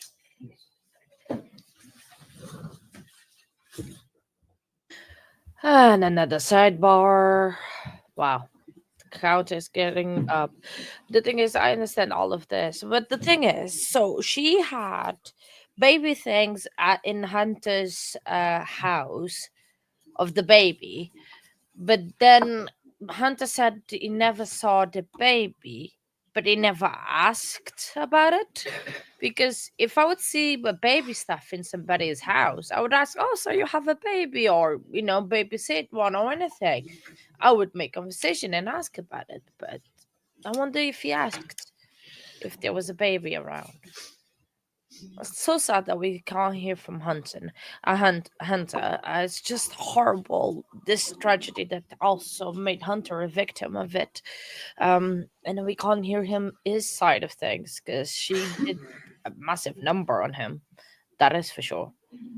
And now we have to speculate to think exactly what he did because it's, yeah. Shana, Nightbot is still looking for it, but is on the mark where the evidence was introduced. But maybe they haven't said the date. I don't know. I think he's going over it now because I can see his computer from here. And he's at the time where he's opening, I think, the envelope. So we might know soon, hopefully, because otherwise, yeah. So it's just the sidebars are a lot on this trial. And they cannot do a speaking objection. I can't speak anymore. My brain is so fried, so tired. Because I can't speak anymore. I think I might take a comfort break one day, go back from the sidebar. Just to have a 5. Because I think they already had their. One stand, please. Oh, no, I won't. I thought they already had the afternoon break. No, they did. They did, didn't they? Oh, wow. So it's take the jury out again. So let's count again. So, I think I'm like Toxic. That was her excuse that Ethan had custody because Hunter did say that he never saw the baby ever while they were dating, and that I think there might be her lie. That's why my theory is that the baby wasn't alive before she met Hunter. So, thank you, Nightbot, for that. And we are on a break, sidebar break. I don't know. We'll guess. I think maybe a break, another one, because I thought we already had a break, didn't we? I'm confused. So, yeah, thank you very much, Nightbot. Very much appreciated. Sorry, Shana. Apparently, there was no date on that. So, Yeah, sorry, my apologies for that. Um, but yeah, Toxic, I was just saying earlier, right, that my theory is that the baby was already unalived before Hunter came on the scene, and that she used Hunter in a way to create this whole story of the missing, and that Ethan took her away and all of that. So that is my theory that I had earlier, because I was saying as well, and I don't know if you remember, but that right said he bought the car, didn't he? A $20,000 car. But then she said to Hunter's dad, when she started working at the chicken shack, that the car was repossessed. And I was wondering, how can the car that your dad bought was repossessed? But then people said in chat that it could have been in the insurance or something else. But it's just a bit weird that a car in a parking lot would a car in a parking lot be repossessed in America? Because I don't think here in UK they can do it. It's not driving, so technically it's not breaking any rule. Should just park there, you know. So, um,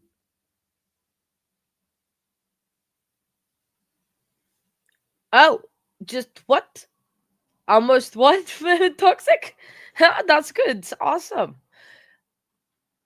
Almost, but I cannot say that word. It's all right, darling. I was like,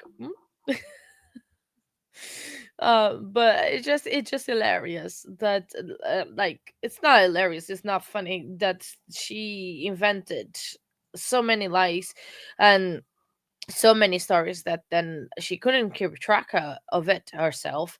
um and then this whole thing that's had to happen because she kept, why did she keep the memory box for?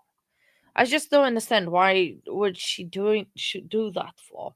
um it's just so like this witness that is understand. um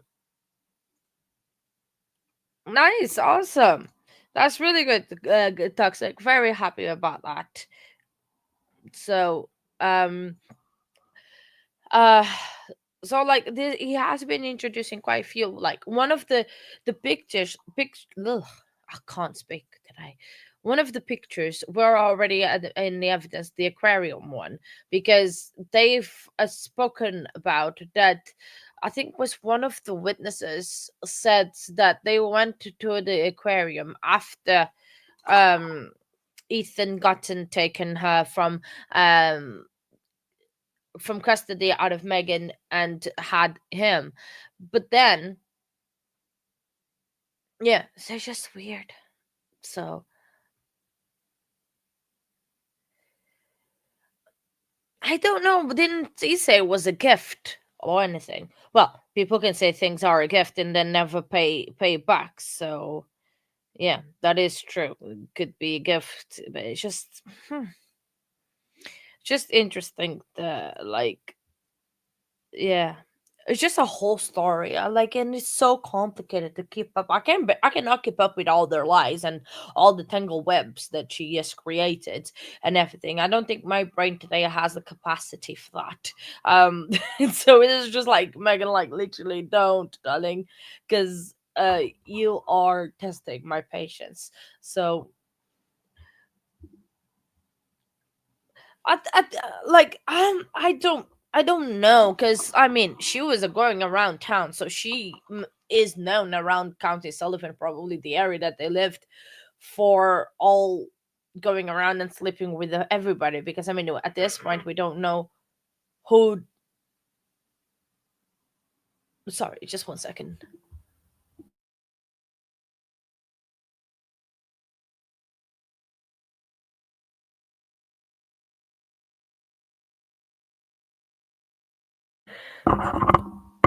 So she might, it's speculation, and it's my opinion that she was doing it.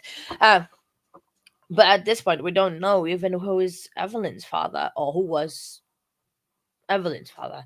It's just so complicated, this whole case, and we might not even know the whole truth of it, because she has created so many stories that I'm not gonna believe anything. Even if she testify, with I don't think she is. I don't think she's gonna do that.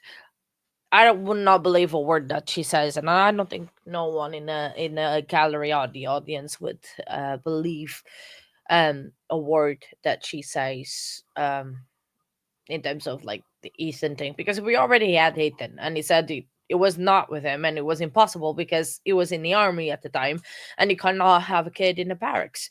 So that's just common sense, and that's I think where they are gonna get her, is on the fact that the lies are so so unreal and so unrealistic that that's gonna be her fall. But I don't know. I'm just, what do you guys think? Do you think that she's gonna get away with it, or it is a small town? Yes, that is for sure, and that's why probably the jury is questioned, so they don't take any chances about it. So it's just probably that's why they are sequestered and they're not. Sorry, I have to take the headphones off because they are creating a pressure in my ears that I'm absolute. It's my ears is like, you know, when you like you think like people are talking about you and your ears are on fire. I think that's how my ears are at the moment. It's absolutely on fire with these headphones. So I need to take them for a second. Did anyone notice how long was it break? Are we on a break for 10 minutes, half an hour? I thought we had a break like an hour ago. I'm just um I understand you know why, because I like the intention and everything. It's the attention of this case is so much that would make, well, they could make quite a bit of money if they wouldn't have put behind a paywall, that's for sure. But also the fact that the media attention, I don't know, because of the high profile cases, there is quite easy access to the documents like Brian Koberg and etc. But hmm, maybe it's just the count. Can you get easily the documents from Tennessee? Because when I do my research, right, on like court cases for the Discord, it is very hard for me to get into some courts, and Tennessee is a court that I struggle quite a bit in terms of getting access to it. But probably that's why, because I'm over here in the UK and don't get that easily access. So yeah. So I was just wondering, it's just me speculating yet again once more. Uh um so yeah, so tomorrow I don't think there's court, so yay, we get a break. But I think we are back on Monday, because Monday, and I don't know how much more um the um, the state's case is gonna be, because the I don't is there a lead investigator in this case, because there were so many, we've had so many like spatial, I can't speak, special agents, so many moving parts and so many people involved because of the Amber Alert and everything else, that it is a bit hard to have just one person that was in charge of it all, of all the investigation. So you might not have a lead investigator and just have all the agents that have worked in the case, in the missing persons case. But definitely we need the ME, and maybe I'm assuming the mom. I thought that the mom might. I don't know. That's just like I don't know who said to me that the mom was in jail or prison. Was it you, Toxic? I don't want to put you on spot if you wasn't. Sorry about that. But I don't know. I was like, I do need. Her name is Angela, isn't it? The mom. But is it Boswell, or she went back to her married name? Because I think they have said the name. If anyone knows, let me know. I can maybe tomorrow morning, as I can do a bit of investigation. Oh, by the way, tomorrow at 9 a.m. EST, a new members video is gonna drop. I am gonna be editing and make one last recording I'm gonna make a one last recording tonight, and I'm gonna be editing tomorrow morning, hopefully, because I think after today court, I think I'm just gonna go to bed, and sleep. But I'm gonna have the video ready for tomorrow at 2 p.m. EST. You can also check if you are a new member. You can also check the previous members video. It's just I'm starting doing it. Every week on Sundays, I'm gonna be releasing a members video, just a bit of like an insight of my life, like outside of the stream, like what I do when I'm not streaming. Or this week was like, oh, how the week went for me, like when I was at work and all that stuff, and then like the research and everything. Next week, I still don't know what I'm gonna do next week for members. I still need to come up with an idea, but it will be something interesting for sure. And then eventually I want to start doing more videos, but because of the busyness of my schedule, I think for now I'm gonna commit myself for a video every week. That I can commit. More than that, it's a little bit harder because I have two jobs. I have house, I have Nightbot, and then everything else to take care of. So it's just, yeah, I'm just trying to pace myself and also take care of myself and everything. So that's the why there's only like one members video a week at the moment, but it might change. We never know. So yeah, definitely I don't want to burn out, for sure. I want to take it easy, but I do also want to promise to do what I said I'd do, and I'm gonna do it. It's not that case. It's not that case. I will do it for sure, but it's just I can't commit to like everyday video, then stream, and then having to work at my day job, and then having to help Nightbot tidying up the house and everything. So yeah. It is absolutely fine, Shana. It's we try to get the information that you guys need and everything, but yeah, sometimes it is impossible because if they don't say it, there's nothing we can do. I mean, if there was if I knew the day of the aquarium picture that was introduced as an evidence, could always go back to that day and try to find out, but I have no clue which day it was. I think it was one of the friends that spoke about it. So maybe in the beginning days, yeah, that talked about the aquarium. I'm trying to see on my notes if I have it any information on the aquarium, because I think I did wrote about it. So I'm just trying to see more or less because my notes are all over the place. So yeah, and they probably need to get it a little bit more organized. It's all right now. Toxic, it's fine.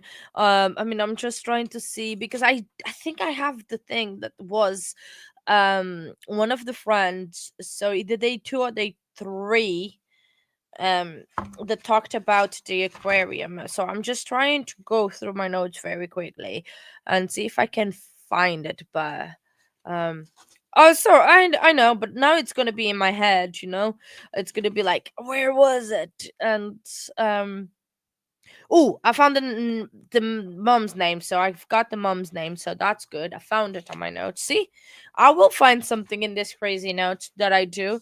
You guys hopefully will never see them, because if you were, you would. My handwriting is absolutely atrocious. I don't even know how I understand my own handwriting, because yeah. So that's the dad's testimony. Then that the defense tried to impeach him with the felonies, and then that's ooh, that was asked, and that was the photos of the trailer and everything. So he did not spoke about that. And then was the DCS case. Then there was friends making plans when the kid was missing. Yeah, that I Yeah, I think it was around that time. I think it was one of the friends. Yeah. It might have been. I mean, I can always after stream. I can always go back and let you know, Shana, if I do find the date. Because that now is going to intrigue me and is going to bother me until the rest of the evening. They still not back now because the feed is that and there's no sound. I just need a bit of like my brain because these headphones they are so good in terms of like noise cancellation and everything that when I put them, I cannot hear a thing, and they give me a lot of pressure. That's why I like the other ones, but they're broken. So I need to buy a new ones when payday comes around, and get yeah. Sorry, I was just trying to look for the notes, but yeah, definitely can't find anything. So yeah, Nate, but why are you spamming right now? I'm gonna take you. Yeah. Oh, there you gone. Hey, payday, what's that? Well, it. Oh, judge doesn't look happy. It's saying something probably to the court, to the. Oh. Does anyone knows how to read lips and maybe guess what he's saying? It doesn't seem happy. Don't know. But by the way, after they come back on the record and they start talking, I'm gonna take about 5 minute comfort break, which I need to use the facilities and just stretch my legs. Keep an eye on the counter and then let me know when I'm back. The yeah, I'm always worried about what he said. That's what he said. Oh, that's you know how to read lips, Napot? I'm learning. I'm learning something new. Nightbot knows how to read lips. He's gonna be our tell us all everything when there's people just talking and we don't have sound. But it's interesting that they had 2 breaks this afternoon. They normally don't have that many breaks, do they? It's just I'm just finding interesting that or am I crazy? Right. And I am crazy. That's not even here or there. I am crazy. But they did not have the break like an hour ago. Yeah, I know you read lips a lot because of my yeah. Oh, it's just hilarious so that they having 2 breaks today on a Saturday instead of like because it's my brain again. It's what 3:30 in the afternoon, isn't it? Almost 3:30, 5 minutes to 3:30 in the afternoon. 4. Yes, it is 3:30. Sorry, I'm trying to do math by my brain. By my brain, it's Judge is back. I haven't seen his color of his tie today. Probably it's orange, isn't it? It's gonna be orange. Oh, I missed it. No. Gonna have to watch that later. Sorry. It's just I was look. Red? Was that what he said? Nightbot. I think it's red. Okay. The tie. Oh, I did not notice yet today. So yeah. So like that's been the day. It's been quite of an interesting day. Not many spiciness. It's been a lot of object. Can't say. Sorry, my phone. Objections. A lot of sidebars and a lot of breaks. And the jury popping in, the judge popping in, like, hello. Sorry, I'm going crazy because I'm absolutely exhausted. So I'm just talking. Doing CPR. I don't think he's doing CPR, Nightbot. But thanks for chatting with me. And thank you everyone for chatting with me as well. And I understand Saturdays sometimes it's hard to like streams because everyone has a life and doing anything that's like court on a Saturday probably is not the best day. But I understand that the judge wants to take advantage of the time that they are sequestered because it is a lot of money that the county is putting up to have the jury in there. And okay, and here we go. Exhibit number 189, pass back to the witness for just a second. It should be on the far right on that table. Yeah. I'm going to ask for you to open that back up. Should be brochures from Blowing Rock.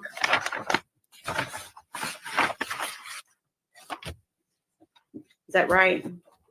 That's correct. Okay. If you could look into those brochures and see if you anything that indicates a date.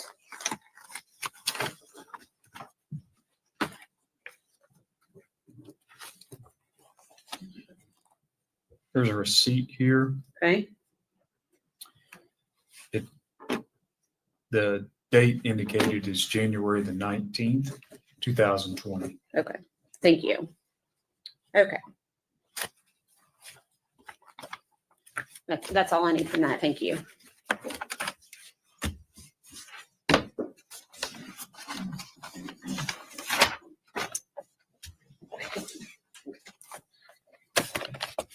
And ask if you can open that up and see if you can identify it. Yes, this is like a memory book that says "Hello, Baby" on the front, and it appears to have an ultrasound. And where was that found? It was with the defendant's belongings. Okay. At what location? Hunter's residence. Okay. Okay. We will ask to be moving that as exhibit number 192. Any objection? No objection for our agreement. That's great.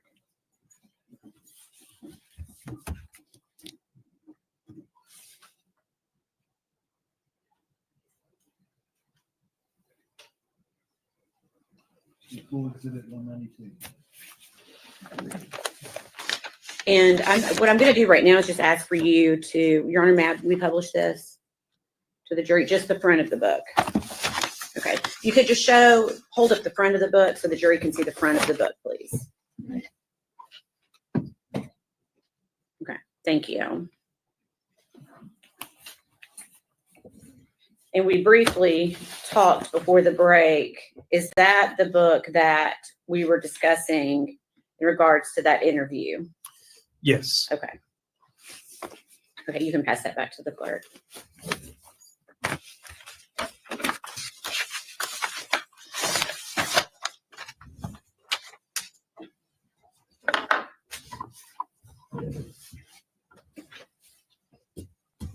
At some point, did the defendant tell you someone other than Ethan allegedly had Evelyn?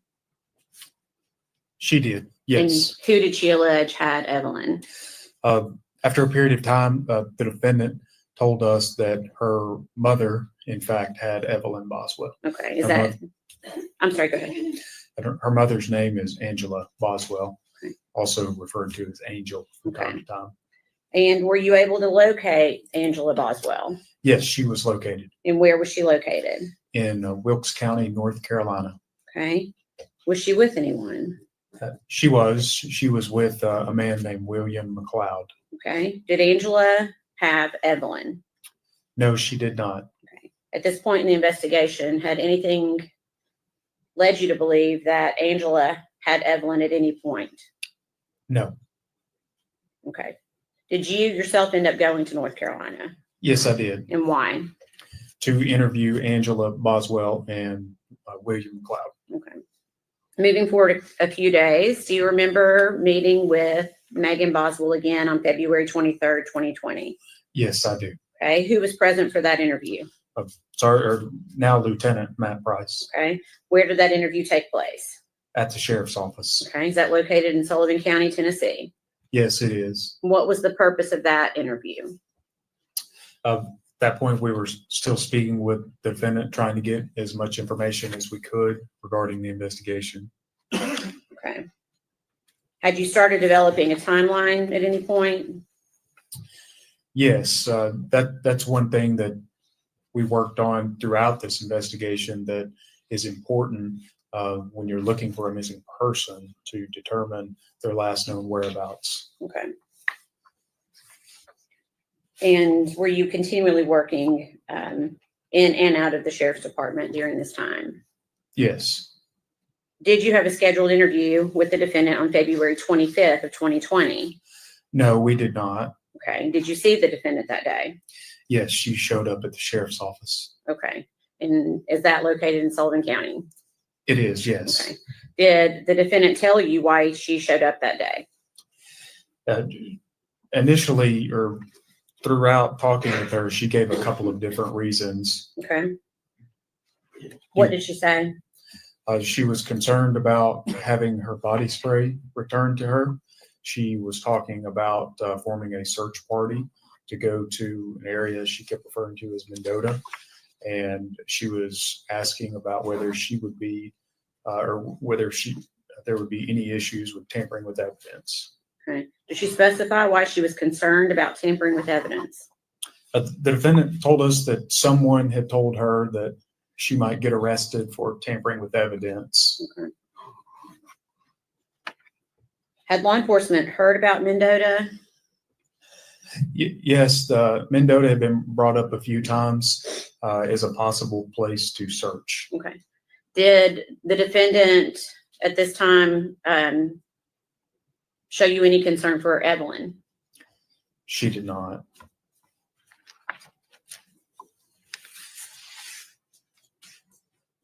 Do you recall speaking with her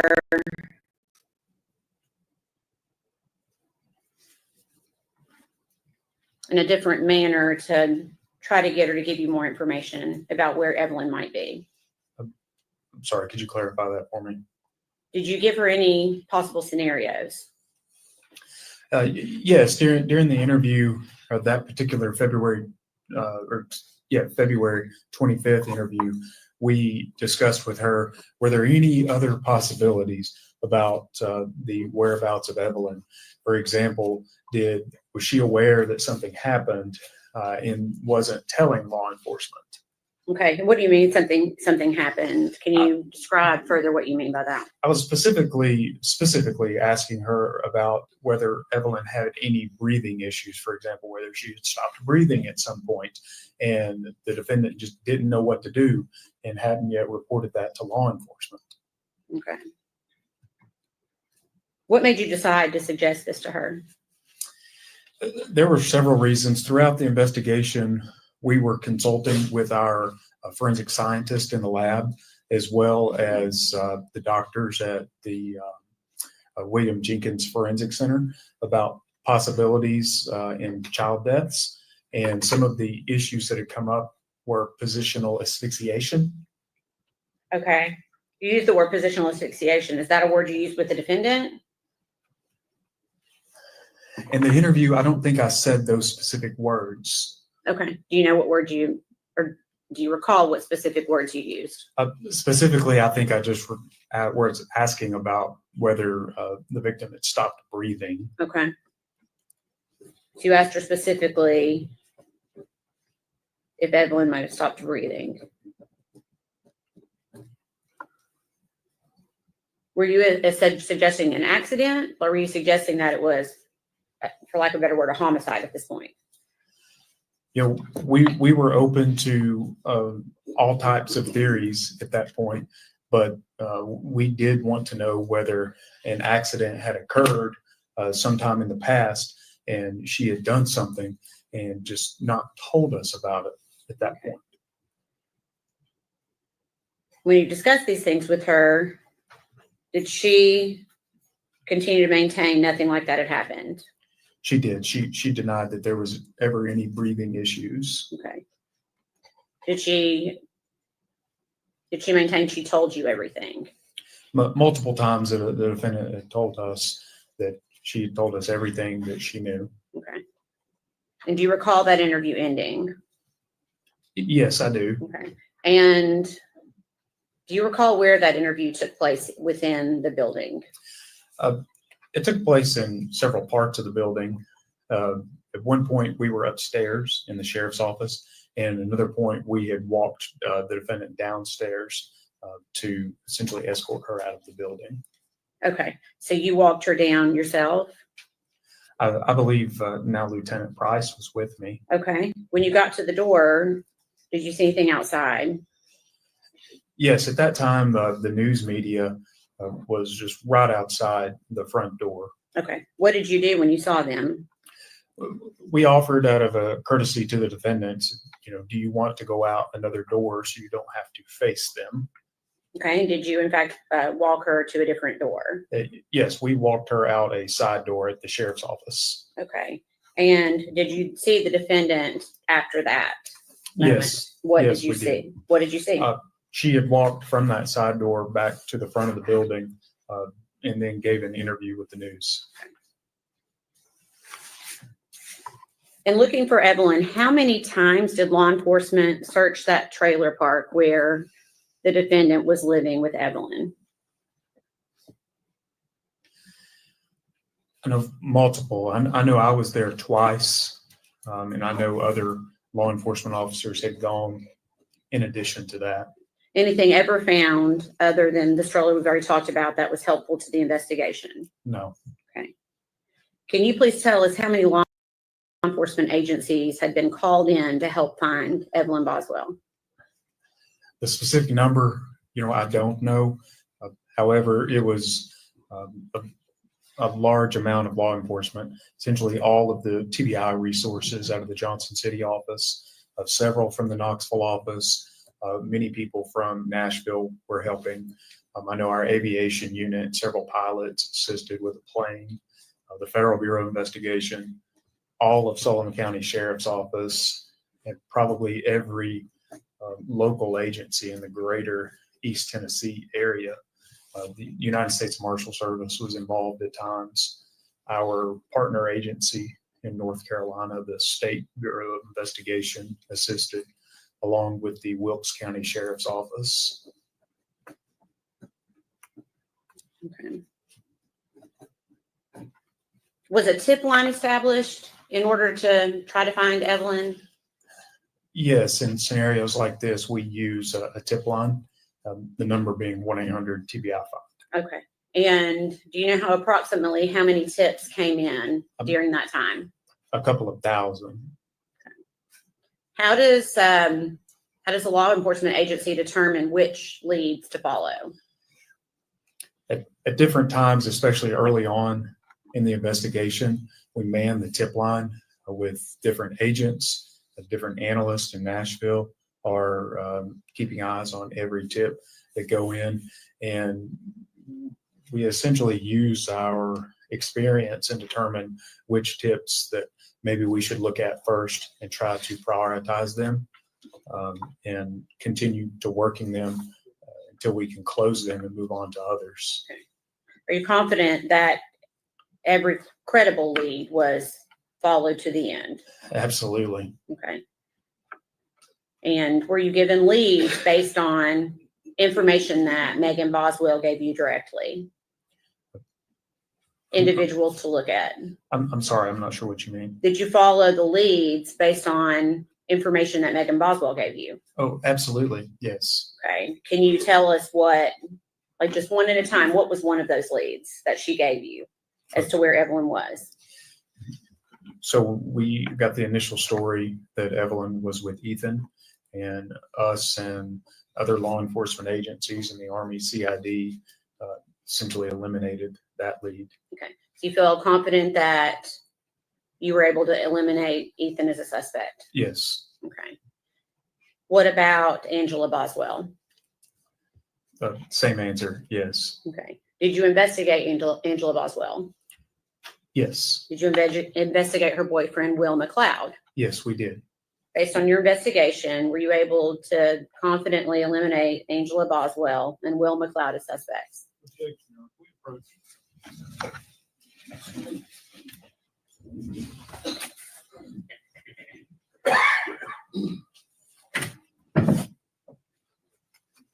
Oh, sorry, that it is two because it's sidebar and approach. So it's interesting. That's like, I think he might be actually the person that was mainly in charge of the. I'm going to rephrase the question, okay?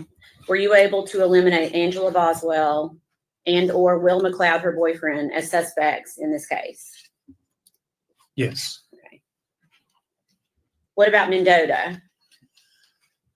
Yes, that area was thoroughly searched by multiple law enforcement agencies, and we never found any bit of information or evidence that linked to that area to Evelyn Boswell. Can you briefly tell the jury what Megan Boswell had told you about Mendota? The defendant kept referencing campgrounds in Mendota. I wasn't really sure what she meant at the time, but she kept bringing up, you should go to Mendota. And she just kept bringing it up. Okay. Was Mendota investigated? It thoroughly, yes. Okay. Were you able to locate anything of importance to this investigation in Mendota and or at a campground in Mendota? No, nothing. Okay.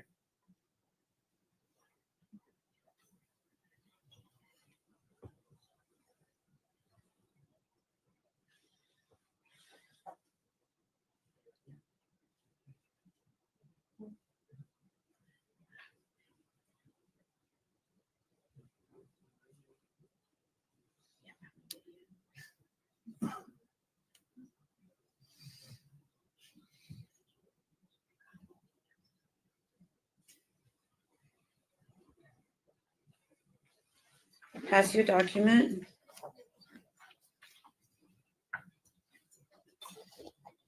Ask if you can identify it. Yes, I recognize this. Okay. What is it?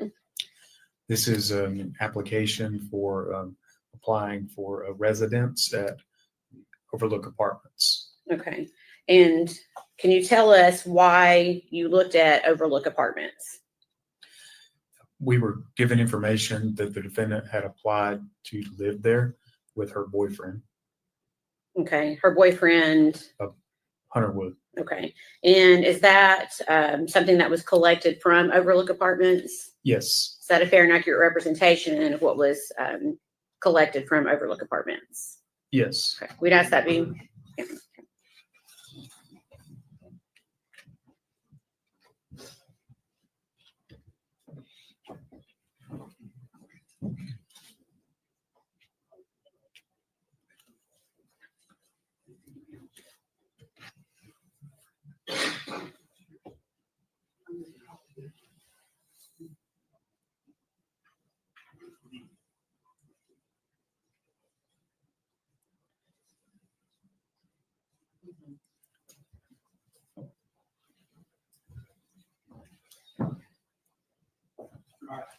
Go ahead, Joe. Okay. Objection with the prompt. We would ask that be admitted as exhibit number 193. Before exhibit 193.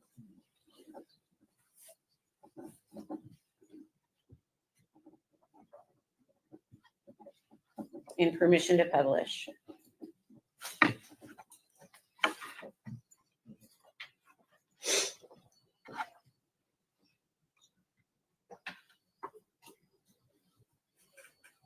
Okay. Oops. Is this the application you were just talking about? Yes. Okay. Do you recall when they were looking, or does this say, when were they looking to try to get an apartment at Overlook Apartments? January the 4th, 2020. Did you learn how many occupants that the defendant and Hunter Wood put on their application? Yes, 3. Okay. Did you talk to the defendant about who the third occupant was going to be? Yes, I did. Did the defendant say the third occupant was going to be Evelyn Boswell? No. Okay, go ahead, sorry. The defendant told us that at that time she was pregnant and the third occupant was for the unborn baby. Okay. So then did you go one step further and ask her why Evelyn was not listed on that application? Yes, yes, I did. Okay, what did she say? She told us it was not Evelyn because Hunter either would not or did not want Evelyn to live with him. Okay. Was she able to explain where Evelyn was going to be living then, if not with her and Hunter? No.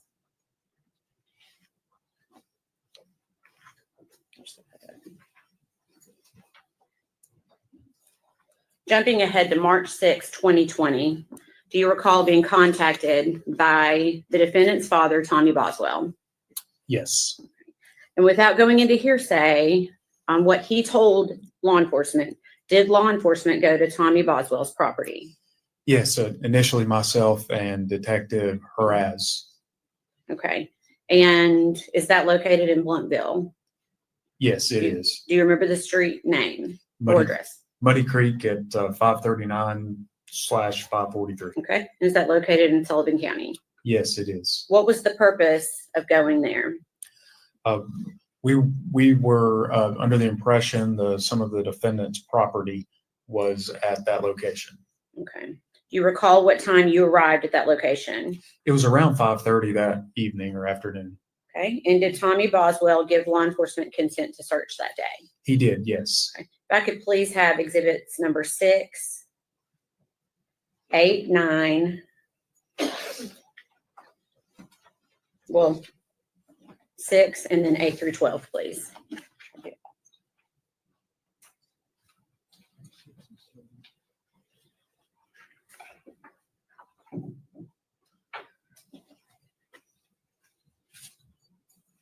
Pass to the witness, please. Thank you. Sorry.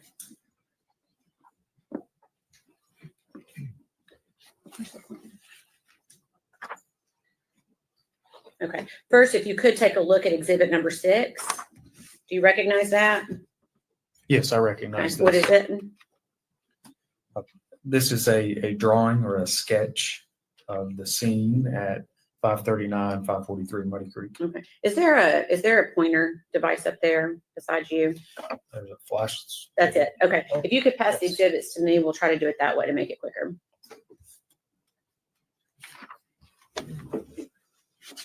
It's not a flashlight. Sorry. Yeah, I thought it was a flashlight. Okay. We'll try to make it quicker this way. These have already all come into evidence, so we'll just discuss each one. Is this a diagram of the property as it was on March 6th of 2020? Yes. Okay. Can you show the jury? Let me try this in a little bit. Can you show the jury where you first searched? Are you wanting me to point at that screen? Yes. It should work. There you go. Would have been in this area right here. It's excuse me. It is labeled as shed. Okay. And did you search anywhere else on the property? Yes. Okay. Can you tell us where else you searched? That building there that's labeled as Playhouse. Okay.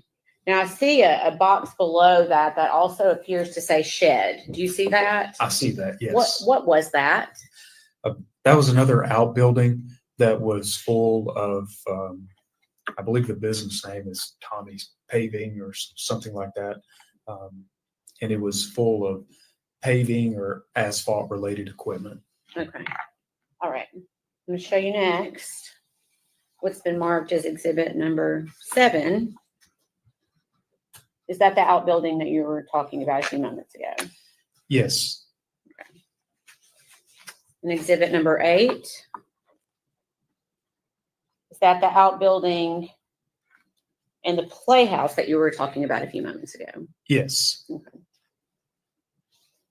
Exhibit number 9. Can you tell us what that is?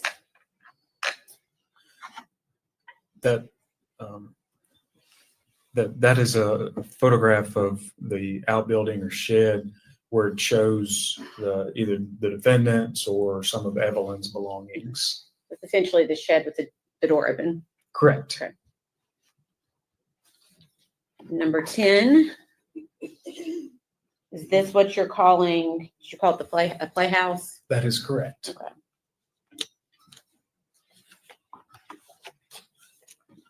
Exhibit number 12. Is that just the playhouse with the door open? Yes. Had anything been disturbed at the time this photo had taken place? No. I think I might have gotten side orders. Okay.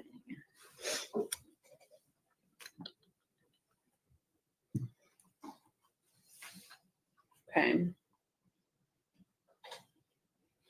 Were you present for the search of that shed / outbuilding? Yes. Okay. Were you also present for the search of the playhouse on the property? Yes. And were you aware of whose playhouse that was? Yes. It was the playhouse of the defendant. Okay. If I could please have shown exhibits number 13, 14, 16, and 17, or just if I could have this passed to me, please. 13, 14, 16, 17.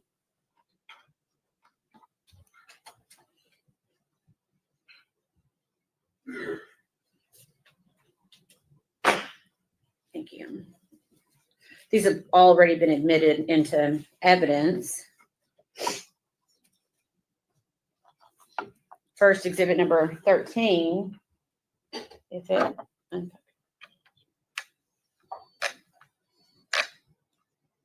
okay, I just made it worse. There we go. Okay. Is that how the playhouse appeared as you looked inside? Yes. Had anything been moved yet? No. Anything you noticed at first glance about this space? Yes. A lot of the area in the back of the playhouse was covered in dirt, dust, debris, spider webs, and there were several items just right inside the door that it appeared they were placed in the playhouse more recently. Okay. In which says just a second. This photo, exhibit number 14, again, how does that appear to you upon first glance when you went to that scene? That's just a better photograph showing all of the dirt, debris, or other things on top of the belongings in there. Okay. And then last, I'm going to show you exhibit number 17. Had anything been moved prior to this photograph being taken? No. And if you look closely, it's hard to tell. Can you see the black trash bag in this photo? Yes. Okay. And again, were you present when the trash bag was removed? Yes. Okay. Is this trash bag the way it appeared prior to law enforcement taking it out of the trash can? Yes. Okay. I'm going to hold on to 17 for just a second. So you stated, I'll put this one back up for just a second. You just stated that a few items appeared out of place. Can you tell the jury or use your pointer on which items you are talking about? These trash bags Okay. right here Mm-hmm. and this trash can. Okay. And can you tell the jury why did those appear out of place to you? 'Cause they weren't covered with any dirt or dust or spider webs. Okay.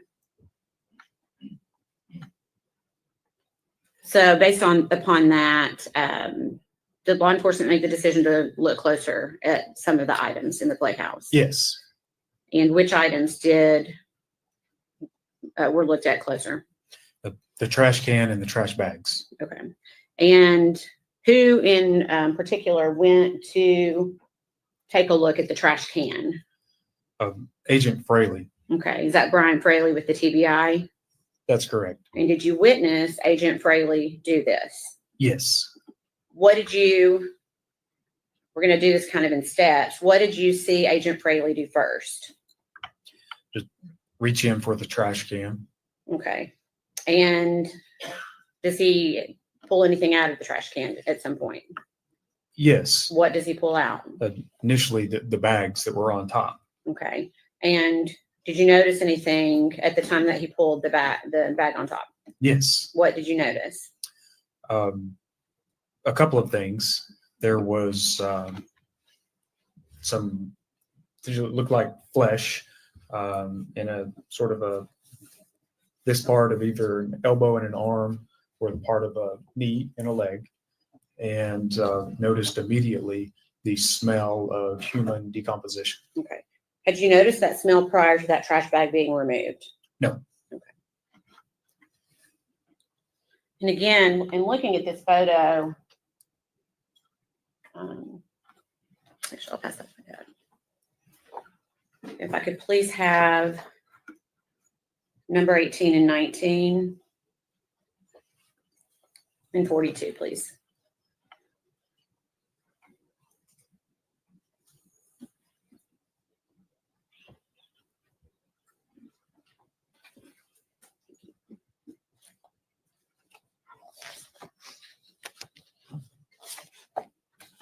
Okay, this has been previously admitted. With this photo, is that what you were just referencing a few moments ago? Yes. Is that before or after the black trash bag was removed? This photo would have been taken after. Okay.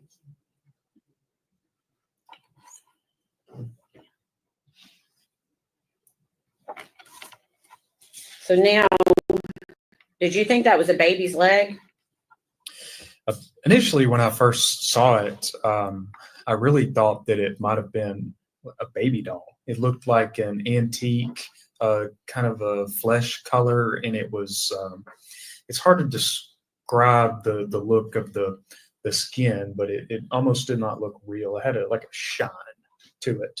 And as you can tell, it's at least getting dark at this point. We're in the evening, in the wintertime, and we're shining flashlights on it. So I specifically remember that it had like just kind of a shine to it. And initially I thought, is that a baby doll? Okay. And you said it was dark when you were doing this? Yes. Okay. Did you determine that it was not a baby doll? It was immediately apparent. Okay. And at that point, what did law enforcement decide to do? We sort of paused at that point and decided we needed to call some other people in. We made a decision on who was going to perform that search and how it was going to be performed. Okay. And who did you call in? Well, we called the forensic center. We would have been calling various supervisors for the relative agencies that were on site. Okay. And did you remove any items from the playhouse once those individuals arrived? Yes. Okay. And what did you remove? The trash can and the trash bags. Okay. Let's see. If I could see 42. Did I already ask for that one? I'm sorry.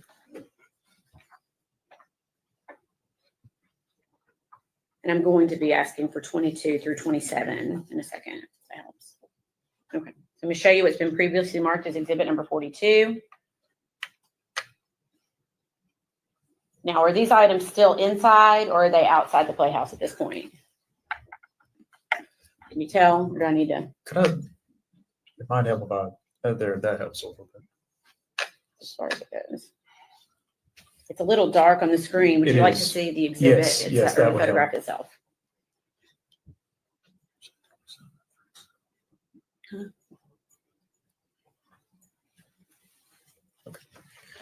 That's much better. 22 through 27. Are you able to tell if that is inside or outside the playhouse? It's just outside the playhouse on a like a perch or a porch area. Okay. I could have that passed back for just a moment. Okay. And at this point, is Evelyn's body still inside that trash can? Yes. Okay.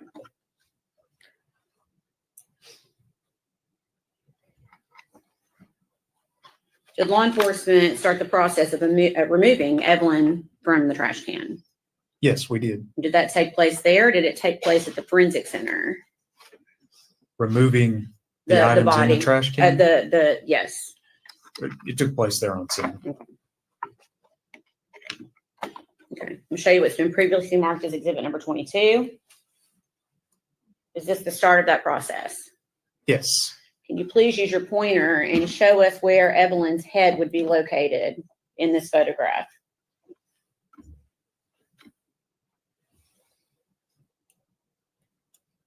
Let's see. It's pointing it the wrong way. It would be down in this area. Okay. So essentially she was head down in the trash bag. Is that right? That's correct.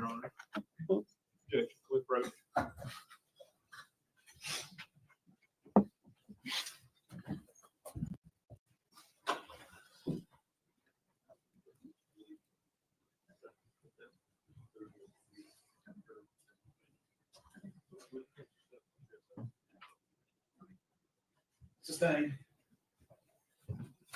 General, you can rephrase. Okay. Was Evelyn in this trash bag? Yes. Okay. Where was Evelyn's head? Are you wanting me to point or no?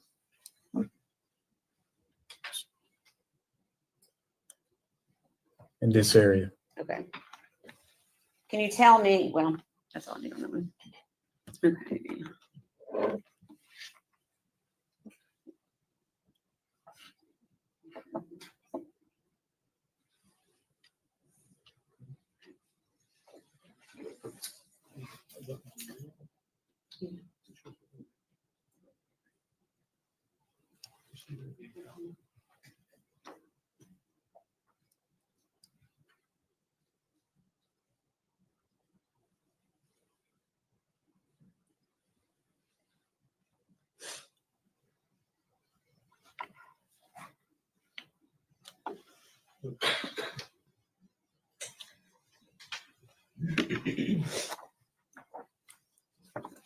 Okay. Do you recognize that photograph?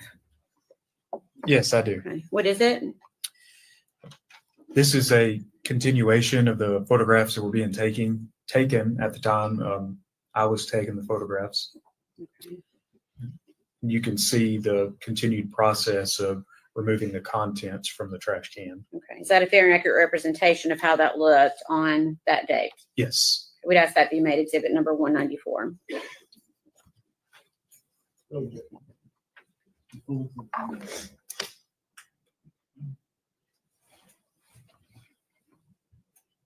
Permission to publish.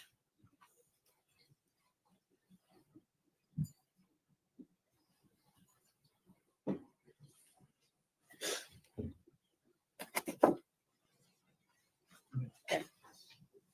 Can you tell the jury in particular what you noticed about the trash bag here, if anything?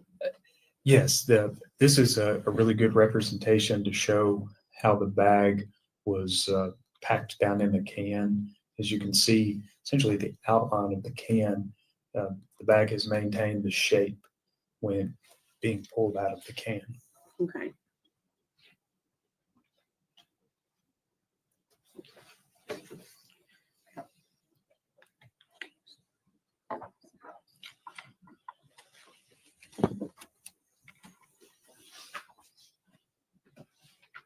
This has already been previously admitted as number 24. Can you tell us what we are looking at here? This is a continued photograph from the process of removing the items from the bag. Okay. Is Evelyn in that bag? Yes. Can you tell us where her head is located? Do you want me to use the pointer? Yes, please.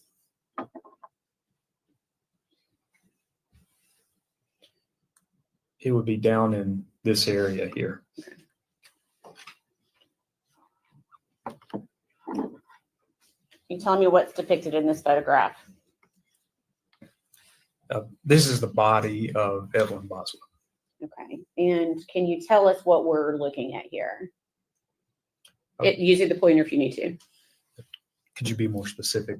What are we looking at? Okay. So again, the body is inside of these contents or this blanket. Right here is a blanket. It's grayish, and you can really start to see it's a little difficult to see on the screen with what it's doing with the colors, but right in this area, you're beginning to see the outfit that Evelyn has on. And in addition to that, you're beginning to see the shape of the head of Evelyn right here. And this is aluminum foil that is formed around the victim's head.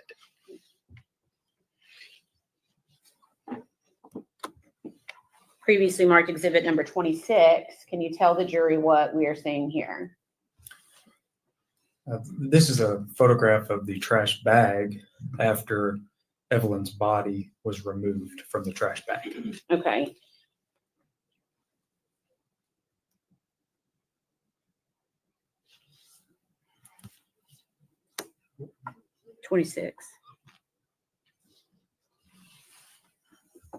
Again, can you tell the jury what we're looking at here?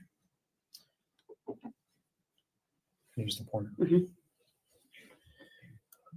This picture, you can see again, the victim is lying here, this being the shape of the head. This is the trash bag. She had just been removed. And at the bottom of the bag were trash contents. Okay. So what was anything else in that bag that had been removed? I'm not sure what you mean. You've got a bag there full of food debris. Had Yeah. anything else, was anything else located in that bag other than that food debris? Along with the things that were already removed. What else had been removed? The blanket with the body and the aluminum foil. So Evelyn's body was in that bag. Yes. Okay.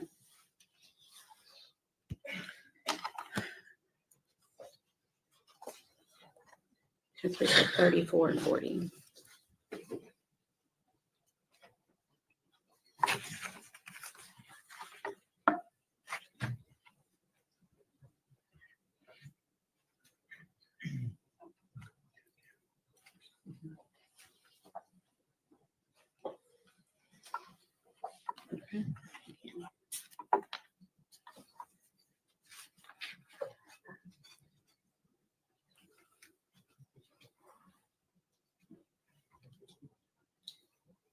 Okay.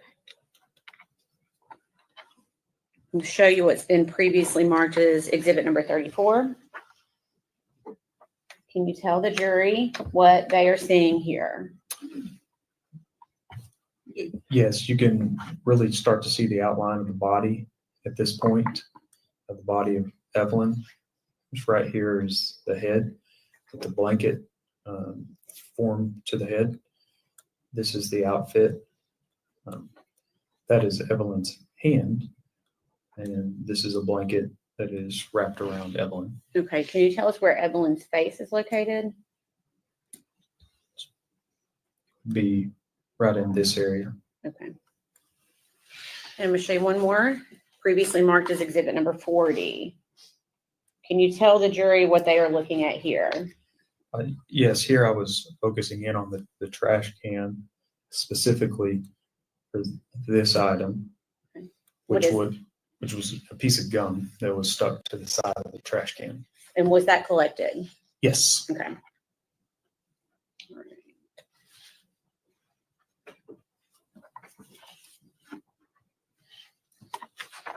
Okay, after Evelyn's body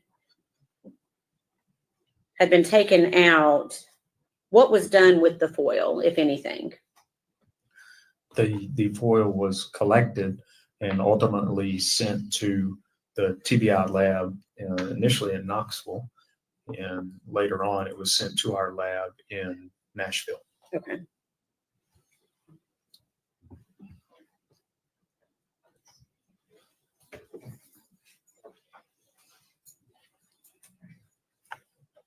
Okay. Ask if you recognize that. Yes, I do. What is it? This is a photograph taken later at the Knoxville lab of the aluminum foil that was collected. Okay. Is that a fair and accurate representation of the foil that was collected from the body of Evelyn Boswell? Yes. We'd ask that be made exhibit number 195. Any objection? That was good. And permission to publish.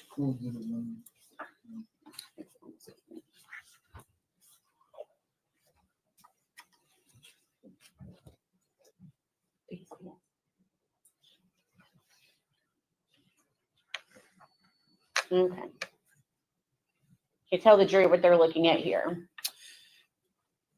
Yes, this is different sheets of aluminum foil.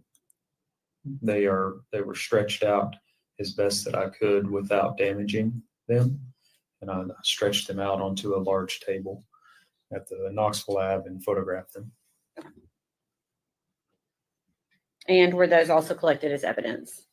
Yes, they were collected that night, and at the time they were at the Knoxville lab, and I believe shortly after that were sent to the Nashville lab. After Evelyn's body was processed there at Muddy Creek. Where did her body go? It was taken to the forensic center in Johnson City. Okay. And what was the purpose of that? For Dr. Schmidt to complete an autopsy. Okay. Did you ever receive confirmation that the remains found in the playhouse were those of missing baby Evelyn Boswell? Yes. Okay. Your Honor, I don't know if this is a good place to stop. Okay. Ladies and gentlemen, I think we've reached the point where we're going to stop for today.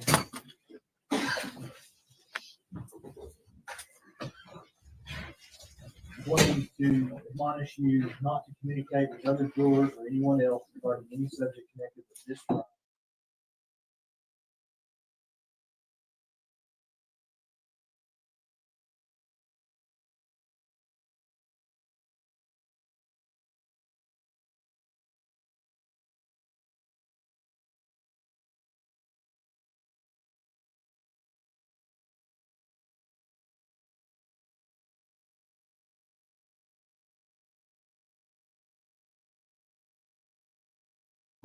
Not sure if they are gonna come back. Hey, welcome back, Nightbot, for the last little bit. See if they have any matters to discuss outside of the presence of the jury.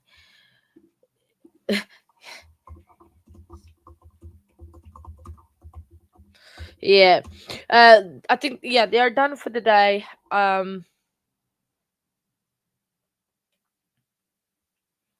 Yeah, it's absolutely fine, Lightbot. Just like I've said to people, if you need a break, if you need a breather, because it's a very, very heavy case, please do so. It is a very heavy subject. You know, you don't have to listen. So, and it can be very heartbreaking. It is a very heartbreaking case. So, your mental health, your health, it's more important than listen and to be here with me. I appreciate from the bottom of my heart you guys staying. You guys are here, but I am also concerned about your mental health and your so please be sure that you can take breaks. You take a little, even I do some small comfort breaks and walk a little bit, and I have to walk away because it is a very heavy subject. I appreciate from the bottom of my heart the support. No, yes, the end of the case for the day. They are going to be back on Monday, I hope, but I'm trying to see if they are going to talk or not, outside of the presence of the jurors. So Megan is going. I think they are going away. But just again, reiterate: make sure you take breaks. It is a very heavy case. I think, especially with the Emmy coming up, that is going to be a tough one. I think I'm assuming that is going to come on Monday. That was it for it. Just a heads up, I'm gonna make myself bigger on the screen. So I think the Emmy will come on Monday for sure. That is gonna be talking about the autopsy, how he performed, and everything that it was found. So I know all the pores know what. So he's gonna be talking about all the I know, that's fine. I will try to be good. I don't promise anything, and I'll see very shortly, Zia. But yeah, so I think on Monday the Emmy, we might have the Emmy, so that is going to be a heavy one. So if you need to take a breather, take a breather. But today has been a very long day, I feel, because we had quite a few good witnesses throughout, but then this gentleman that has been on the stand most of the day, I won't miss you. I won't miss you, Nightbot. You just night there. I thought you was ill. So I will miss you too, Nightbot. But yeah, so we've had this. I think is the lead investigator by the time that yes, it's a jacket. It is Nightbot. It is comfortable and it's warm and it's nice. I like it. I don't know why. I really like Nightbot's clothing, so I'm borrowing it most of the time. But it's like, so this he was deep involved in the investigation. He was so involved in the. He's like talking about how they did the investigation. Yeah, he told on me, didn't he, Lois? He can tell me. It's a safe space. He can tell me that he told you. It's okay. I don't mind. So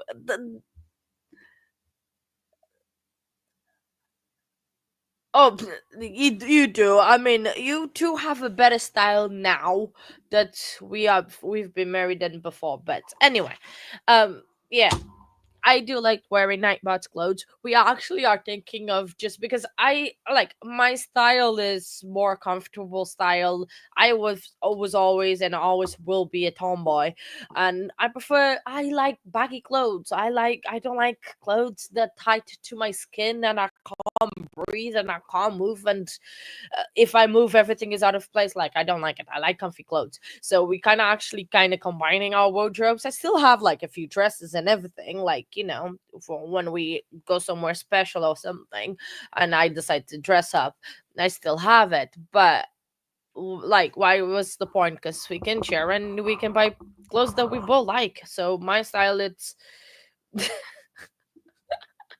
no, but I don't like the holy stuff. Oh, you're hilarious. But yeah, so it's just an interesting day. I'm very impressed at how the investigation got done, because TBI, like our cases we follow, we were saying, it is that is my staple. All the hoodies that like I use throughout the streams and everything, 100% they are Nightbots. I probably wore one or two of mine. But that's like, I like a good hoodie, and we have a good collections of hoodies. We actually do need more, and there's never enough hoodies, in my opinion.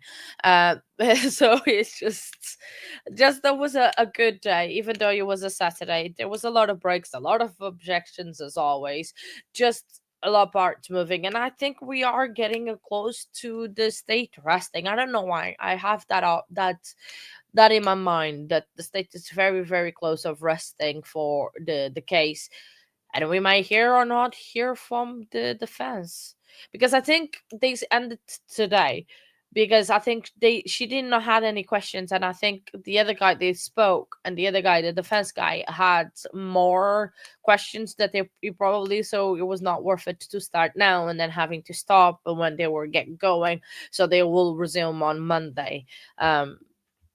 Yeah, we'll hear all the lies, exactly, and it's gonna carry on, and we know that. Um, that we're gonna still hear more lies, but her lies are not gonna come to no fruition, because yeah, it is a very sad case. It is a very heavy case. So I think I'm gonna leave the stream here, so we can still enjoy our Saturday night, and you guys can enjoy your Saturday evening and Saturday night, and just relax, watch funny videos, or just do what you do for fun. I know I am gonna go to bed and watch some TikToks and just chill, and probably stalk people on the internet. No, I'm joking. But yeah, I appreciate every single one of you for coming, for dropping a like on the like button, for being here on a Saturday. I know that's probably there's a lot of more interesting things to do. Have a great evening, afternoon, wherever you are, and I'll see you Monday morning. We'll be back. And I'm a real-time crime professional.